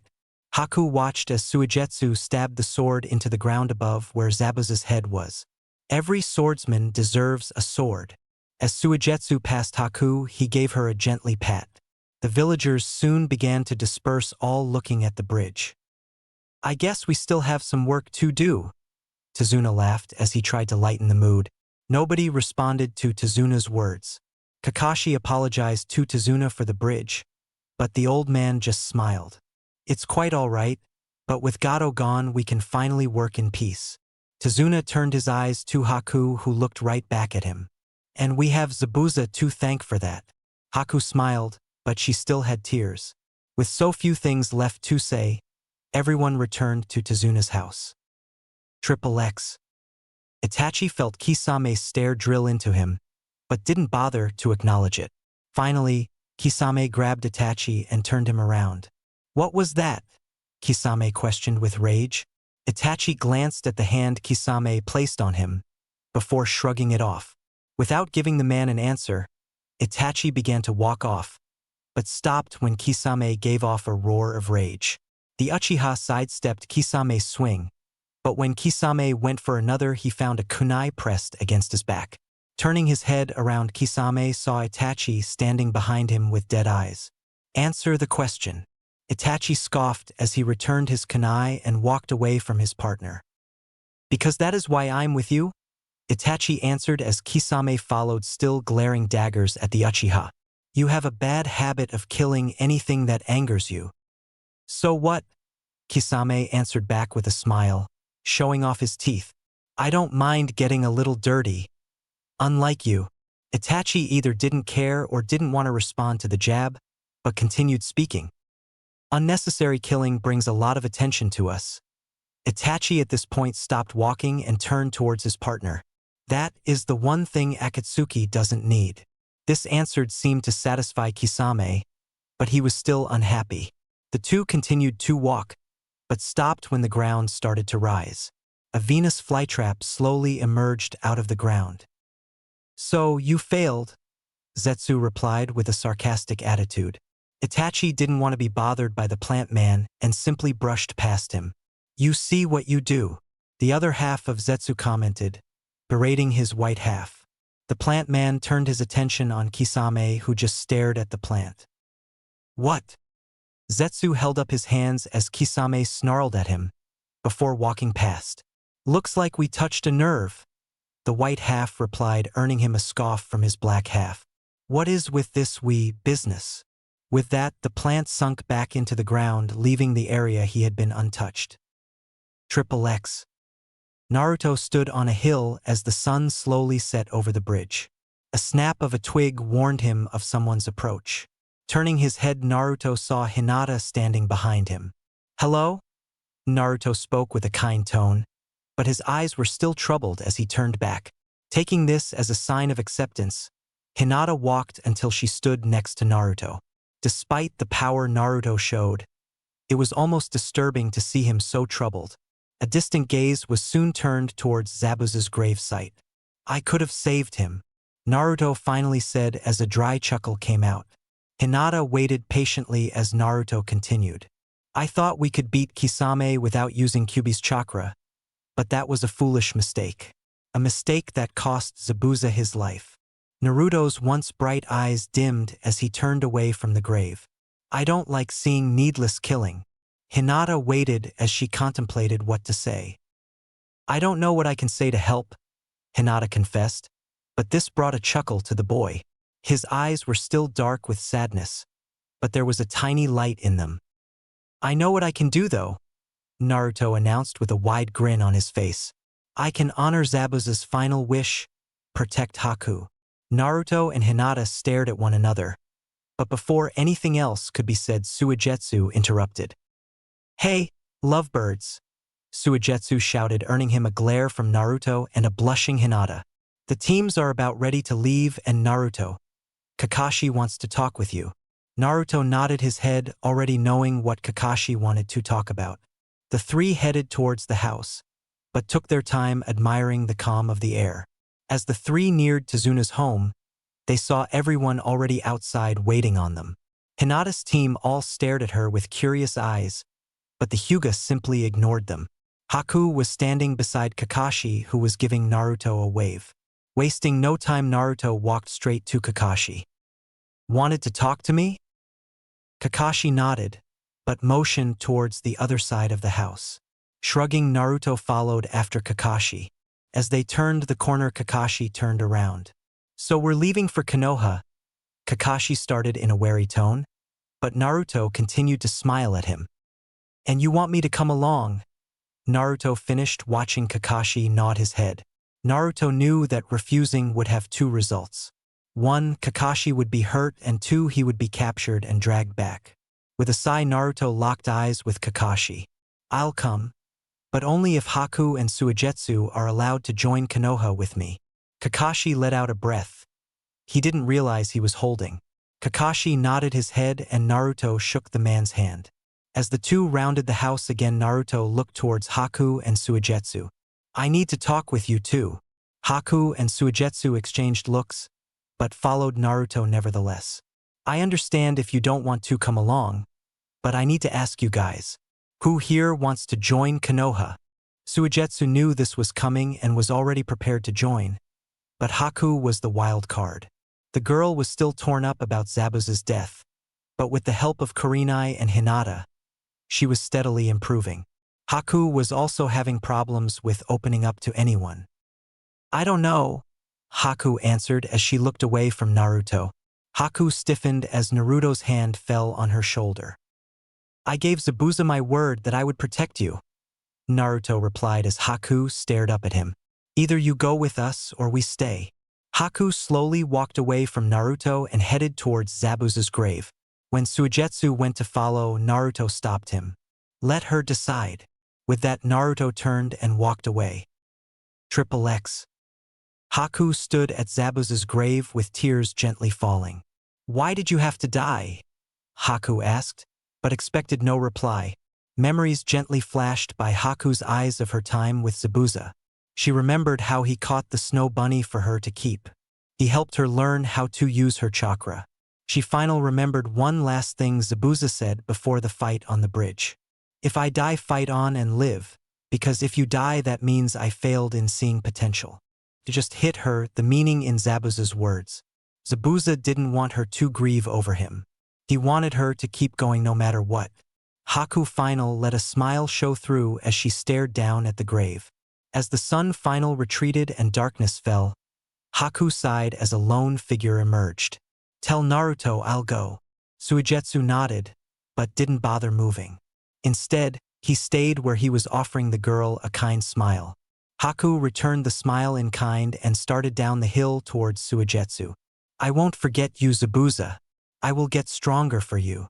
Haku's thoughts were trapped with the good memories of Zabuza and the strength he gave her. As the team set out, Naruto noticed how much happier Haku seemed to be. She had a smile on her face and seemed to glow. Naruto couldn't have been happier for the girl. The same could not be said for a certain Uchiha. After the bridge, something inside Sasuke seemed to snap. He was more drawn back than before and was shoving his team away from him. It didn't take a genius to figure out what he was thinking. Revenge. Sasuke was brewing in anger by his inability to avenge his clan and that his own team pulled him back. This worried everyone, but Kakashi knew exactly what he was going to do. If there was anyone Sasuke that could control Sasuke better than Kakashi, it was Mikoto. There was also the problem with Naruto. Once the group enters Konoha, there could be a chance of Naruto getting recognized. Kakashi had to make sure Naruto stayed hiding at least until they met the Hokage. For that reason, Kakashi had Naruto wear a cloak that obscured most of his face. Kakashi looked at his ward and narrowed his eye at him. "Remember this, Naruto," Kakashi warned with a tone of seriousness in his voice. "Don't make any sudden moves to the Hokage. If you make a threatened move, I will have to act." Naruto's smile was visible beneath the hood as he turned his head towards the man. No worries. Naruto reassured. "I have no quarry with your Hokage." Naruto walked ahead of Kakashi to catch up with Suigetsu and Haku. Kurenai noticed Kakashi was in conflict with himself. "What's wrong?" Kakashi turned his lone eye on his fellow Jonin. "He's my sensei's son," Kakashi stated with a troubled voice. "But he spent all this time with Kinkaku and Ginkaku. Who knows what those two did to Naruto?" Kurenai thought about this for a few seconds before responding. "What does your gut tell you?" Kakashi just stared at Kurenai, who smiled back. "Sometimes your gut is a better judge than your brain." With that, Kurenai walked off, leaving Kakashi to meddle with his own thoughts. In truth, Kurenai's words helped the man, but did little to settle his training from his training in the ANBU. His gut was telling him that Naruto wasn't a danger, but his brain was screaming that he should be restrained. Naruto seemed to realize Kakashi's distress and gave the man another smile. Everyone watched as Naruto walked towards the Jonin. He then held out his hands, startling everyone. "I can sense emotions," Naruto replied with merry tone in his voice. "If it makes you feel better, you can restrain my arms." Kakashi's eyes searched the boy, but there was no sign of deceit. The only thing he saw was a smiling and honest face. With a sigh, Kakashi patted Naruto's shoulder and walked off. "I've made my choice, but remember my warning." Naruto's grin turned more fox-like as his eyes glowed beneath his hood. "I understand," Naruto spoke as he walked with the group once more. As the group continued to walk, Naruto noticed Sasuke staring at him. His eyes were narrowed so much they looked like slits. "Can I help you?" Sasuke just continued to stare at the Uzumaki, but relaxed his glare. Naruto turned back to the road ahead, but kept on the ready just in case. XXX. Konoha soon came into view with its gates open, like it was welcoming everyone. Everyone was ecstatic to be back home, but three felt out of place within this happiness. Haku, Naruto, and Suigetsu glanced around at the foreign environment. Hinata turned to find Naruto without his smile, but instead with a curious look in his eyes. Naruto noticed Hinata looking at him and gave the Hyuga a wide grin. Hinata returned the smile in kind. As the group entered the Konoha, Naruto stopped to survey his surroundings. After spending time with Kinkaku and Ginkaku, Naruto learned to take in his surroundings and find the quickest escape route, just in case. That was when the sound reached the ears of everyone. It was a faint tapping sound, like wood on concrete. Everyone turned towards the sound to find Danzo looking directly at Naruto. "Welcome back." Naruto gently took off his hood, realizing he was discovered. "You gave us all quite a scare, little fox." Naruto's eyes widened as several ANBU appeared around him. Suigetsu went to help, but was stopped by a firm hand from Kakashi.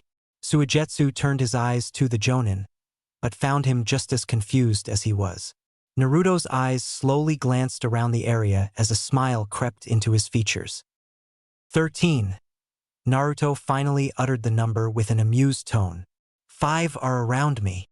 Naruto gestured to the group around him, but then pointed to the rooftops. "The others are hiding among the rooftops." Slowly, the ANBU revealed themselves to the Uzumaki, realizing their cover was blown. Kakashi looked towards the old war hawk with a small glare. "How did you know we had Naruto?"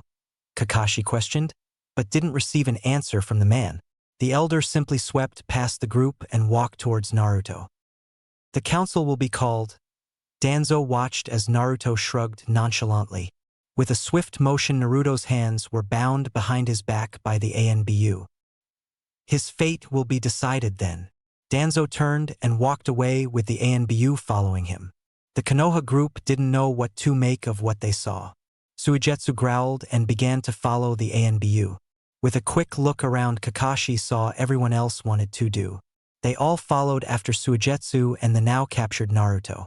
Kakashi looked down and saw Sai actually look nervous. A hand fell on Sai's shoulder and the young man looked into Kakashi's eye smile. It's okay. Sai was startled as the man walked on. He betrayed Kakashi's trust and yet the man forgave him. Sai noticed Kakashi had stopped a few feet from him. With a glance up, Kakashi motioned for the boy to follow. Despite everything, Sai followed his sensei to the council meeting. XXX. As the teams entered the council room, they saw Naruto chained to the floor, but the boy was still one big smile. The other door burst open, revealing an angry-looking Hokage. Danzo! Sarutobi shouted in rage. What is the meaning dash? Sarutobi stopped when he noticed the boy bound to the ground. Naruto? The boy in question turned his eyes to the man. Last I checked, that was my name. Naruto chuckled as pulled on his chains. I wish we could have met on more hospitable conditions. Sarutobi couldn't believe his eyes. Right in front of his eyes was the boy that was kidnapped years ago. Suddenly the other doors opened, revealing the clan heads. One by one the clan heads saw the Uzumaki and each had a look of shock. But the most surprised look came from Mikoto. The moment she entered the room and saw Naruto, she stopped. He wasn't hard to recognize. He still had the whisker marks and looked like his father. Sarutobi knew what was about to happen and stood in front of the Uchiha. Mikoto, I know, Sarutobi quietly muttered as the woman stood shocked at the boy in front of her. I'll talk to Danzo and see what's going on here. Mikoto finally accepted that she was being told to sit. Sarutobi then turned back to the bandaged elder. Now, Danzo spoke in a calm and calculated voice. The room grew quiet as the elder stood up with his eye on Naruto. We are here to discuss the return of Naruto Uzumaki. That was when Sarutobi stepped in front of Danzo's view. What are you talking about? Sarutobi demanded with a fire in his eyes. First off, you don't have the power to call a meeting like this. The two stared at each other for a few seconds as everyone looked on. Second, Danzo tapped his cane on the ground. A simple motion, but it gave him the result he wanted. Please forgive me, Hokage-sama. Danzo spoke with a faux politeness. The more and more the man talked, the more Naruto disliked him. It was almost like he was trying to integrate himself into everything. But I had to act. Who knows who had this child? Danzo gestured to the chained Uzumaki, who yawned. He could have been trained in anything. In fact, he could have allowed himself to be brought here. With a skeptical look, Sarutobi looked down back at Naruto. For what purpose? To gain intelligence on Konoha, Danzo answered slowly before adding his final words. Or to assassinate you. This caused eerie silence to fall around the council room. This never seemed to occur to anyone. This didn't sit well with some people though. The Konoha group, that Naruto helped, stood stunned at the accusation and Mikoto looked appalled. That was when Kakashi made his voice heard. Excuse me, Hokage-sama. That was when the council finally noticed the other group, standing behind the Uzumaki. Sarutobi finally took his eyes off of Danzo. If it wasn't for Naruto, we wouldn't be here right now. This statement didn't seem to persuade anyone. Just when Kakashi was about to go on, he heard a light chuckle. Don't bother, Naruto stated with an amused smile. Just the simple fact that Naruto was smiling under his current conditions increased the council's worry. Naruto yanked on his chains, causing the wood to be pulled up. This resulted in ANBU surrounding the boy with blades pointed at his throat. I'm pretty much under their control. Naruto let out a sigh as he relaxed against his confines. With this action, Danzo decided to gain the attention once more. We need to interrogate him. Mikoto's eyes shot open as her Sharingan instinctively activated. What are you suggesting? Makoto question boomed off the council walls. With a side glance, Danzo fixed her with his lone eye. He needs to be checked in case he is dangerous, Danzo informed with a mild tone that was bordering on irritation. Danzo fixed Naruto with his eye. By any means necessary. This statement came to no surprise. When it came to it, Danzo would get what he wanted or needed. The only one who wasn't in an agreeing mood was Naruto. The boy, at the sound of Danzo's sentence, was nothing more than a giant growl. Everyone could feel Naruto's threatening vocalizations through the floor. Danzo made a motion towards the blonde councilman. See what you can find, Inoichi. The man now called Inoichi gave a grave nod as he approached the boy. Though he was still growling, Naruto gave the man smug grin. Nothing you do is going to make me say anything. Naruto's certainty in his voice caused an amused smile to appear on Inoichi's features. You don't have to say anything. The confusion in Naruto's eyes left him when Inoichi's hand burned with blue chakra. Naruto then scanned Inoichi's features until he realized who he was. Shit!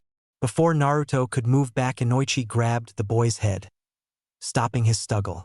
As Naruto's body finally went limp, everyone knew Inoichi was in. Triple X. Memories flooded in front of Inoichi's eyes. As each memory went by, Inoichi steadily became more and more concerned.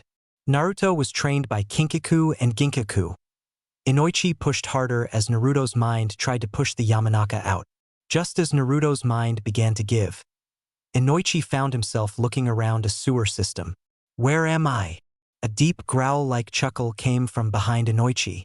Inoichi turned around and stared into the eyes of Kyuubi. As Inoichi took a step back, Kyuubi made its move. The great beast released a roar that shook the very foundations of the sewer system. Inoichi brought his arms up instinctively, but a quick look at his arm, he knew what was happening. Kyuubi is pushing me out of Naruto's mind. Inoichi tired to stand his ground, but Kyuubi quickly squashed this. A shadow fell over Inoichi as he glanced upwards. Kyuubi slammed its paw on the ground right where Inoichi was standing. Triple X. Inoichi opened his eyes to find himself staring at a pair of orange eyes. With a sudden burst of chakra, Naruto shattered the wood holding the chains to the ground. Everyone shielded themselves as wood pieces flew and embedded themselves into the walls. Inoichi jumped away from the boy as Kyuubi's chakra cocooned him. Naruto stood to his full height as his chakra cascaded off of him. Don't do that again, Naruto uttered the threat as his eyes narrowed. The ANBU decided at that moment to attack Naruto. With a swing of his arm, Naruto used the chain meant for his restraint to blast the ANBU away. He was captured and trained by Kinkaku and Ginkaku, Inoichi stated, receiving nothing more than utter chaos. Every clan head got into battle post-ions, except for Makoto, who stared into Naruto's eyes. His eyes looked sad, Makoto thought to herself as Shikaku's shadow shoot towards the boy. Naruto watched with flint eyes as the shadow connected with his. But just as Shikaku tired to move Naruto, the boy snarled. To the surprise of everyone, saw Shikaku's shadow begin to shrink. He's pushing my jutsu back, Shikaku shouted out. Naruto stood his ground as Tsume was about to charge. I don't want to fight, Naruto mumbled as Tsume jumped off her position. But on her way down, Kakashi appeared in front of her.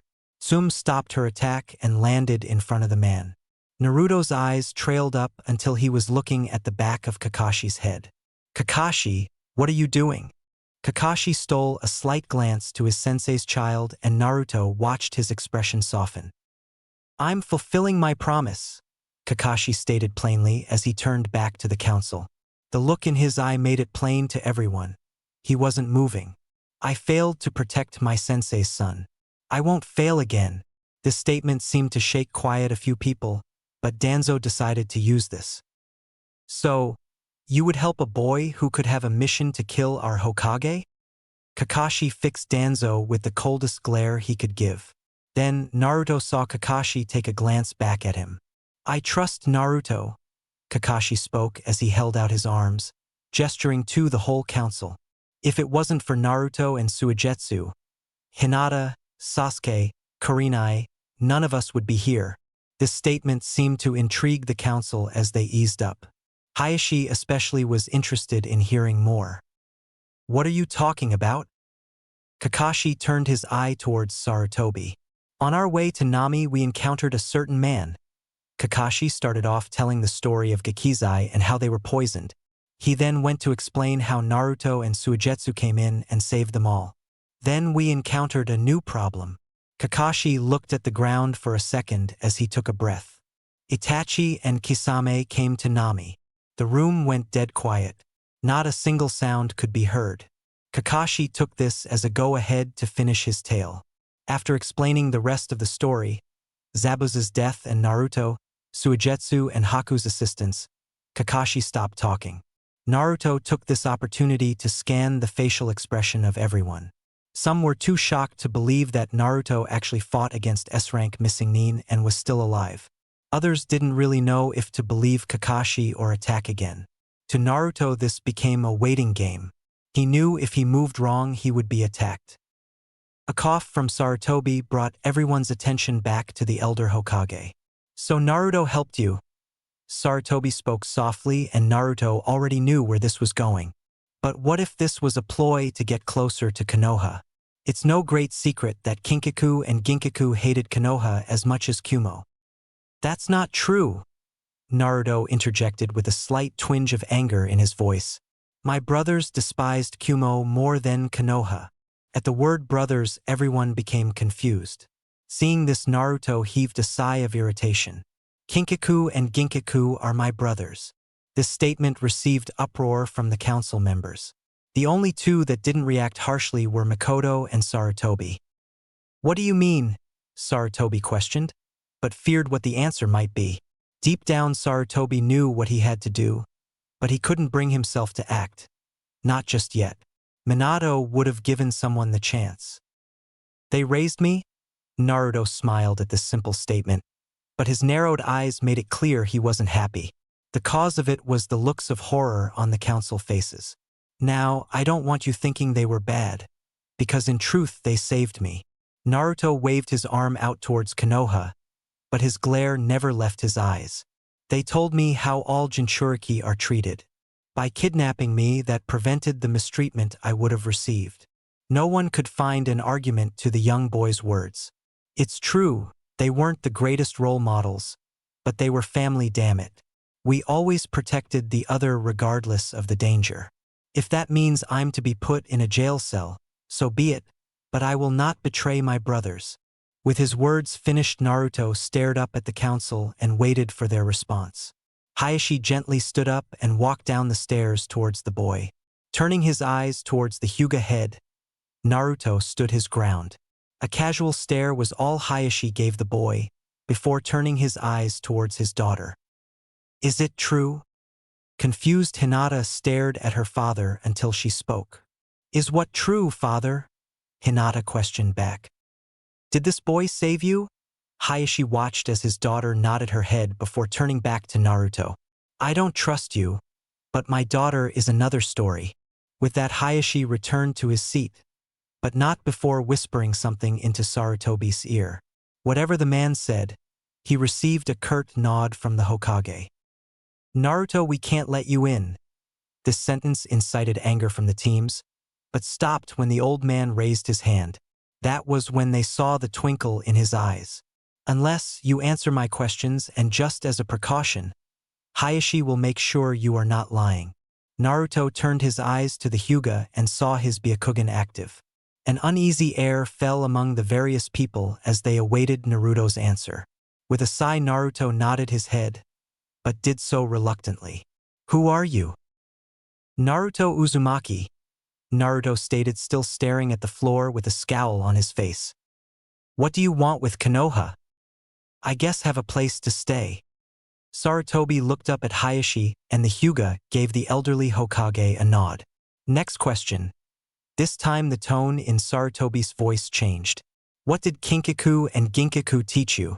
This seemed to perk some of Naruto's interest as the boy looked Sarutobi in the eyes.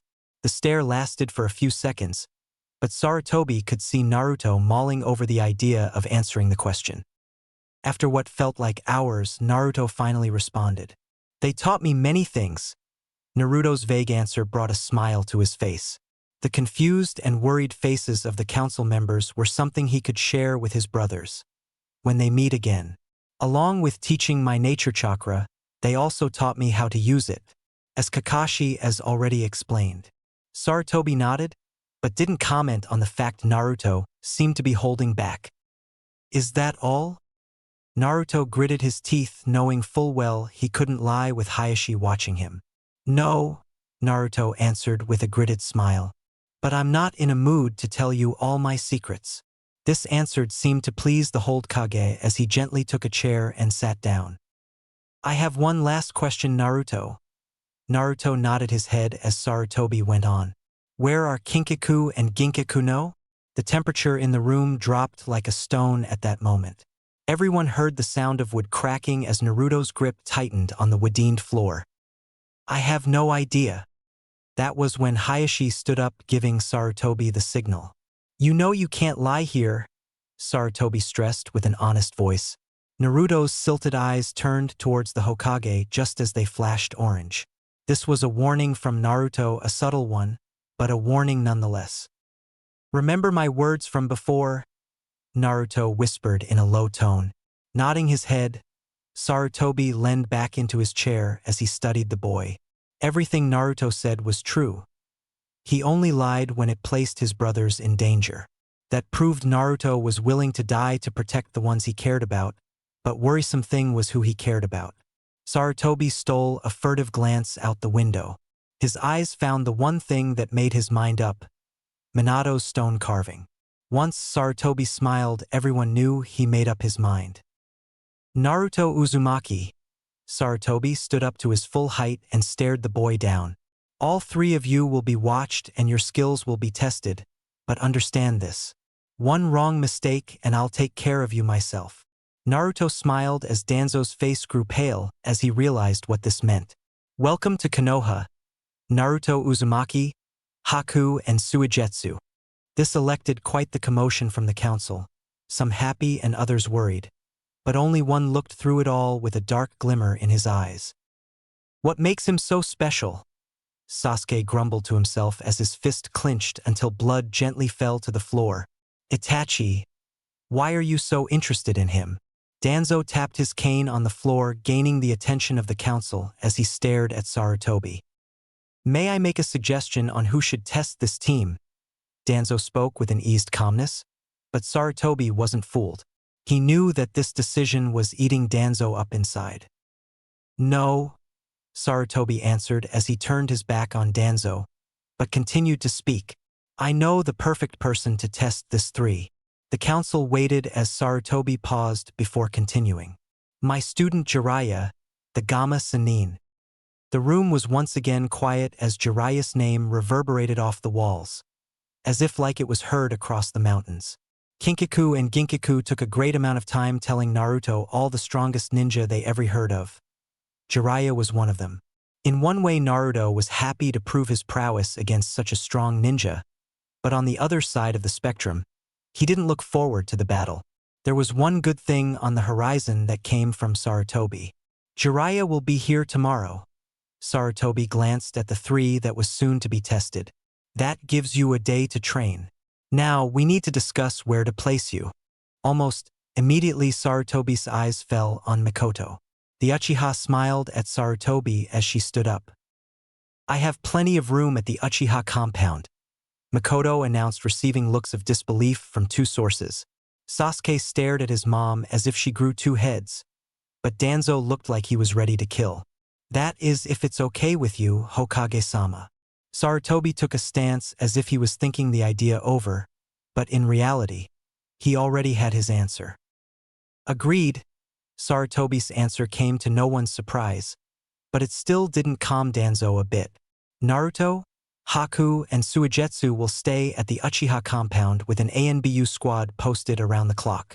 This seemed to settle the other council members as they leaned back into their seats, but still gave the boy a weary glance. The entire time Naruto's eyes reflected the same emotion: glee. It was like this entire ordeal was just a joke to him. With that, this meeting is over with. The council all stood up and left, all except for Mikoto, Hayashi, Sarutobi, and Danzo. Sarutobi turned his eyes on his old friend and saw the anger boiling inside of him. Danzo, let's talk in my office. Danzo didn't show no sign he was listening, but left with Sarutobi behind him. With a quick glance around, Naruto leapt into the air with a grin on his face. Finally, Naruto yelled, much to the confusion of everyone else. I thought this meeting would never be finished. As Naruto landed on his feet, he turned and faced Kakashi. The two stared at each other, before Naruto held out his hand. Thanks for the help. Kakashi nodded his head and accepted the hand. When the two finished their handshake, Naruto turned towards Mikoto and Hayashi. I'll be showing you to the compound, Mikoto announced, but a quick glance towards her son silenced his outburst. Also, Hayashi would like you to attend the dinner we are having at the compound. Naruto blinked his eyes in confusion before turning towards the Hyuga. The man held no emotion on his face, but Naruto could tell that he was anxious to hear the boy's response.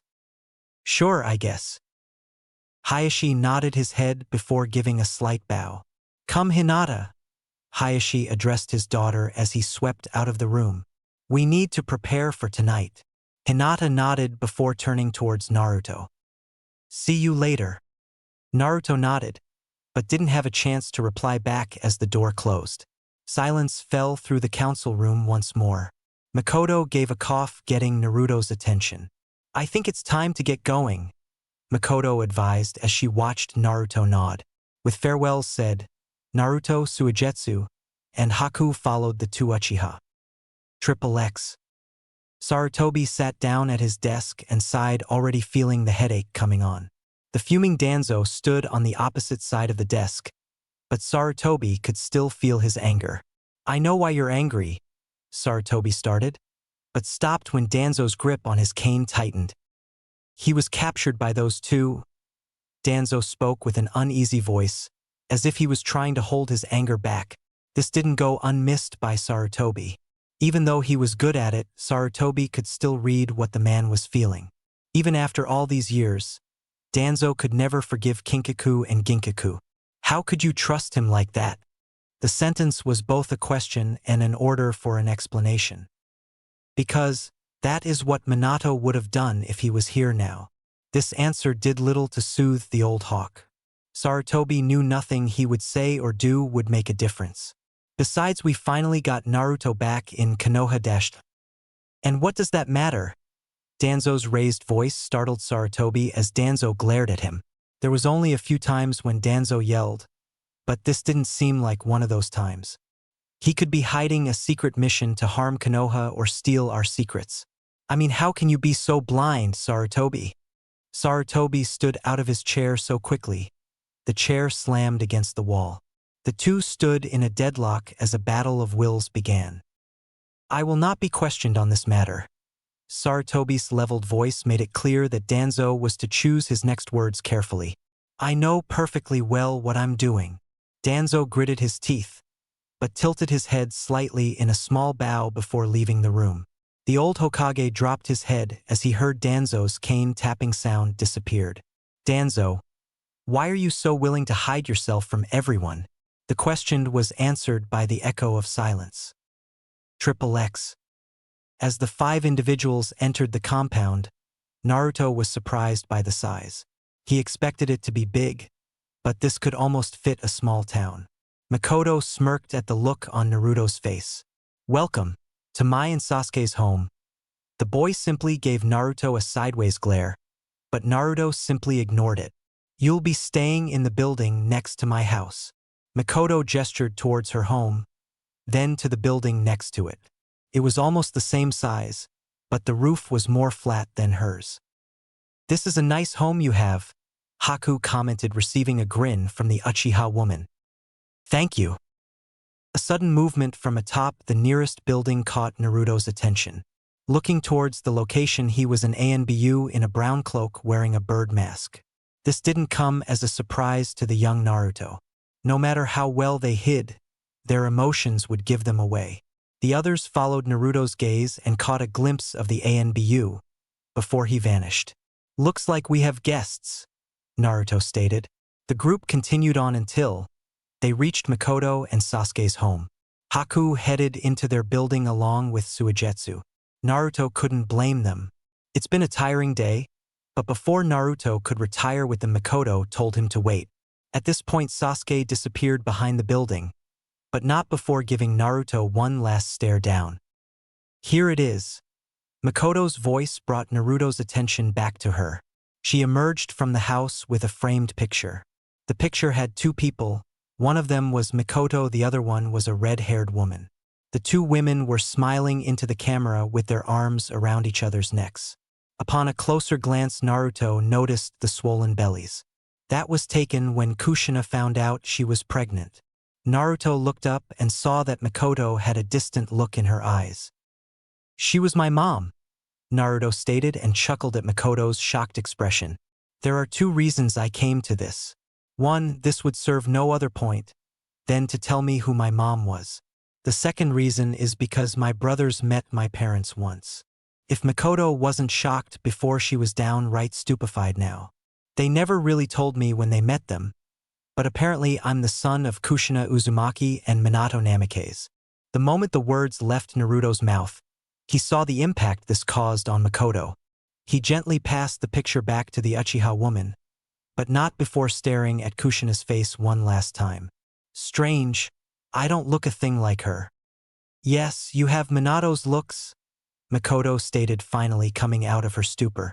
"But from what I saw in the council room, you have her attitude."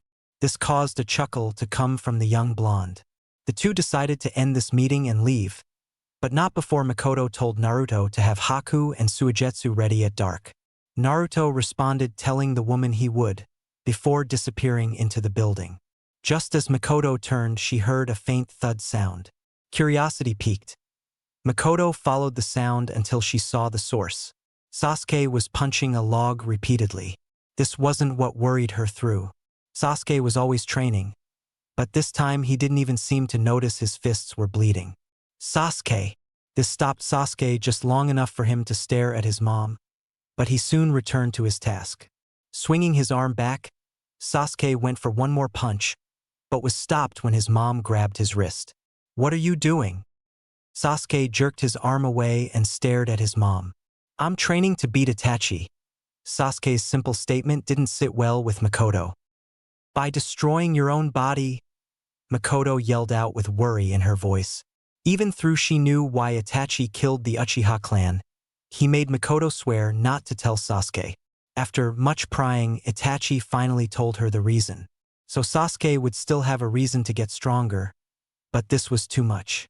If Sasuke continued the way he would end up killing himself or worse, his team. "Look, Sasuke, I dashed up." "I don't care," Sasuke snapped with so much anger Makoto was startled. "He just pushed me aside like I was nothing. Then, that Naruto kid steps in and stays right with him." Sasuke clenched his fist until his knuckles were white. "I have to get stronger and avenge the Uchiha clan." With that, Sasuke returned to his training, realizing it was futile to talk to her son in this state. Makoto silently crept away, but not before giving her son one last look of worry. It wasn't that she didn't want to stop her son. It was fear that if she pushed too hard, he would hate her. So, Makoto left Sasuke to his training, but resigned herself to talk to him later. XXX. Itachi stared up at the sky as the sun slowly sank behind the hills. Slowly closing his eyes, Itachi let out a sigh. "Hello?" Itachi turned to see a man staring at him through a hole in his orange mask. "Madara, how can I help you?" The Uchiha just stared at Itachi, but to his credit, Itachi just stared right back. Itachi knew what was wrong with Madara, but decided to play it off for now. "You let him go?" Madara questioned with a relative calmness. For a second, Itachi was surprised. Madara didn't sound anger.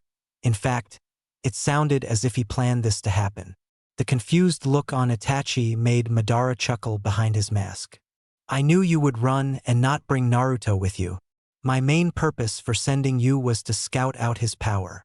With a skeptical look Madara received from Itachi, the man continued. "We have to capture the bijou in order or else the statue will shatter. With that out of the way, what is the young boy's power at?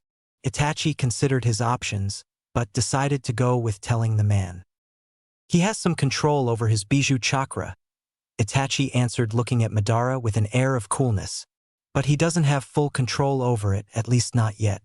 He utilizes Futon Jutsu and managed to combine Futon Bunshin with the Bunshin Daibakuha, creating an explosion enhanced with wind blades. Madara absorbed this info before turning away from his fellow Uchiha clansmen, but not before leaving behind one last thing. Be careful around brothers, Madara warned, perking Itachi's interest. They are quite feisty when it comes to their older brother. With that, the man disappeared into a swirling vortex. XXX.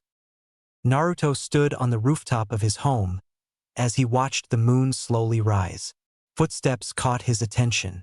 As he looked down towards the sound, he saw some familiar faces. Jumping off his perch, Naruto landed in front of the Hyuga family. Hayashi just stared at the goofy boy, but Hitomi chuckled at the boy's antics. Nice to meet you, Hitomi answered as she gave Naruto a polite bow. With an uneasy movement, Naruto copied Hitomi's bow. At that precise moment, the door to Makoto's home opened. Hitomi, Makoto called out with a big smile on her face.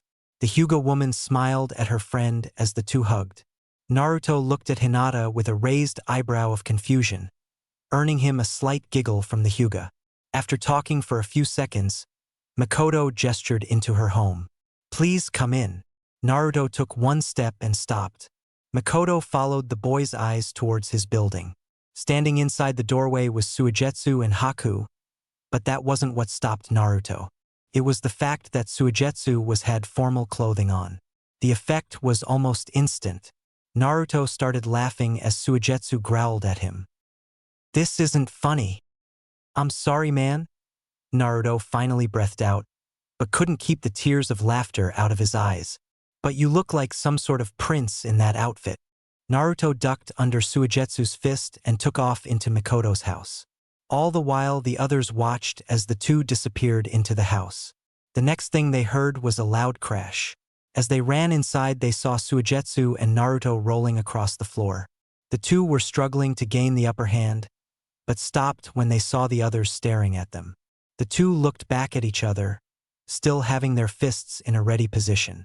This is normal, Naruto assured with a nervous smile as he released Suigetsu, but gave him a nudge in his ribs. Suigetsu growled and was about to return the favor, but stopped when he saw Haku glare daggers at him. Naruto was about to laugh again, but stopped when he saw Hinata stare at him. She didn't appear angry or upset, but that was the problem. The smile she had on was all the warning Naruto needed to stop. Now that we have that out of the system, Makoto stated, trying to bring order back. How about we eat? This seemed to bring people back as they all began to file towards the table. As they entered the kitchen, Sasuke was already sitting at his spot, but had a scowl on his face. This came as no surprise to Naruto, but what did was who the glare was for. Following Sasuke's eyes, he saw him staring at his mom. Makoto just ignored her angry son as she waited for her guests to be seated first. One by one, everyone sat and stared at the food. It was a mixture of rich noodles and fish. Hayashi didn't seem to be all that impressed, but Hitomi smiled at the food. As everyone sat down at their respective place, Naruto was already digging into his food. Everyone watched in both horror and fascination as the young boy devoured his plate. Naruto. Naruto stopped eating, looking up at a nervous-looking Hinata. Perhaps you should slow down. Naruto tilted his head and looked at Hayashi, who narrowed his eyes at the boy. With a quick glance around, Naruto saw all eyes on him. Sorry, Naruto apologized as he leaned back. This did little to lower Hayashi's stare. I'm just used to living with Kinkaku and Ginkaku. Hitomi looked towards her husband as he retrieved his chopsticks. That is precisely why I'm here. Hayashi grabbed some rice and gently brought the food into his mouth. I want to know about your life with those two. Naruto's happy demeanor collapsed at that moment as the two stared at each other. Hinata looked back and forth between the two, before staring at her mother. Hitomi smiled at her daughter as she turned towards her husband. Honey. Hayashi turned his eyes towards Hitomi, but she could already tell it was a lost cause. Maybe you shouldn't bother the boy over that matter. Hayashi didn't reply, he just simply returned his eyes towards Naruto. That was when Naruto smiled. Sure, I can tell you what it was like. This caught the attention of everyone as they awaited Naruto to continue. It was something like this. Naruto gestured towards the different families still wearing his smile, but had half-shut eyes. We were a family, as such we did everything together. Sure, we got on each other's nerves, but we always had the others back. Ginkaku and I would have eating contests to see who could faster. Kinkaku and I would have sparring matches. At this point the food was left alone as they all listened, but Sasuke soon returned to his food. That's why I'll never betray them. We are family and through thick and thin, I will see them again. A sudden twitch caught Hayashi's attention. He turned his eyes towards Suigetsu to see the poor boy looking downright hurt. It wasn't physical pain, but instead it was emotional. Suigetsu excused himself from the table and left, leaving behind a confused Naruto. As Suigetsu stepped outside, he heard the footsteps of someone following him. Turning around, he saw the Hyuga leader staring down at him. You're hiding something from Naruto. Suigetsu cursed under his breath. I have no idea what you are talking about. Suigetsu continued to stare at the ground, as if it was the most interesting thing there. I know when you are lying, Hayashi answered with his Byakugan active. Whatever it is, it has something to do with Kinkaku and Ginkaku. After waiting for a few seconds, Hayashi gave Suigetsu his answer. They're dead, aren't they? Suigetsu turned on Hayashi in a flash, staring the man down. Be quiet, Suigetsu hissed with urgency, but still couldn't keep the sadness out of his voice. Yes, they did die. With that said, the two stood in the silence of the night as the moon cast its shadow over all. Kinkaku knocked Naruto out, modified his memory, gave him to me, and then Kinkaku and Ginkaku stayed behind to fight off whoever was following. Hayashi nodded his head as he looked behind him to see if anyone was there. How do you know? What? How do you know they died? Because I felt the chakra spike, Suigetsu explained. There were 4 of them. 2 of them were Kinkaku and Ginkaku, and the others were even bigger. This caused Hayashi's brow to furrow as he tried to count up who could have brought down the Kin and Jin brothers. That was when Suigetsu looked at Hayashi with panic in his eyes. You can't tell Naruto. If he knew, nothing any of us could do would stop him from leaving. Hayashi nodded his head in understanding and watched as Suigetsu walked back into the kitchen. The two were greeted by quiet a scene when they got back. Naruto was standing on the table acting out a scene. And just when he thought I was done, Naruto told his story as he looked at his audience. I managed to drop a bucket of ice water on him. I swear you could hear his scream a mile away. Hinata, Hitomi, and Makoto stifled some giggles. How did Ginkaku get back at you? At this, Naruto's expressing turned into fear. He tried to beat me with his sword. Naruto twitched slightly as if remembering the dreaded day. Hinata and the others stared at the boy in horror, but that soon stopped when Naruto burst out laughing. In the end though, he forgave me and we had our dinner. We may not have had much, but we had each other. That was when Naruto noticed Suigetsu and smiled at the water boy. Right, Suigetsu. Suigetsu took a second to respond as a sad smile appeared on his face. That's right, Suigetsu answered as he turned towards the group. All we ever needed was the 4 of us. Naruto noticed the hurt tone in Suigetsu, but before Naruto could question him, Hayashi spoke up. It's time we go, Hayashi spoke, before turning towards the door. Naruto turned towards Hinata and held out his hand. Next time I'll tell you about our hunting trips. Hinata gracelessly accepted Naruto's hand and nodded, before walking out with her mother. Naruto watched as Hinata left, before turning back to Makoto. Thank you for the dinner. Naruto gave Makoto a light bow as he turned towards the door. You're welcome, Makoto stated with glee in her voice. Good luck tomorrow against Jiraiya. Naruto gave a wave as Suigetsu and Haku followed after. XXX.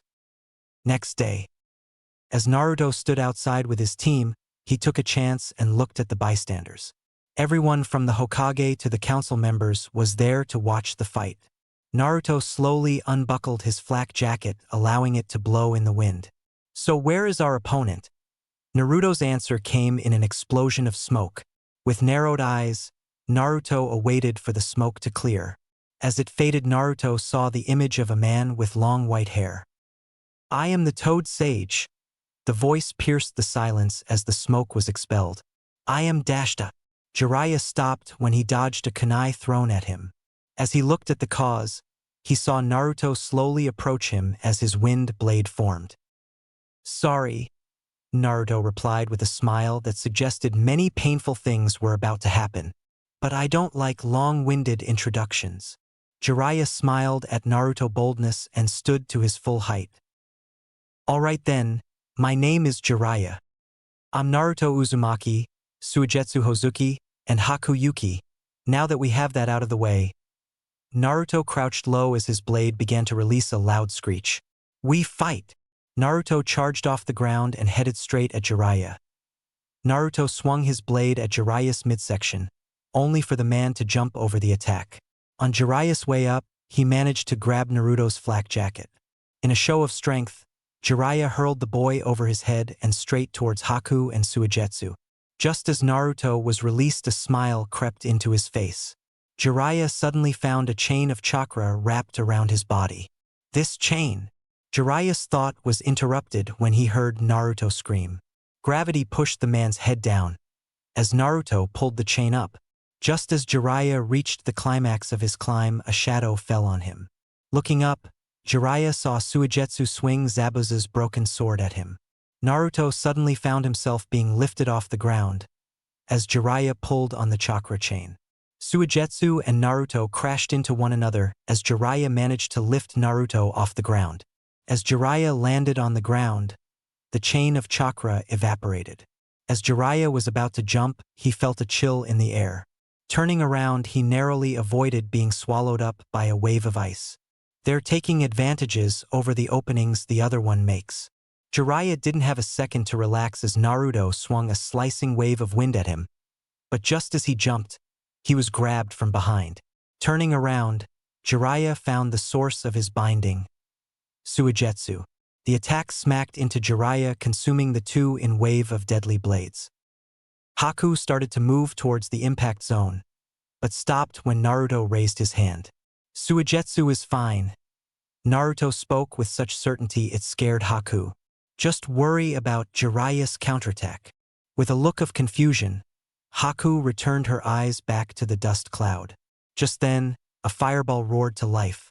Before the flame could collide with Naruto, a wall of ice erupted between it. Even behind the cold wall, Naruto could still feel the heat coming from the attack. That was close. The nonchalant reply earned Naruto a smack in the head by Haku. As the smoke finally faded, the two caught a glimpse of Jiraiya. He was unharmed, except for some minor cuts on his clothing. "You held back," Jiraiya replied, causing a predatory smile to appear on the blonde. "Is it because that your teammate was in the way?" "No." Naruto's reply earned him a narrowed-eyed look from the Sannin.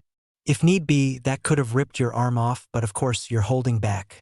I'll be the first to admit it, but I have a very prideful side. I guess you can blame that one on the fox side of me." As Naruto said this, Suigetsu appeared behind Jiraiya, swinging his blade down. Jiraiya jumped back, but still received a slight cut from the blade. "Now we will be fighting seriously. I suggest you do the same." With the warning issued, the three charged. Jiraiya noticed that Suigetsu's blade was longer than before, but paid it little attention. He ducked just as Naruto's wind blade sailed across his head. But just as he went to deliver a counter, he found himself staring at Haku. Just as he jumped over the series of ice spikes, he saw Suigetsu. "This is ridiculous," Jiraiya thought as he spun in midair, avoiding the blade, while kicking Suigetsu back to the earth. They just started working together, but it's almost like they've been together forever. Jiraiya landed on the ground, but jumped back to give himself breathing room. "Why don't you use your summons?" "Don't worry," Jiraiya consoled as he directed a smile at Naruto. I don't want to hurt you that much. The Toad Sage gave a chuckle, but didn't notice the dark look that loomed in Naruto's eyes. Haku and Suigetsu shared a look of worry, but Naruto's eyes were hidden behind his hair. What should we do?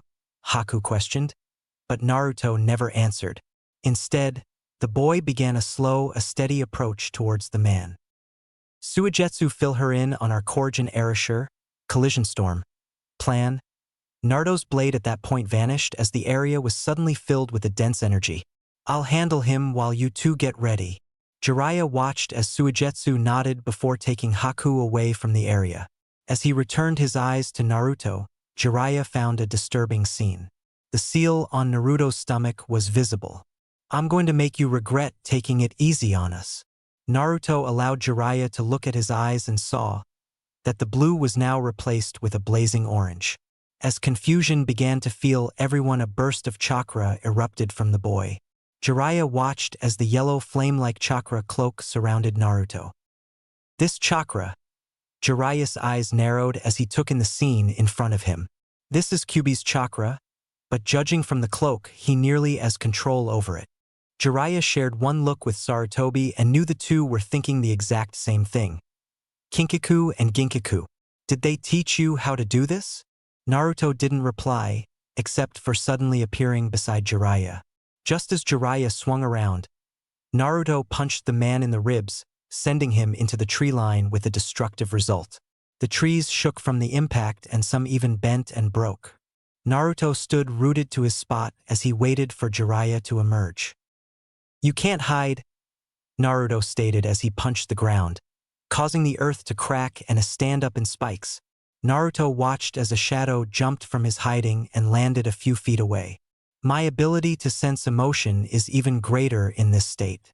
There is no place you can go that I can't find you. Jiraiya let a weary smile enter his facial features. I guess you were right. Jiraiya's statement caused Naruto to stare at the man in suspicion. I have been too lax in this training. As Jiraiya smeared blood onto his palm, Naruto prepared for the summoned creature. This is where I get serious. As Jiraiya slammed his hand on the ground, the area was bathed in smoke.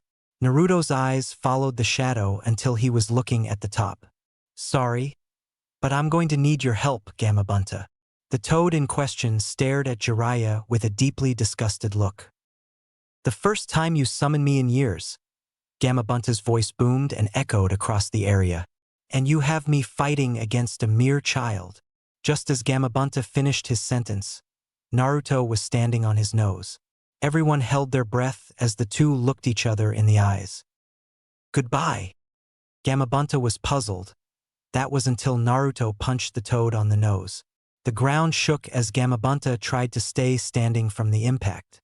Jiraiya jumped as he shot another fireball at the boy, but two chakra hands appeared and crushed the ball before it could reach its target. Naruto went to attack, but was thrown off when Gamabunta threw his head up. As Naruto landed, Gamabunta took out his dagger. Time to pay, Gamabunta roared as he swung the oversized blade at the boy. Right before the blade connected with Naruto, Jiraiya saw a worrying sign. Naruto was still smiling. The earth shook as Naruto took the impact head-on. But once the smoke cleared, everyone saw a sight they wouldn't forget. Naruto managed to block the blade with one hand. You shouldn't play with knives. Naruto directed his smile to Gamabunta as his chakra cloak wrapped around the blade. You could get hurt. With a snap of his wrist, Naruto broke the blade in half. Just as Gamabunta leaned back, Naruto threw the piece he was holding at the Toad Chief. Doton, Dorihiki, Earth Release, Earth-style wall. The thrown blade suddenly found itself embedded into a wall of earth.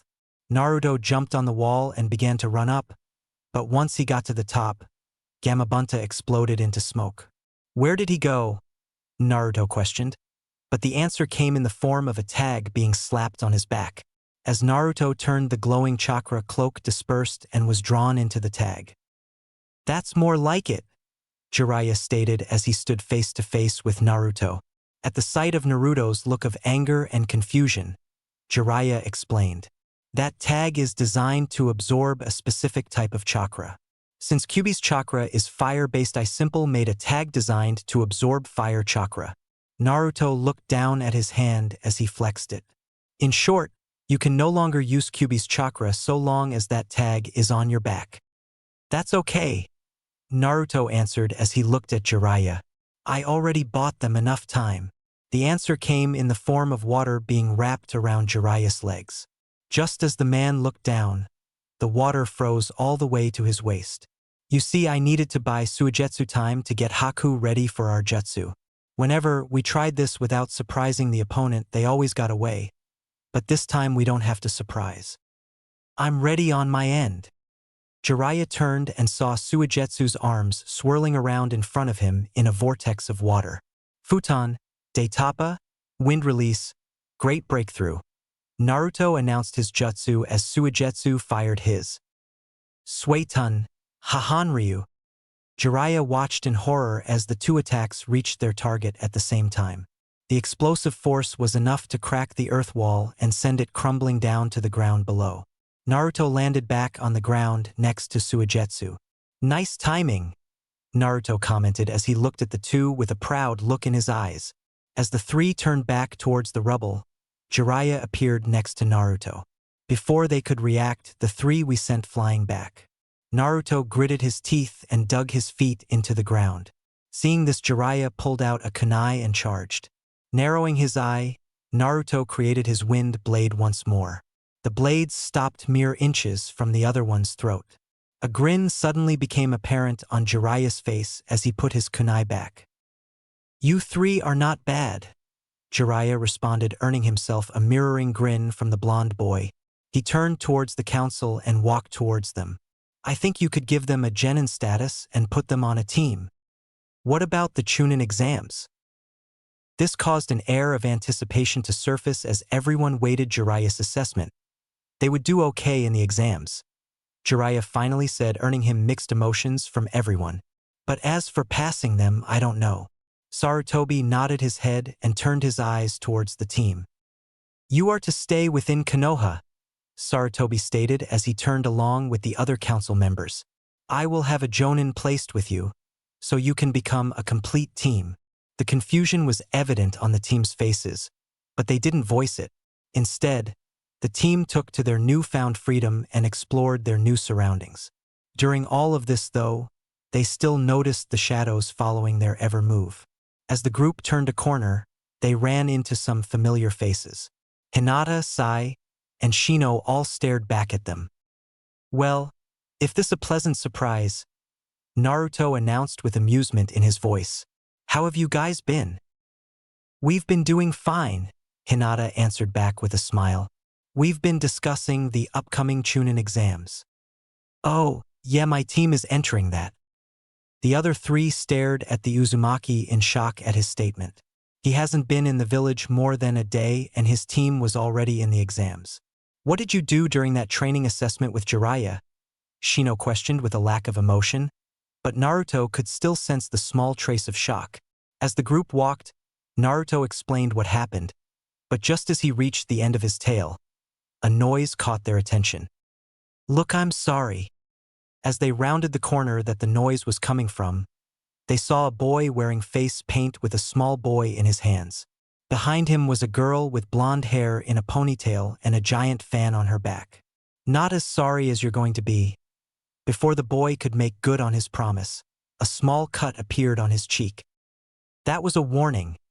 Naruto's voice sounded as his wind blade began to gouge a line in the ground. Next time, I remove the head. Stunned at Naruto's statement, Kankuro released Konohamaru.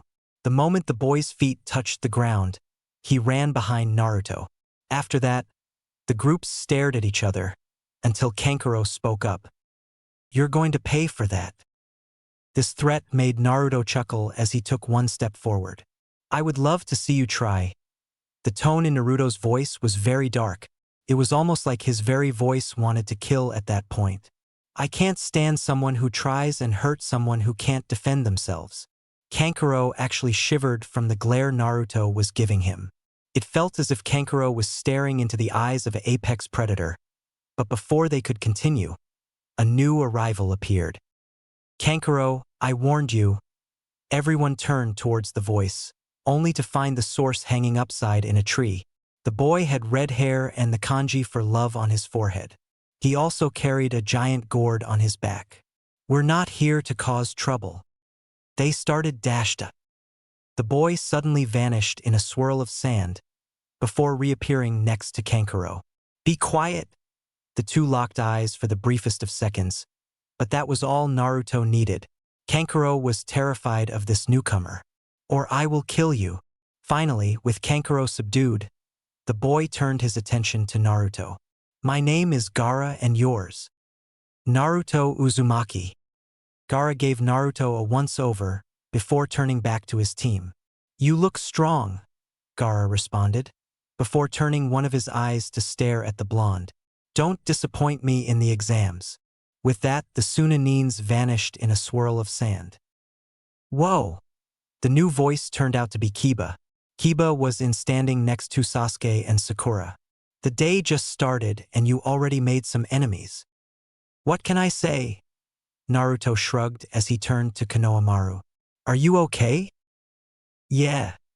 Konohamaru spoke with a timid voice, but caught himself. Of course I'm okay. I'm going to be the next Hokage. Naruto chuckled at the boy's bravado. The boy struggled as Naruto rubbed Konohamaru's hair flat. You remind me a lot about myself. Naruto released the boy as he smiled down at him. Better get out of here and try to stay out of trouble. The boy stood there for a few seconds, before nodding and running down the street. With that done, Naruto returned to Kiba and the others. Hinata, Shino. Kiba's voice brought his teammates' attention back to him. Kurenai wants to talk to the three of us. The two nodded before departing, but Hinata cast a small glance towards Naruto. Naruto turned his eyes towards the Hyuga, but saw her look away with a slight pink to her face. Tilting his head in confusion, Naruto made a mental note to talk to Hinata later. Sai joined his team as their team leader wanted to speak to them. Before departing though, Sasuke turned his eyes towards Naruto. My mom wishes to see you. Not giving Naruto a chance, Sasuke and his team disappeared in a show of speed.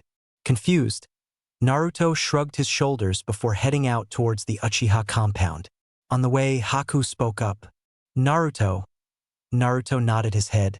Turning on a dime, Naruto threw a kunai towards their follower. The shadow leapt from its hiding place, landing a few feet from the team. No one could see the individual's face because of the dark cloak, but judging from the outline, Naruto guessed he was a man.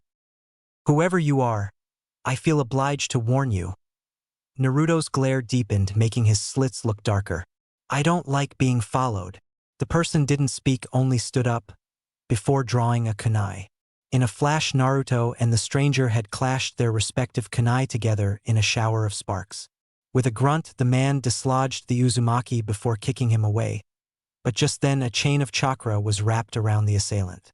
In a show of strength, Naruto swung the individual over his shoulder, but just as the attacker was about to hit the ground, a wooden pole erupted out of the ground.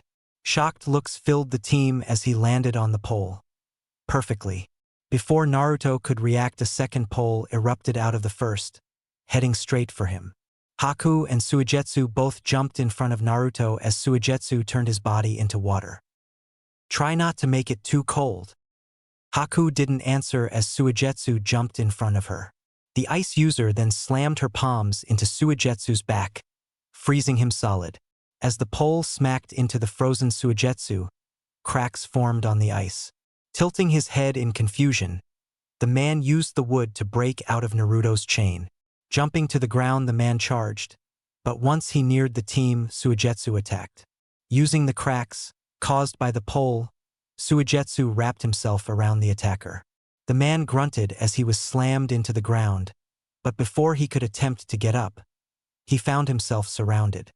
He was wrapped in Naruto's chain once again. Haku had created a spear of ice which was pointing at his chest, and Suigetsu was pressing his blade against his throat. With a chuckle, the assailant suddenly erupted into smoke. When the smoke cleared, Naruto and the others found themselves staring at a wooden dummy. Nicely done. The team turned and faced their attacker. The man had finally taken off his cloak to reveal a Konoha nin. He wore a standard flak jacket with a mask-style forehead protector that framed his face. He had brown hair with black eyes. I expected nothing less from my new team. By the way, the name is Yamato. Triple X. Gaara sat patiently as he watched Baki go over the plan once again.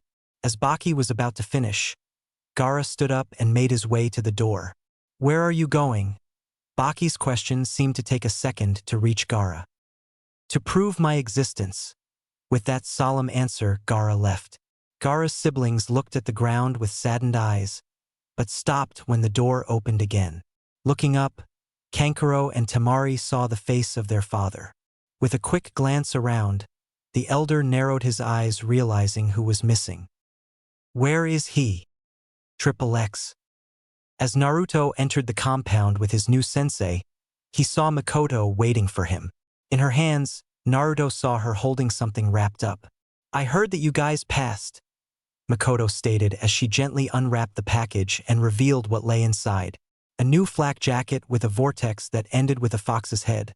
The color was orange with a little tinge of red. It was shaped the same as Naruto's old flak jacket, but without the old wear and tear. Haku and Suigetsu looked down and saw their gifts. Haku received a pendant in the shape of a snowflake, but with the symbol of Konoha inside it. Suigetsu's gift was some bracers, but at the ends the bracers were colored red. As the red trailed upwards, it became the symbol for Konoha. A new team needs some new gear. Naruto was speechless, to say the least. Makoto was standing there giving them gifts, but expected nothing in return. "We can't accept this," Naruto stated as Haku and Suigetsu nodded. "When Kushina learned she was pregnant, she confided to me," Makoto started as she looked up into the sky. "After talking, I promised to give you something when you were born, but I can afford to give your team something as well." With that, Makoto virtually shoved the items into Naruto's arms. As Naruto passed the items around, he put on his new flak jacket.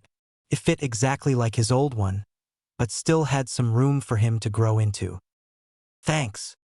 Makoto nodded, but stopped when a shadow fell over them. Looking towards the source, they all saw Gaara standing on a nearby rooftop. With eyes as cold as ice, he stared directly at Naruto. The boy turned his body around, just as Gaara erupted into sand. As he appeared next to Naruto, the two continued to stare each other down. Finally, Gaara spoke up. "You have the eyes." Naruto furrowed his brows in confusion as Gaara continued. "You have the eyes of a killer, but your attitude suggests something different. Just who are you?" With a chuckle, Naruto answered Gaara's question. "A fox can be a killer," Naruto started as the others watched intently. "But at the same time, it does not bare its fangs all the time. Sometimes it wishes to have a friend or family to protect. So you have to ask yourself, which side do you want to provoke, the protector or the killer?" "Are you saying you're not a killer?" "No, I'm saying there are two sides to every coin." Gaara chuckled, but not out of laughter. "You amuse me, Uzumaki?" Gaara looked directly into Naruto's eyes, but before they could continue, a new person entered the fray. "Gaara," the voice yelled, directing the attention of everyone towards the Kazekage. "Leave them be and get back to our hotel." Gaara glared at his father, but did as instructed, but not before leaving Naruto a final message. "You shall prove my existence." Naruto's response was one combined with a look of predatory and a tone of enjoyment. "I look forward to it." With that, the two parted, leaving the group behind with nothing more than silence to greet them. Naruto watched as the forms of Gaara and his father disappeared into the crowd. With an air of determination, Naruto turned back to his team. "So when do we start?" Yamato smiled at Naruto as he pointed towards the training grounds. "We start now." Everyone nodded their heads in agreement and began to head out.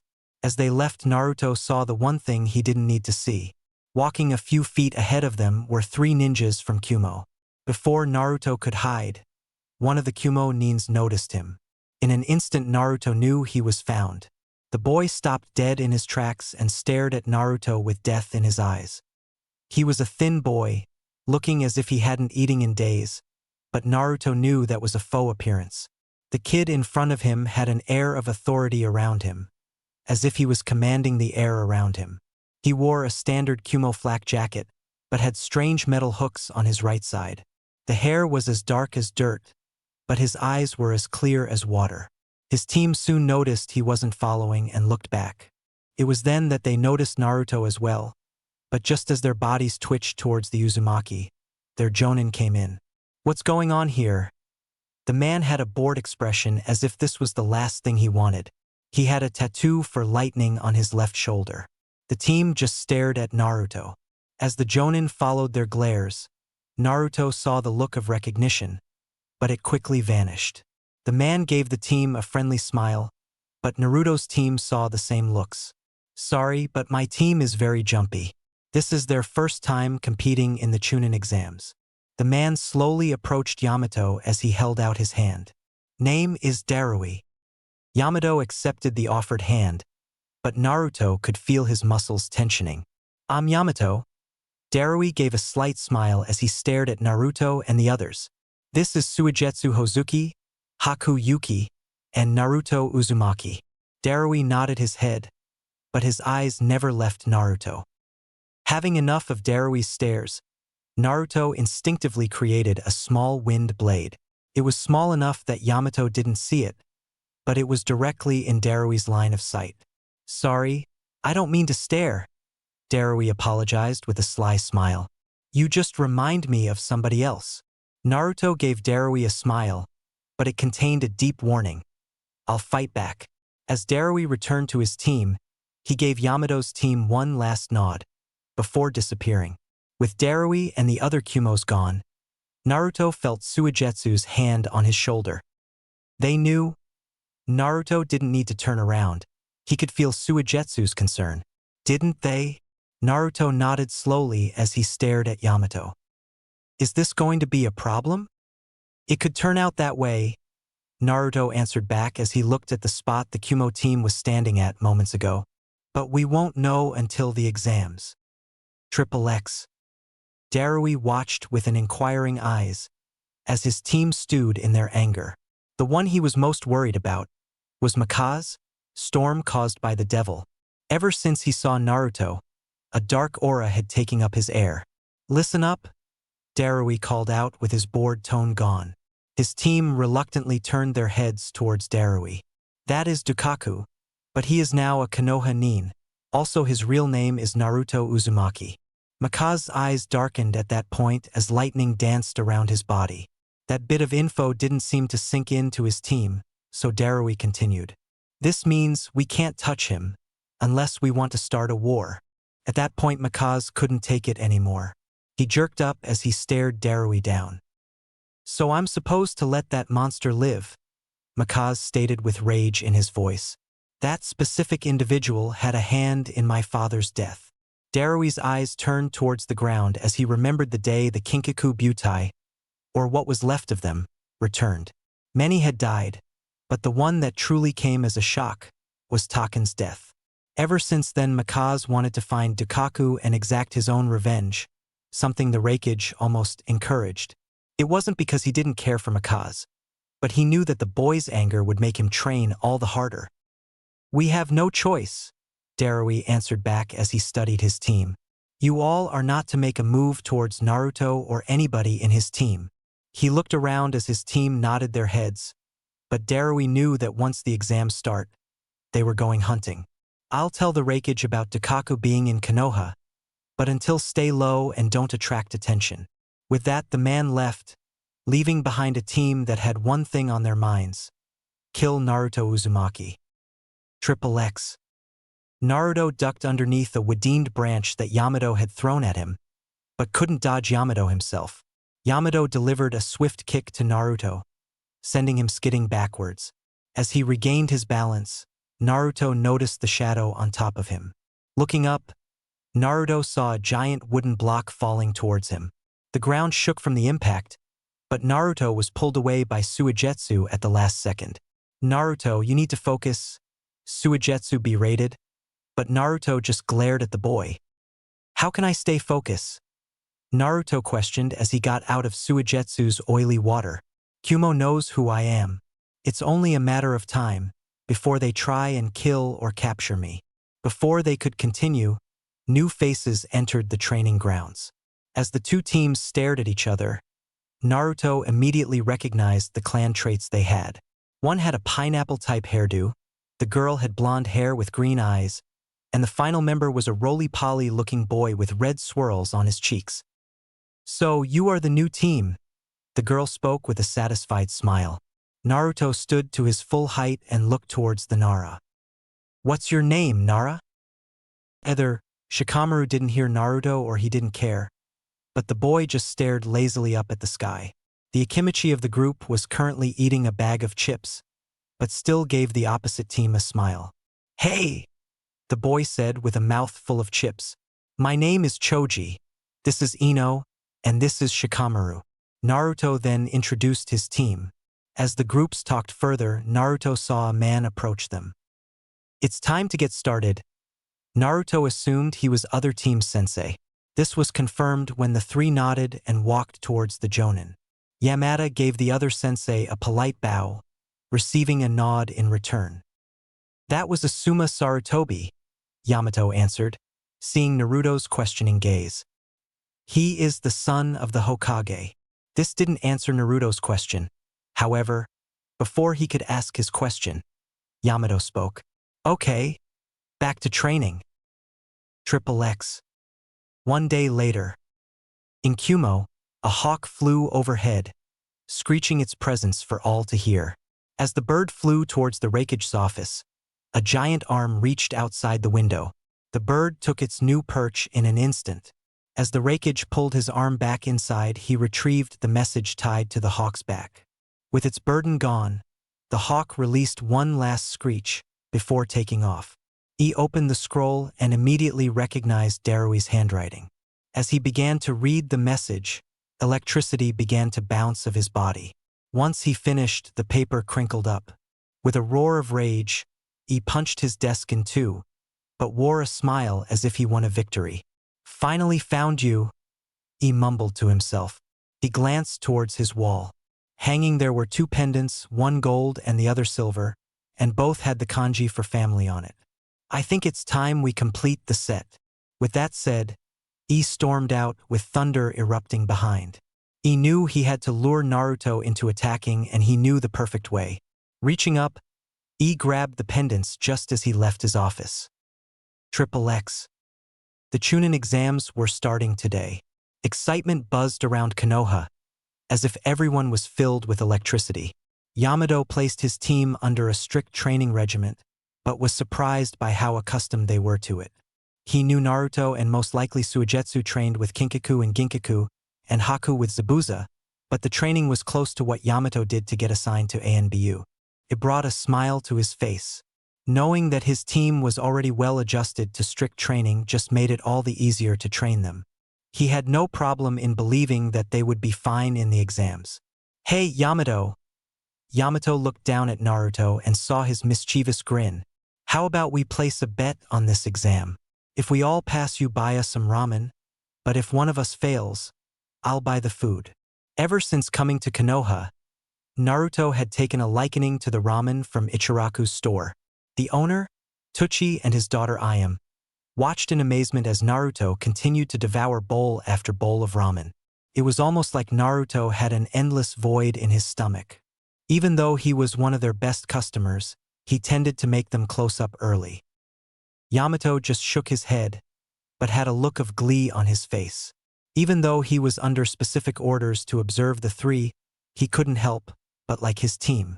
He had a boy who was as mischievous as a fox, a girl who was as polite as she was strong, and the other one was always trying to provoke reactions from everyone. "I'll think about it." Naruto frowned, knowing Yamato wouldn't accept the bet, but still kept a merry attitude. As the team stopped in front of the building that held the Chunin exams, Yamato turned around. "I may have only trained with you for one day, but that is all I need to see that you all are a great team." Naruto crossed his arms and gave Yamato a smile that said, as if there was any doubt. Suigetsu just scoffed and looked the other way, but kept one eye on Yamato. Haku just smiled, while thanking Yamato for the compliment. But don't get overconfident. I've seen many teams, like yours, go into the exams only to lose. Hey, don't sweat it, sensei. Naruto's voice rang out with confidence. We're not overconfident, we're just confident that we will pass. Yamato blinked a few times, before shaking his head. With a solemn expression, Yamato watched as his team entered the building. Good luck. Triple X. As they entered the testing room, Team Yamato received a shock. The entire room was filled with ninja. Each from a different village, they were all giving them the same stare, the stare of death. Naruto couldn't help but chuckle. This is going to be a snap, Naruto declared as loud as he could. The stare intensified with the added effect of some killer intent. Still, this did not affect the Uzumaki. Before he could continue, however, Hinata's team walked through the doors, followed by Sasuke's team. The teams stared at each other, some offering kind smiles. I can already tell you're causing trouble. Naruto turned towards Kiba and gave the Inuzuka a wide grin. It's what I do best, Kiba. The dog Nin let out a quiet chuckle as Akamaru let out a bark. As the group talked more, a lone shadow crept from behind. Sasuke never saw Ino, as the blonde grabbed Sasuke from behind. I got you, Sasuke. The girl let out her cry. Naruto turned and saw Shikamaru and Choji standing as far back as possible, with a look that plainly stated, they had no part in this. What do you think you're doing? Naruto looked towards the shout and saw Sakura with a blazing look in her green eyes. This was the first time Naruto saw Sakura this anger, and it was a strange sight to behold. As the two continued their fight, Naruto set his sight on a new figure. A man with gray hair, black eyes, and wearing circular glasses was approaching them. A bit of advice, the man said with a sweet-natured voice. Naruto's eyes narrowed into slits as he tried to get a read on the man's emotions, but to his great surprise, he couldn't feel a thing. Some of these guys are a bit cranky. As such, they don't need a bunch of first-timers making a bunch of racket. As the different teams gave the man death glares, he put his hands up in a submissive gesture. Hey, I'm not here to start anything. I'm actually here to lend you a helping hand. Saying this, the stranger produced a stack of cards. My name is Kabuto Yakushi, and these are my ninja info cards that contain info from everyone in the exams. Everyone except Naruto and Hinata leaned forward to get a better look. It was Sasuke who spoke first. What type of nonsense is this? Sasuke demanded as Kabuto placed a blank card on the ground. There is nothing on them. Well, they wouldn't be much of a secret if everyone could see them. With this cryptic message, Kabuto placed a single finger on the blank card. With fascination gleaming in their eyes, the card spun, but as it spun around, the info began to appear. It's activated by chakra, Naruto blurted out, gaining the attention of Kabuto. The smile Naruto received from Kabuto caused the boy to tense up. Kabuto gently pulled another card from the pile and placed it on the ground. Let's see who we have here. The card spun as the info slowly began to reveal itself. The person on the card was Sasuke. Sasuke Uchiha, Genin, Team Kakashi, and your teammates are Sakura, Haruno, and Sai. Kabuto held the card in front of him, as if it held Sasuke's life. With this bit of info, I know everything about you. This reply unsettled a few people, but Sasuke remained as stoic as ever. Can you look up other people? Sasuke's eyes glanced towards Naruto, but the blonde chose to ignore it. Kabuto nodded his head as he placed the cards back. I would like Rock Lee and Naruto Uzumaki, both from this village. Kabuto nodded his head and pulled out two cards. The first one up was a kid in a green jumpsuit. Okay, first up is Rock Lee, Kabuto stated as he held the card up. Rock Lee, Genin, team guy. Teammates are Tenten and Niji Hyuga. At the sound of Niji's name, Naruto saw Hinata flinch slightly. He doesn't have any ninjutsu or jinjutsu, but he seems to be very proficient in taijutsu. Sasuke gritted his teeth in frustration. He was hoping to learn some sort of weakness to the green-clad ninja, but he had to deal with what he had. Next, we have Naruto. As the card spun, everyone watched with bated breath, waiting for the info to be revealed. Okay, let's see here. Naruto Uzumaki, Genin, Team Yamato. Teammates are Haku Yuki and Suigetsu Hozuki. Kabuto stopped and placed his card back into his deck.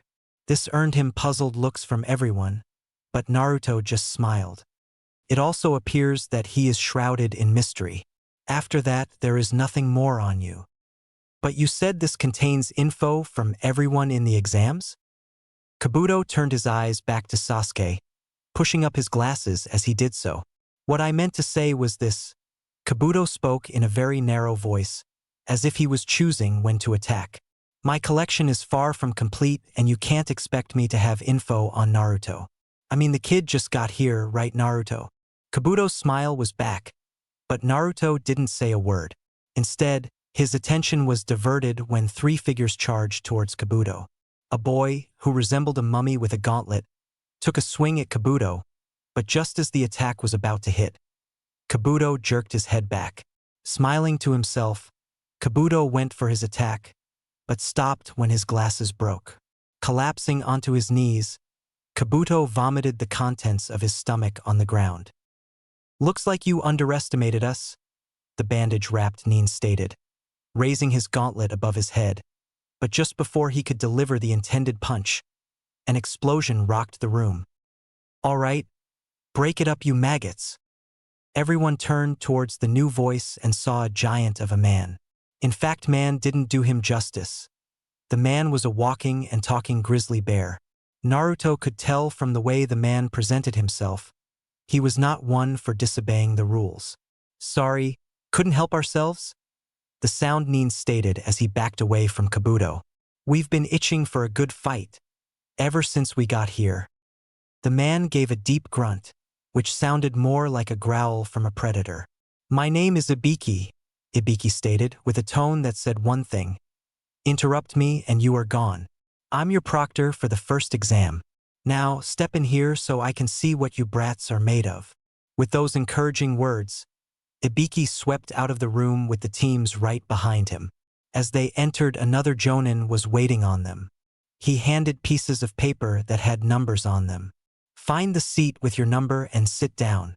Ibiki watched with narrowed eyes as each genin took their respective seats. Naruto took this opportunity to look around the room. He noticed the other Jonin seating in seats at the far side of the room with notepads. Strange, Naruto thought as he turned back to Ibiki. Why do we need so many Jonin for the first exam? The answer came from Ibiki. Now the first part of the exam is this.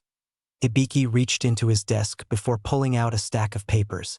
Almost everyone let out a groan when they realized what was on Ibiki's desk. The first exam is a test to see how intelligent you all are. Now there is just one rule. No cheating. If any of us catch you cheating 3 times, you and your team will be expunged from the exams. Ibiki looked around and saw many genin looking towards their own teammates. Now there is another question after this test, but that one will be saved until this part is over. As the papers were passed out, Naruto caught his first glimpse and came to one conclusion. It was impossible. The questions were meant for Chunin and higher. Taking a quick glance around, Naruto noticed an interesting sight. Sasuke had his Sharingan active and was copying the boy in front of him. Number 82, you're out of here. Naruto turned towards the proctor's voice and saw an anger-looking Iwagakure team being lead out of the room. I think I get it now. Naruto's smile crept along his features with an uneasy slowness. The point is to cheat without being caught. Tapping his finger on the table, Naruto began to contemplate his strategy, but was coming up with a blank. Despite his fox-like traits, there was one thing Naruto wasn't: stealthy. That was when he felt a wet feeling on his leg. Looking down, Naruto saw himself looking at a trail of moving water, which slowly began to take a shape. Smiling at the genius plan, Naruto quickly wrote the answer down for the first question. As he leaned back, the water slowly retracted, before returning with a new answer. Moving his eyes in a slow and calculated manner, Naruto managed to avoid detection, but Ibiki was giving him an eerie smile. If he knew, then my team would be kicked by now. Naruto reassured himself as he continued with his info gathering. Okay, pencils down. Everyone followed the instructions as they awaited the final question. Ibiki stood there, observing the team's reactions. Naruto began to grit his teeth as Ibiki continued to stall. Get on with it? Naruto yelled out in frustration, earning him a glare from the proctor. Some of us have an exam to win. This show of bravado gave Naruto several different reactions. Ibiki cracked a slight smile. Haku and Suigetsu just stared at Naruto anxious, and the others were either giving him death glares or laughing to themselves.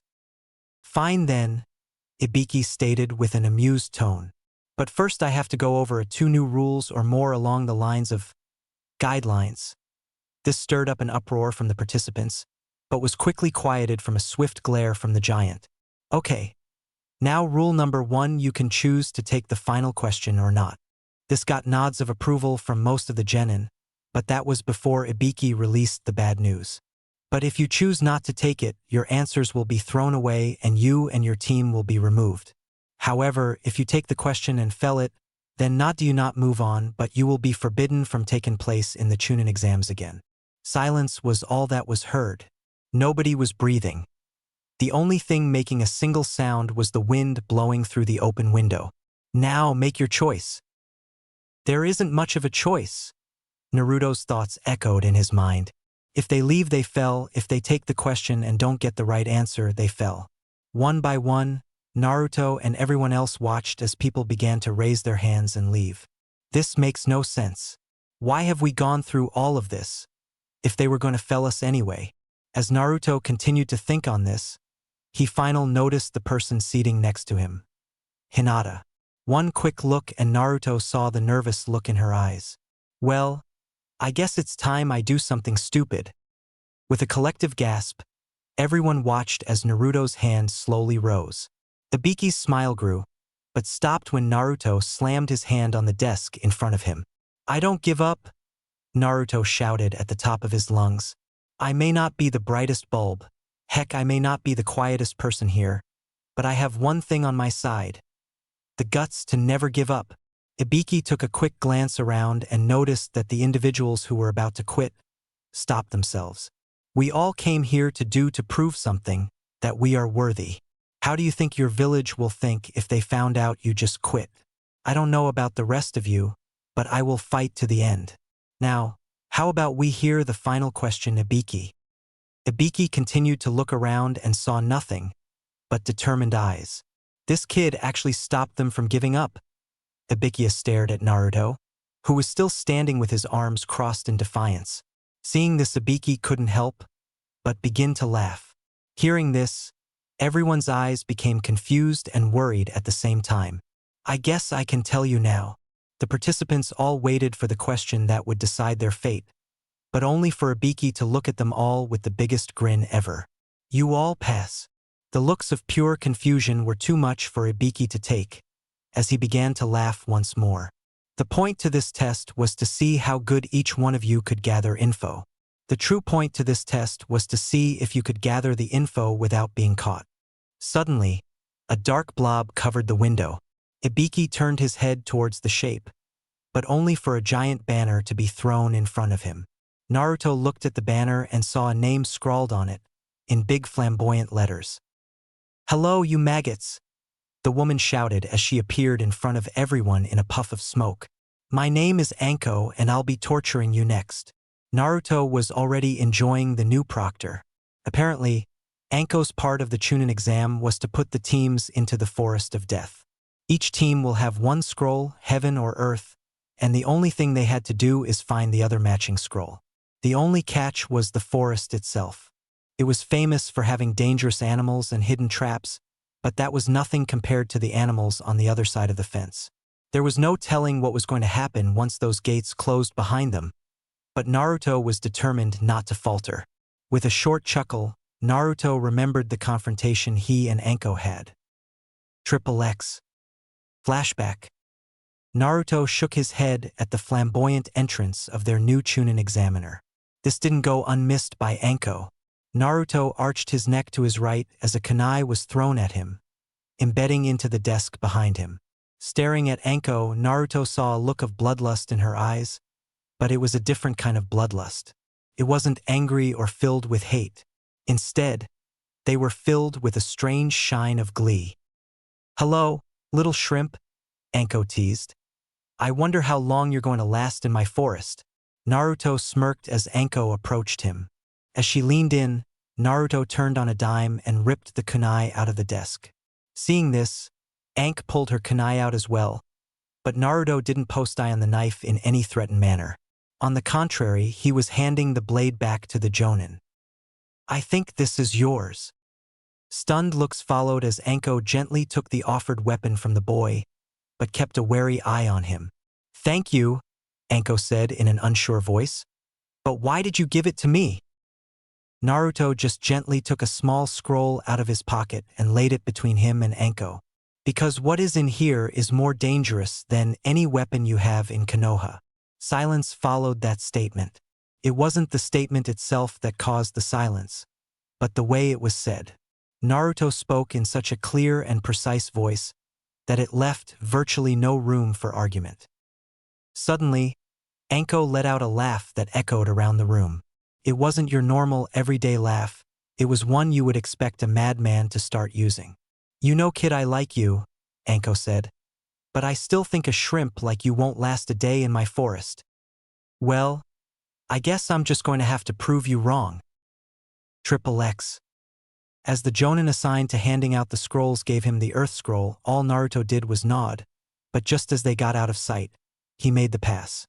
"Suigetsu, take it." Naruto pressed the scroll into Suigetsu's hand. "They will expect the strongest to have the scroll, so they will most likely gun for me." Suigetsu nodded his head, before carefully concealing the scroll into his shirt. As Naruto turned around, he found a very worrying sign. Both Sasuke and the Kumo team were staring at him with nothing short of death. "Okay, I get why the Kumo guys are angry with me, but what have I done to wrong Sasuke?" Naruto decided if he could manage it, he would find Sasuke and talk to him and hope the Uchiha wouldn't attack. "Okay, listen up everyone," Anko shouted, diverting everyone's attention back to her. "There are 2 rules only in this phase of the exams. Number 1, no one is permitted to leave once you enter. You must stay in the forest for exactly 5 days to get the other scroll you are missing. If you don't capture the scroll and make it to the tower in the time limit, you fail the exam. Number 2 is a very simple one." Everyone listened as Anko gazed around with a murderous glee in her eyes. "Don't die." With that, the proctor left, leaving the teams to get to their correct gate. They all waited for the whistle and the gates to open. It felt like hours to the participants, but just as the first one twitched, the whistle blew. XXX. He was heading straight towards the sound of explosion, knowing only one person he could truly trust with this task. He turned the corner and saw Yujito in her 2-tailed chakra form, destroying boulders and rocks, but stopped when she noticed I's presence. Turning towards the wreckage, He got a good look of the scar Yujito was now in possession of. The scar, despite Kinkaku and Ginkaku's weakening chakra levels, was giving to her during the battle between them. It stretched itself all along her right arm, giving it the appearance of a failed attempt to skin her arm. This had a bad effect on her right arm's reaction time and speed, but she still had her power, and that is what he needed. "We found him." I's words caused Yujito to narrow her eyes until they resembled the slits of a cat. "He is in Konoha competing in the Chunin exams."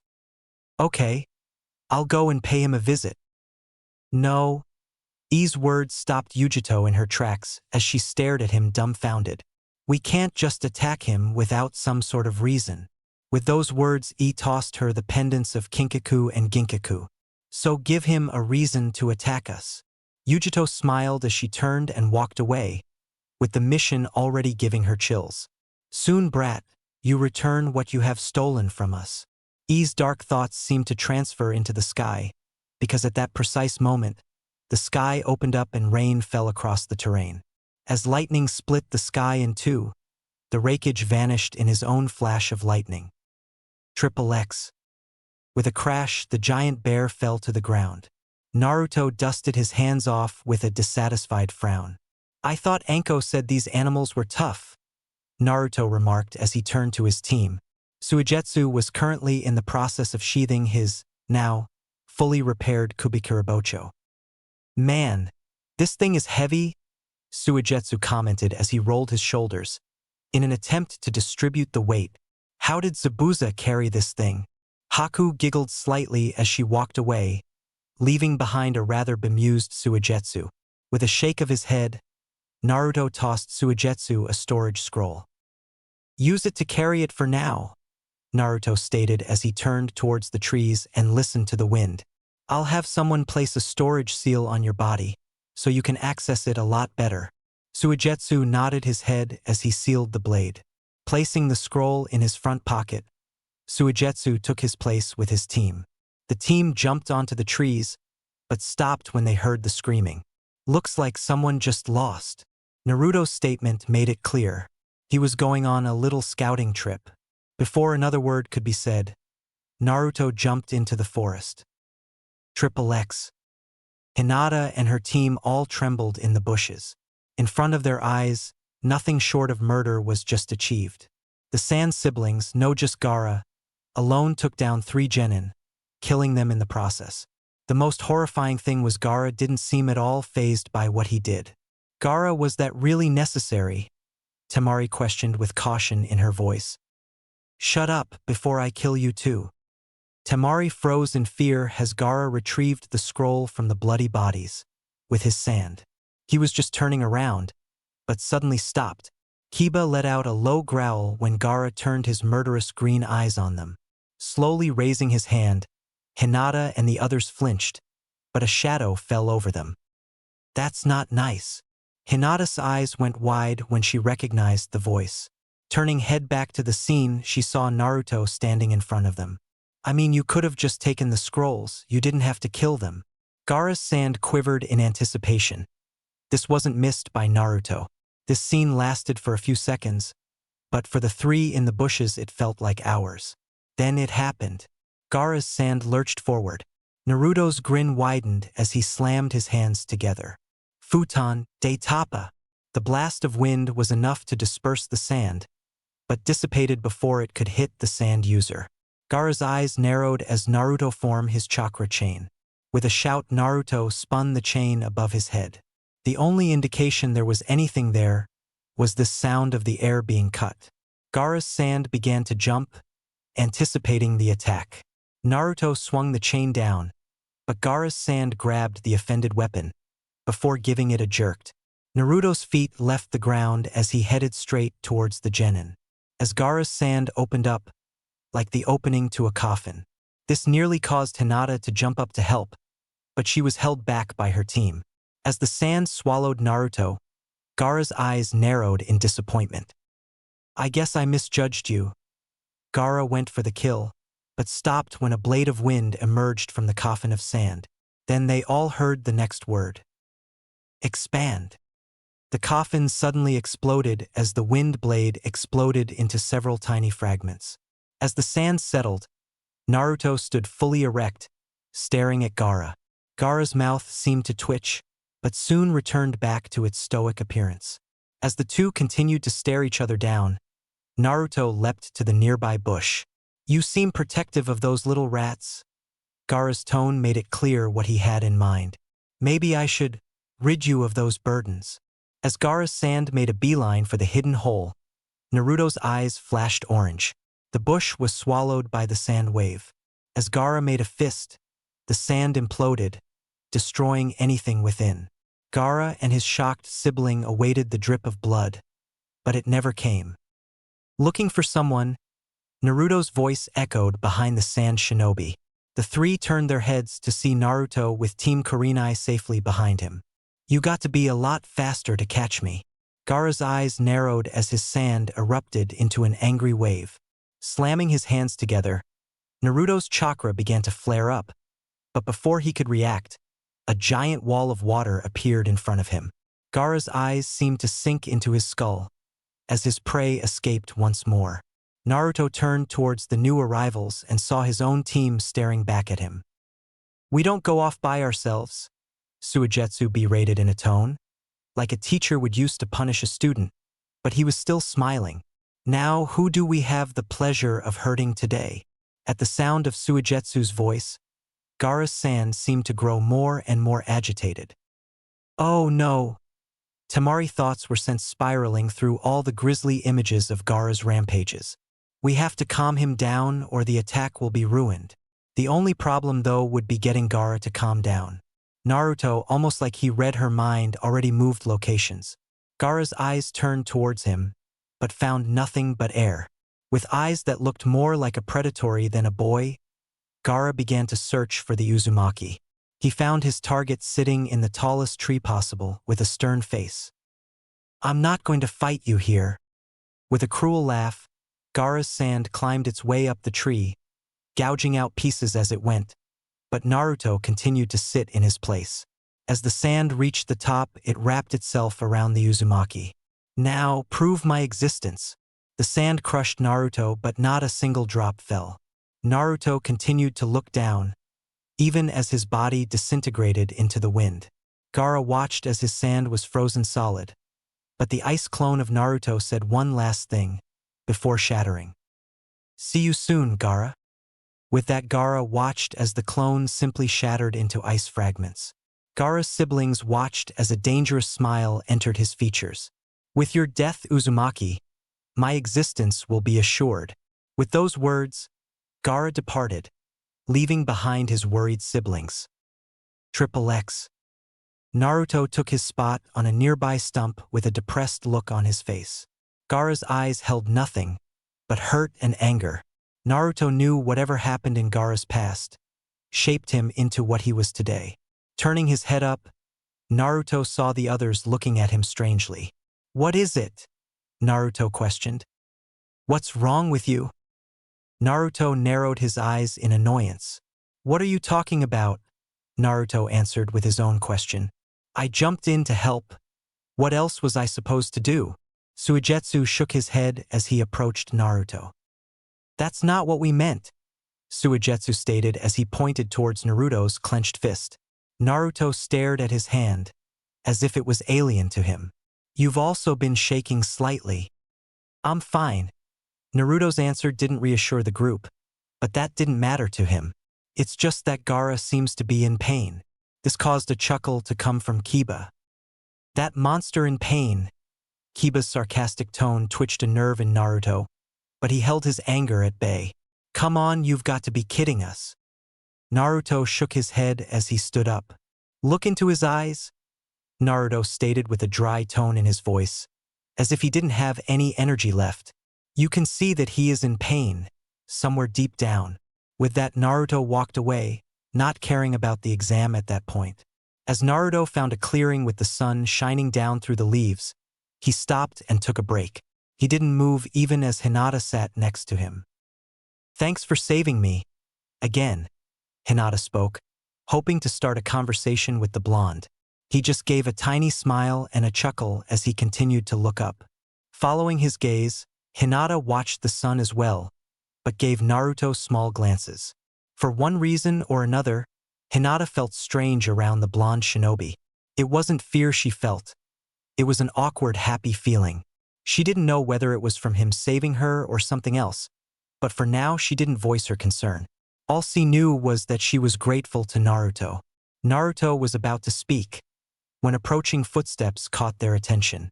Turning around, the two saw their respective teams. Hinata, we should get going, Shino spoke in his low, emotionless tone. Hinata nodded her head, standing up. With a finally farewell, the two teams separated. Naruto took this opportunity to take a scroll out of his pocket. Laying it on the ground, Naruto unrolled the parchment to reveal a storage seal. As Naruto placed his hands together in the tiger seal, the scroll exploded in a shower of smoke. Haku narrowed her eyes as Naruto reached into the smoke and pulled out two shuriken-looking weapons. They were about as long as Naruto's arm and resembled Fuma shuriken, but they possessed a serrated edge. The blades themselves were a lot slimmer than regular Fuma shuriken. They also seemed to have a strange feel to them, as if the very blades had energy. Naruto simply placed the bladed weapons onto his sides, but not before checking the rings. How do they look? Suigetsu could tell before he asked that the weapons were perfect. So I take it you're going to show a little bit of what Kinkaku and Ginkaku taught you. Naruto's smile was all the response Suigetsu needed. The water nin at point popped his back and shoulders, before throwing the scroll containing his new sword into the air. So what are we doing? We're going to see how much trouble we can stir. Good. I hate fighting off these animals. Suigetsu continued to toss his scroll in the air, until he caught one last time and in the same motion deposited it in his pocket. I need something to really test my blade on. Naruto nodded and nodded towards one direction. The team jumped from into the dark forest, but the forest soon moved, revealing, in the glittering sunlight, a headband from Kumo. Triple X. The trees bent as Sasuke's team headed through the forest. Ever since the exam started, Sasuke had one person in mind: Naruto. For Sasuke, Naruto represented a barrier between him and his goal. If he could defeat Naruto, then his brother would fall next. The only thing was finding the elusive shinobi. He didn't even notice his teammates slowing down, until Sakura called out. Sasuke, slow down, Sakura yelled. We have plenty of time to finish the exam. No. This simple response elected surprise in the two. Sai even saw it. Even though Sai was never good with emotion, Danzo did teach him how to read individual body language. Sasuke's body language said one thing: anger. Whatever was bothering him, it seemed to glow in the Uchiha's eyes. If we run into someone and we're tired, we won't stand much of a chance. Sasuke stopped on the next branch and turned his hate-filled eyes on Sai. For the first time in a long while, Sai a twinge of sorrow for the Uchiha. Here he was letting his own anger devour him, and for what? A chance to kill his own brother. At this point Sasuke's stare seemed too hardened until his eyes resembled nothing but coal. I am the elite, Sasuke said. Nobody is better than a member of an Uchiha clan. No matter who I go up against, I will win. Sasuke turned, but didn't have a chance to move. Standing on the branch directly in front of him was a ninja from Kusagaku village hidden in the grass. Sasuke was about to attack when the girl's tongue rolled out of her mouth. The tongue was long enough that it touched the nape of her neck. And where are you going, my delicious little morsel? Triple X. Naruto knew they were being followed. From the moment his team left that spot until now, he tried to ignore the presence. It was a futile effort. Now, his main priority was finding a good enough place to fight their pursuers. Looking to his left, Naruto found himself staring at an open field, which had a wall of trees on both sides. Jerking his head towards the location, Naruto turned his body towards the soon-to-be battleground. Just as Naruto's feet touched the ground, he was forced to dodge underneath a barrage of kunai. Looking up, Naruto saw the one group he was hoping to avoid: the Kumo team. Well, if it isn't my old pals. Naruto's sarcasm only fed the fire that was already lit within the three genin. Tell me, how is Kudash? Naruto jumped just as a bolt of lightning arched through the air, heading straight towards him. Smiling, Naruto landed beside his teammates, but still had a nervous look on his face.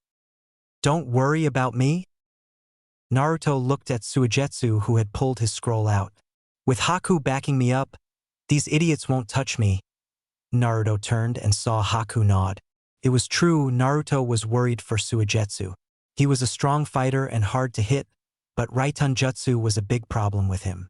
Everything about Suigetsu made him a big target for Raitun user. You don't seem to see a resemblance. Naruto turned back up to the Kumo and looked towards the kid with the darkest scowl. What are you talking about? The first time Kumo sent someone to capture Kinkaku and Ginkaku, it was the Kinkaku Butai, Mikaz said. You helped in the death of a certain man. Naruto narrowed his eyes, as he tired to bring that part of his memory back. But when it did, it hit him like a ton of bricks. You're talking, son? Naruto's disbelief was evident, causing a smile to erupt on Mikaz's face. Didn't think he had a son, did you? Mikaz spoke with an even voice, but Naruto knew his anger was boiling at that point. Well, guess what? Now you can pay the price for what you have done. The three launched off their posts and headed directly towards Naruto's team.